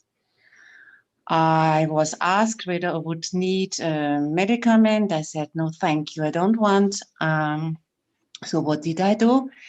I laid in my bed and I did deep breathing, focusing on breathing out to breathe out the pain. I did that for 3 hours. I had one hand on my solar plexus and the right hand and the left hand on the heart chakra. And this was a beautiful experience for me that the pains were reduced. Yeah, so I didn't need any medicament. And the whole process, it took me for months, I have to say, because my legs were damaged and my skin was hurt. And yeah, so I just wanted to know, to come to know my self-healing strength. Yeah. So, and then I thought, okay, I can do something on the body level, I can do something on the soul level. And so this is always a combination. Yeah. So I used plants, I used homeopathy, I used my breathing, I used my sounds, humming, even when I could walk again. I played my instruments. So just, yeah, but that took time, of course, yeah. Sorry that there is the phone ringing. Okay. So this is that what I can share, and especially with the breath, I love it because, for example, when I do my cycling tour, for me, I call it meditation, yeah, because I don't go fast. I just go in that speed that, by the way, I think each turning of the wheel is a blessing of the earth, yeah, as each step or each touch with the hand. And then I combine it with breathing in calmly and breathing out. When I go up the hill, I concentrate on the breath. And when I go on the plane sides, I can sing my songs. And again, just as often as possible being present. Yeah. And if once my head had headache, so I just did that. Of course, as much as possible in nature, as much as possible bare feet, as much as possible in the sun and in the dark too. So I'm also in the night, I go into my garden or go into the wood because I feel that also is necessary. The light of the moon, for example, and the atmosphere of the night and seeing all the stars. And yeah, can I share another physical experience? Once I wake up at 3 in the morning, my whole body was itching really badly. And the skin was itching. I didn't know why. I didn't see anything. It was just itching. And I even thought to go to the hospital, what I have never done for many years. I don't need any doctor or whatever. But I had the thought, and then I thought, okay, now let's try something. I went out to the humid meadow. I stood there and I connected and said, okay, Mother Earth, please take all my pain, and I know I'm nourished. And I stood there for 20 minutes. I also knew that some doctors had done research concerning this earth thing, yeah, that there is also a physical explanation. Does not matter to know, but just I had the experience that 70% of my itching pain, yeah, was gone after 20 minutes. And of course, with conscious also breathing. So this is my experience, and I'm glad that I have it because I can share it. Yeah, I tell that people just try. This is the first step. Yeah, before you go to a doctor, just try. And if you want, if you're ready, if you're open-minded, yeah, I don't say do that. I just say I have done it. This is my experience. If you want to try it, then do it. Yeah. Well, so. I hope some of you will be inspired and say, okay, let's just try. Yeah.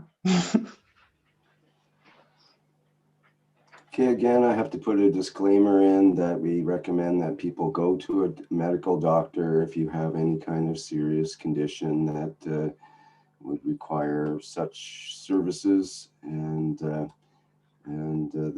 we don't necessarily recommend any of the procedures that we talk about here to replace the use of a regular doctor and their diagnosis and all of that stuff that's found in the disclaimer at the first of the video. If those who are listening who really need to know all those details. Okay, anybody else like to make a comment here? Just quickly wanted, sorry, I just quickly wanted to apologize. My computer just went totally flat as Jalal was talking. I'm really sorry about that. I'm just apologizing. Sorry. Please carry on. My apology. Okay. And who else was trying to talk there? Was it Dean or someone else? That was me. Brett. Oh, hi, Brett. Ask Jalal if he wants to share what I gave him today. And sooner or later, it's going to come out.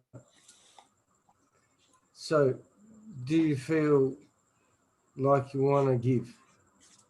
Because I gave to you. And I said, don't tell anyone.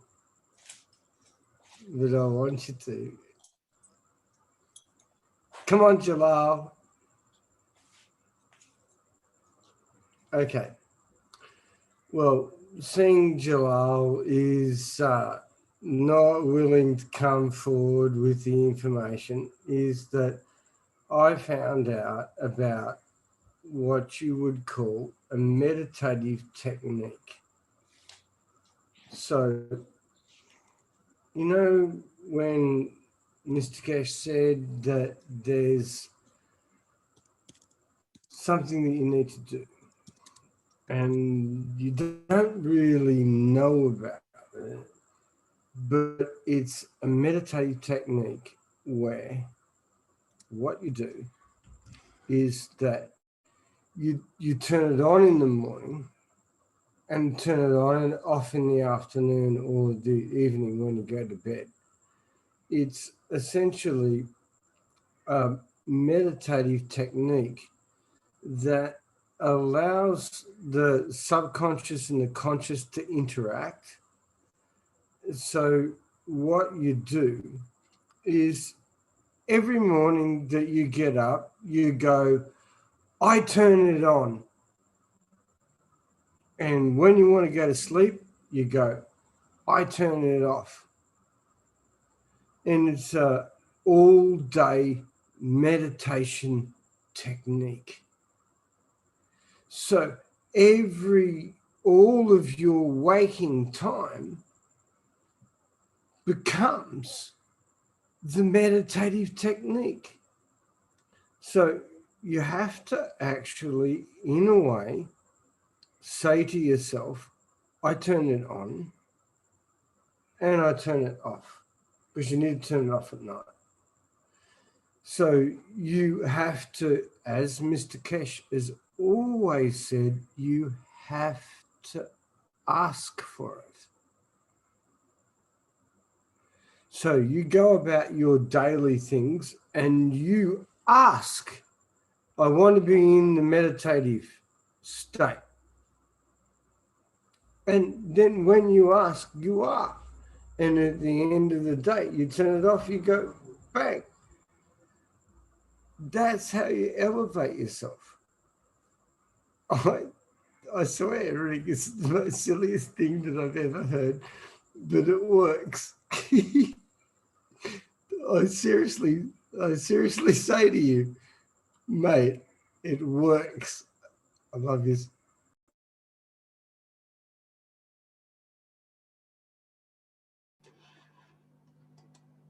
Okay, Brett, thank you for your super secret technique there. People can try it out and let us know next week how you fared with that. Rick, I have the problem because I never sleep, because when I go to bed, no, it only close my eyes and I travel all anyway. And during the day when I work, also meditating, connection between the let's say conscious and inconscious. It's not about you are waking or not awakening. Meditation. Each second in my life, I think meditate. I stayed firm, not firm. I'm in action, and in the same time, I'm stay. It's improperly. Yes, when they say it's my point of view, it's okay. But when somebody else, she's saying stay focus or stay. In that moment, I starting to thinking why is saying that. And initial making certain scenario and blah blah blah. Not this is the point. Each one of us have the proper time, in proper place, in proper moment for maturate. One quickly, the other later, but it's our journey, it's our way. We can give help or receive help to the others. All is love, all is change of feel. Sorry, only that. I want to asking Brett, if I don't wake, I don't like waking in the morning. I prefer don't sleep. How meditate in that moment?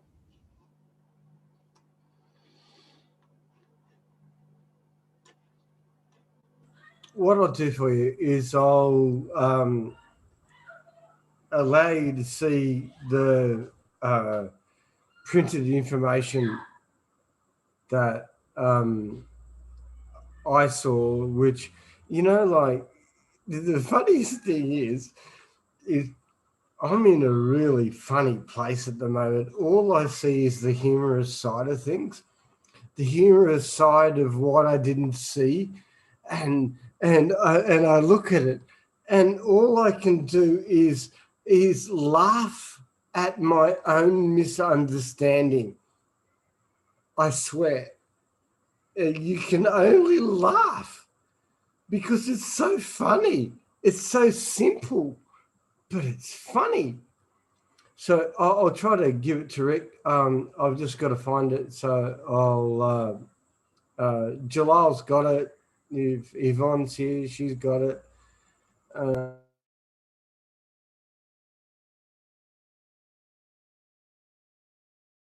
Hello, we lost you there, Brett. Your microphone turned off, or what happened? Yeah, I turned it off. Okay. So I'm going to find it and I'll share it with you, and then you can bring it forward. It's like only one page. I swear it's the most powerful page that you've ever experienced in your whole life. It's wonderful. And it's just about this meditative process. That's all it's about. Yeah. Yeah, and we can bring it up next week. We're up into 5 hours here now, so we're kind of anytime you time to want. wrap it up. Yeah, all good. See ya.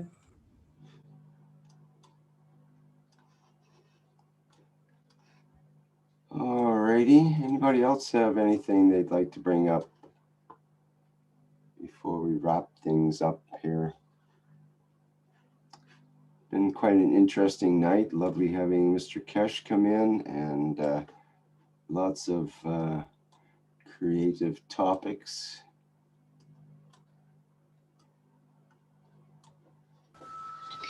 In the end, I would like to make a conclusion for what I said to you, I shared with you. In meditative states, our consciousness is off,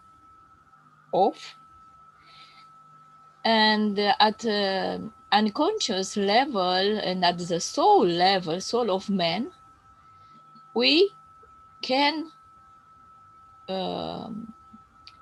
rebalance, heal, I mean, our body. Is the best time for balancing.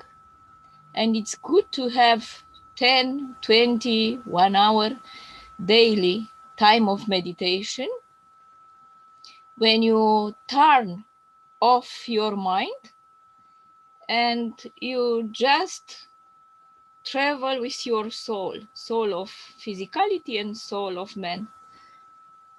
And from this traveling of taking energy, because this travel is to go and take energy from where we need to take it, from these fields.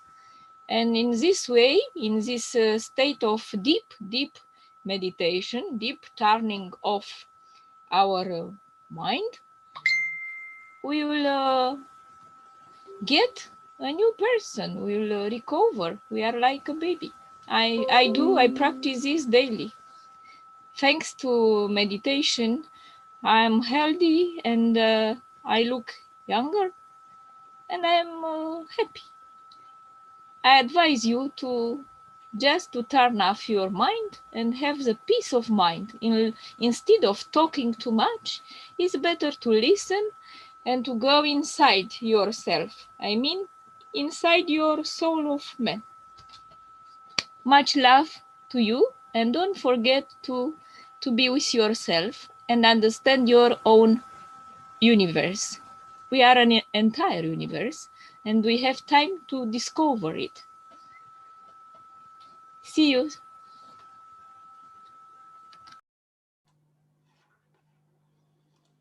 Excellent, Salamia. Thank you for your comments. Anybody else have some last minute comments here? I'm just looking at the YouTube. Hi, Rick. Hi, Jedi. Yeah. Yesterday I recorded something with an ancient instrument. I placed my soul in the desert, and so I moved to that location, and I tried to feel and to play this instrument, and I recorded this meditation. But at the same time, then I placed this meditation together with the images of a Jedi vortex, which is a very simple instrument to show everybody that the force field, so the force is present and it moves. It never stops moving. So maybe this is just to help you meditate.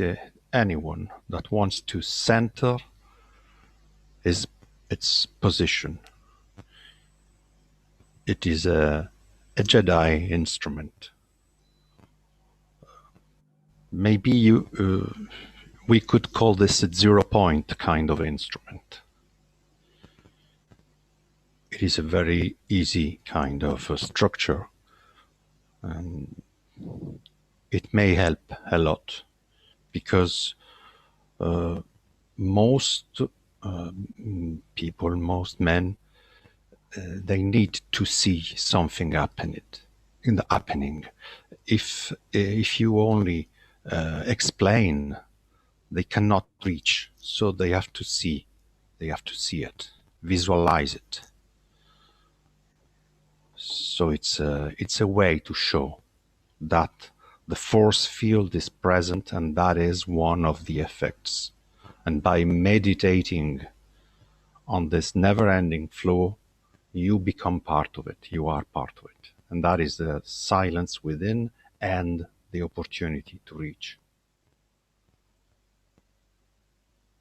I just uploaded a video on the archives, so it's there. It's a tiny meditation, but the instrument never stops. It reaches hours just spinning. Then there is a limitation in the matter state. It's a very, very simple one. Okay, we can play that for a minute or so. It's a minute long, I think, for the loop, right? It's something like that. Let me find it here. What you want? It's just giving, sharing.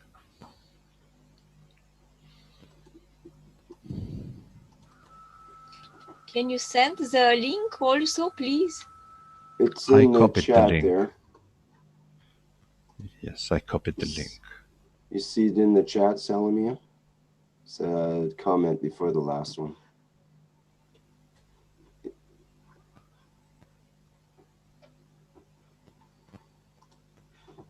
Thanks. Oh no, I see it's 9:52, not 52. No, just a minute. Doesn't matter. Just a minute. It's okay. I filmed it 10 minutes because the people they may see that it's never stopping. Okay, let me see here. I can't do it full screen. It's play on the left. Play on the left. Left-hand side. I play. have a bigger picture than the. The volume. The volume. Lower down the volume. Jed, I know about the volume. I know about the playing. Sorry. The picture is very small, so I wanted to make it bigger, but I can't do that. I can't go full screen without messing up my whole broadcast here. So I think we'll just have to. Maybe I can do it this way. Yeah, that works. Oh, did once. No, it won't stick. Anyway, close enough. I don't know if that messed up the picture to do that. Okay, we'll give it a go here. Here we go.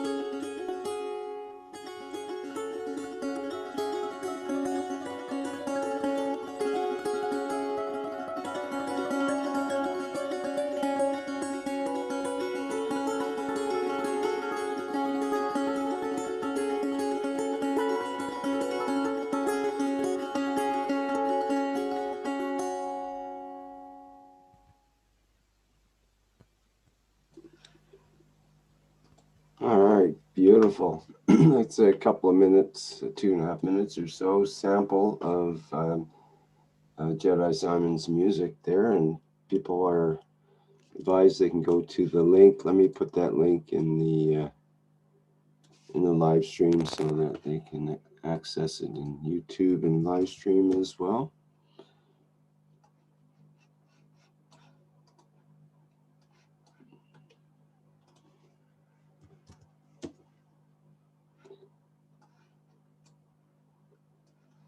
It seems like excellent music for meditation purposes. Or other mellow events.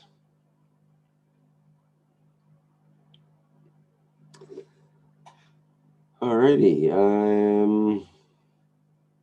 Anything else that we would like to address before we wrap up here today?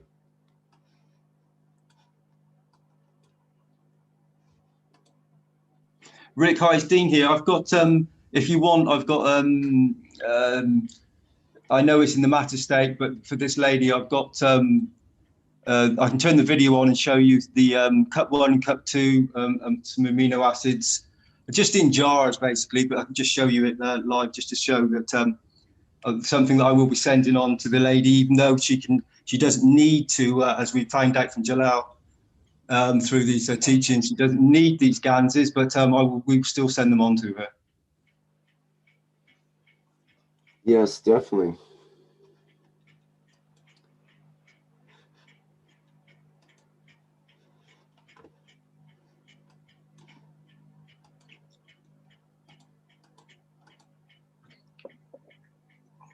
Can you see that, Rick?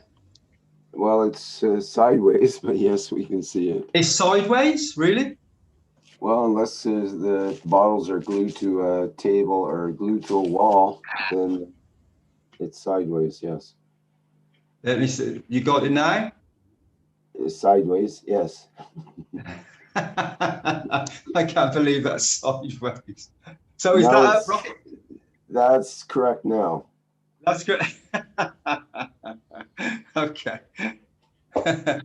So you'd see that, anyway, I'll just quickly show you that there are some amino acids of cup 1 and cup 2. There are some small spray bottles that was given by another knowledge seeker when I was in the links. Amis very kindly gave me those bottles. The lady can use these bottles to spray her body. Obviously, cup 1 and 2, you can see in the background there. I will fill these plastic containers up and send some of the plasma water onto her with the amino acids, so that she has, in the physicality, she's got something to use if she so desires and she still needs it. And I would endeavour to get that into the post later on today. If Kay or anybody can just let me know if I need to do that. If I just need to send the amino acids of cup 1 or 2, just let me know. And we can talk about that in the private chat in the later on. All right, Rick. Thanks for that. Excellent. Thanks so much for your participation in that. Very good to get the backup there. Thank you. You're welcome. And I know lots of knowledge seekers do this all the time. They give unconditionally, many of them, and that is the beauty of it. It's that learning to give unconditionally, Rick, and to be there for basically our brothers and sisters, us. Being there, giving ourselves a warm hug. I mean, because that's basically what we're doing. I know we've just been talking about things outside of the matter state, but we are physical beings in the present moment, and so it's still nice to express that love to our fellow beings. Well, absolutely, and they feel it without the physicality expression as well. There's people that, well, even in the group here tonight, or in the One Nation, One Planet broadcast, that they reached out and expressed their frustration, or expressed their not, feeling certain support and so on. And people came forward and showed their support and showed their love and care and consideration and so on, and were able, the people involved were able to feel that. They could feel that concern, that sort of umbrella of protection and hope that is given from especially from a group that's able to interact with them. They find out they're not alone, and they're actually one soul with others that are of similar mind, let's say. All right. So Rick, you just quickly notice the love hearts on the top of those bottles and things. So even that is just sending a field out. So it's unconditional love, and just a symbolism. It goes to show that in the matter state, you can speak these words. You can be an artist and draw them. You can play the music. It's all fields. It's all field interactions, and so there's many ways to interact in this matter state condition that we find ourselves in. But you can work in a plasmatic state just by being creative and with your thoughts and your beautiful intentions to give. Just give to others. Really good point, Dean. I have a friend that transformed a fishing boat full of, well, not full, there's half a dozen fishermen on the fishing boat, and they're not, the most sophisticated people in the world. They're pretty basic. And so my friend wrote love on all the water bottles on the boat. And at first, some of the fishermen were not real impressed with that, and they were a bit resistant, but they came to love the idea, actually. And now they all write love on their water bottles because they know that has actually changed the environment that they were in, and they felt that connection, even though they were resistant initially. It was pretty radical for him to write love on the water bottles of these, heavy duty, tough fisherman types, and so sometimes that's what it takes to get the message through. Yeah, it's really important. Thank you, Rick. Again, thank you for broadcasting this wonderful meeting, this wonderful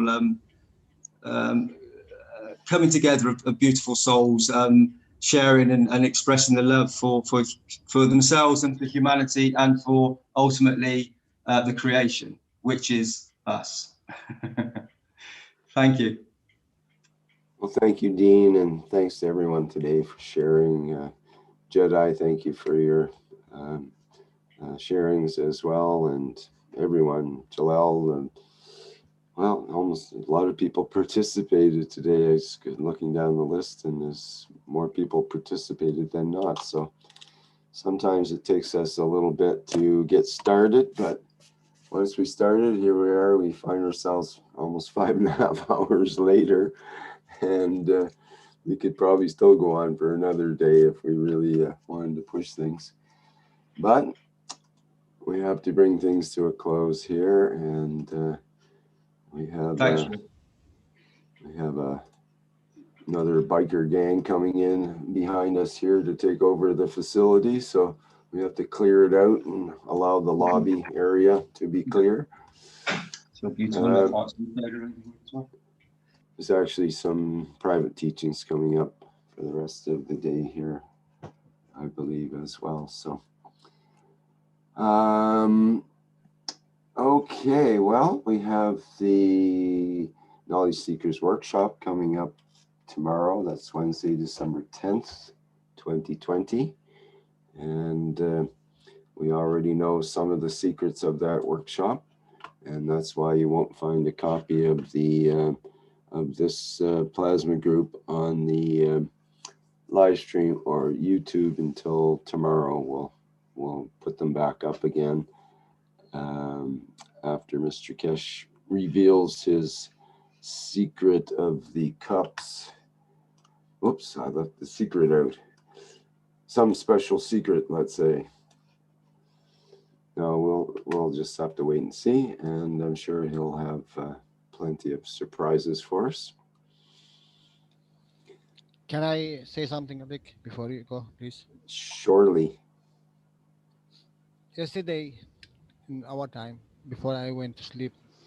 I have nothing in my mind, thanking everything and for receiving and giving, and then Mr. Jefferson pop up in my head, and I thanked him for that, really, because he touched in that time my heart, and I couldn't sleep. So many times I tried, I couldn't. And then I went back to my garage. I opened up the computer, trying to feel tired or something, try to make something, nothing. And then I said, okay, let me go to Mr. Kesh. Normally when I go there, I do not choose. I learned that from my wife. When we go to buy something, we do not choose that thing. We let it choose us. You know, shows his call us, as we say.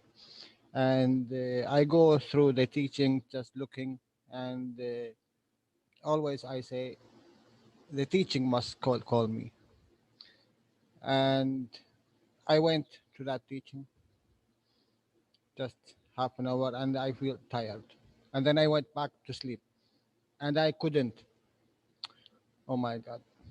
The problem, if I go and do something, I must make coffee and smoke cigarette, and I didn't want that. And I said, okay, because there is no sleep, let me go back. I went back to the garage. I opened the same teaching and I listened. And for Pratt, I send you before 9 hours a reminder because you was in that teaching and when Mr. Cash teaching. And this is what I brought today. This is absolutely fresh from Mr. Cash. I didn't hear that before. So everything, there is a reason. You ask, you receive. Absolutely. And as he mentioned in that teaching particularly, he said, you are magnet. If you are a magnet of iron, you will pull up iron. If you are a magnet of gold, you will pull gold. You as a body, you have the capability to make any magnet you want. Any. And in the same time, because the magnet it can pull, also the magnet it can reject. That means if the magnet can take, the magnet also can give. And everything come across you, it contained a knowledge. And if you didn't pick it, it will come again and again and again until you learn from it or you give it what you don't want. Thank you very much, guys. And I wish you a very good time. My computer today is make me crazy. The Zoom is not working very well. Every time it kick me out. So everything they in the physicality, it's under. Thank you very much. Okay, thank you, Jalal. Sometimes when things are crazy with the physicality on the outside, it makes it more clear and contained on the inside, perhaps. So sometimes it works that way. Anyway, thanks to everybody for being here today. And it's been a wonderful show. And we'll be back again next week as well. Next week will be the end of the private teachings. So there'll be a break that way, and I'm not sure if we have the testimonials group on Monday or not. I'll find out more about that and let people know in the Knowledge Seekers workshop. Okay, going once, going twice. Any last comments? Thank you all. And Dean, please, thank you for everything you just said. I shall call you. God bless you. And God bless everybody else who's been participating today. Thank you all. Thank you, Kay. All right, this has been the Kesh Plasma Reactor Group for Wednesday, December 9th, 2020. Thanks, everyone, and see you next time around.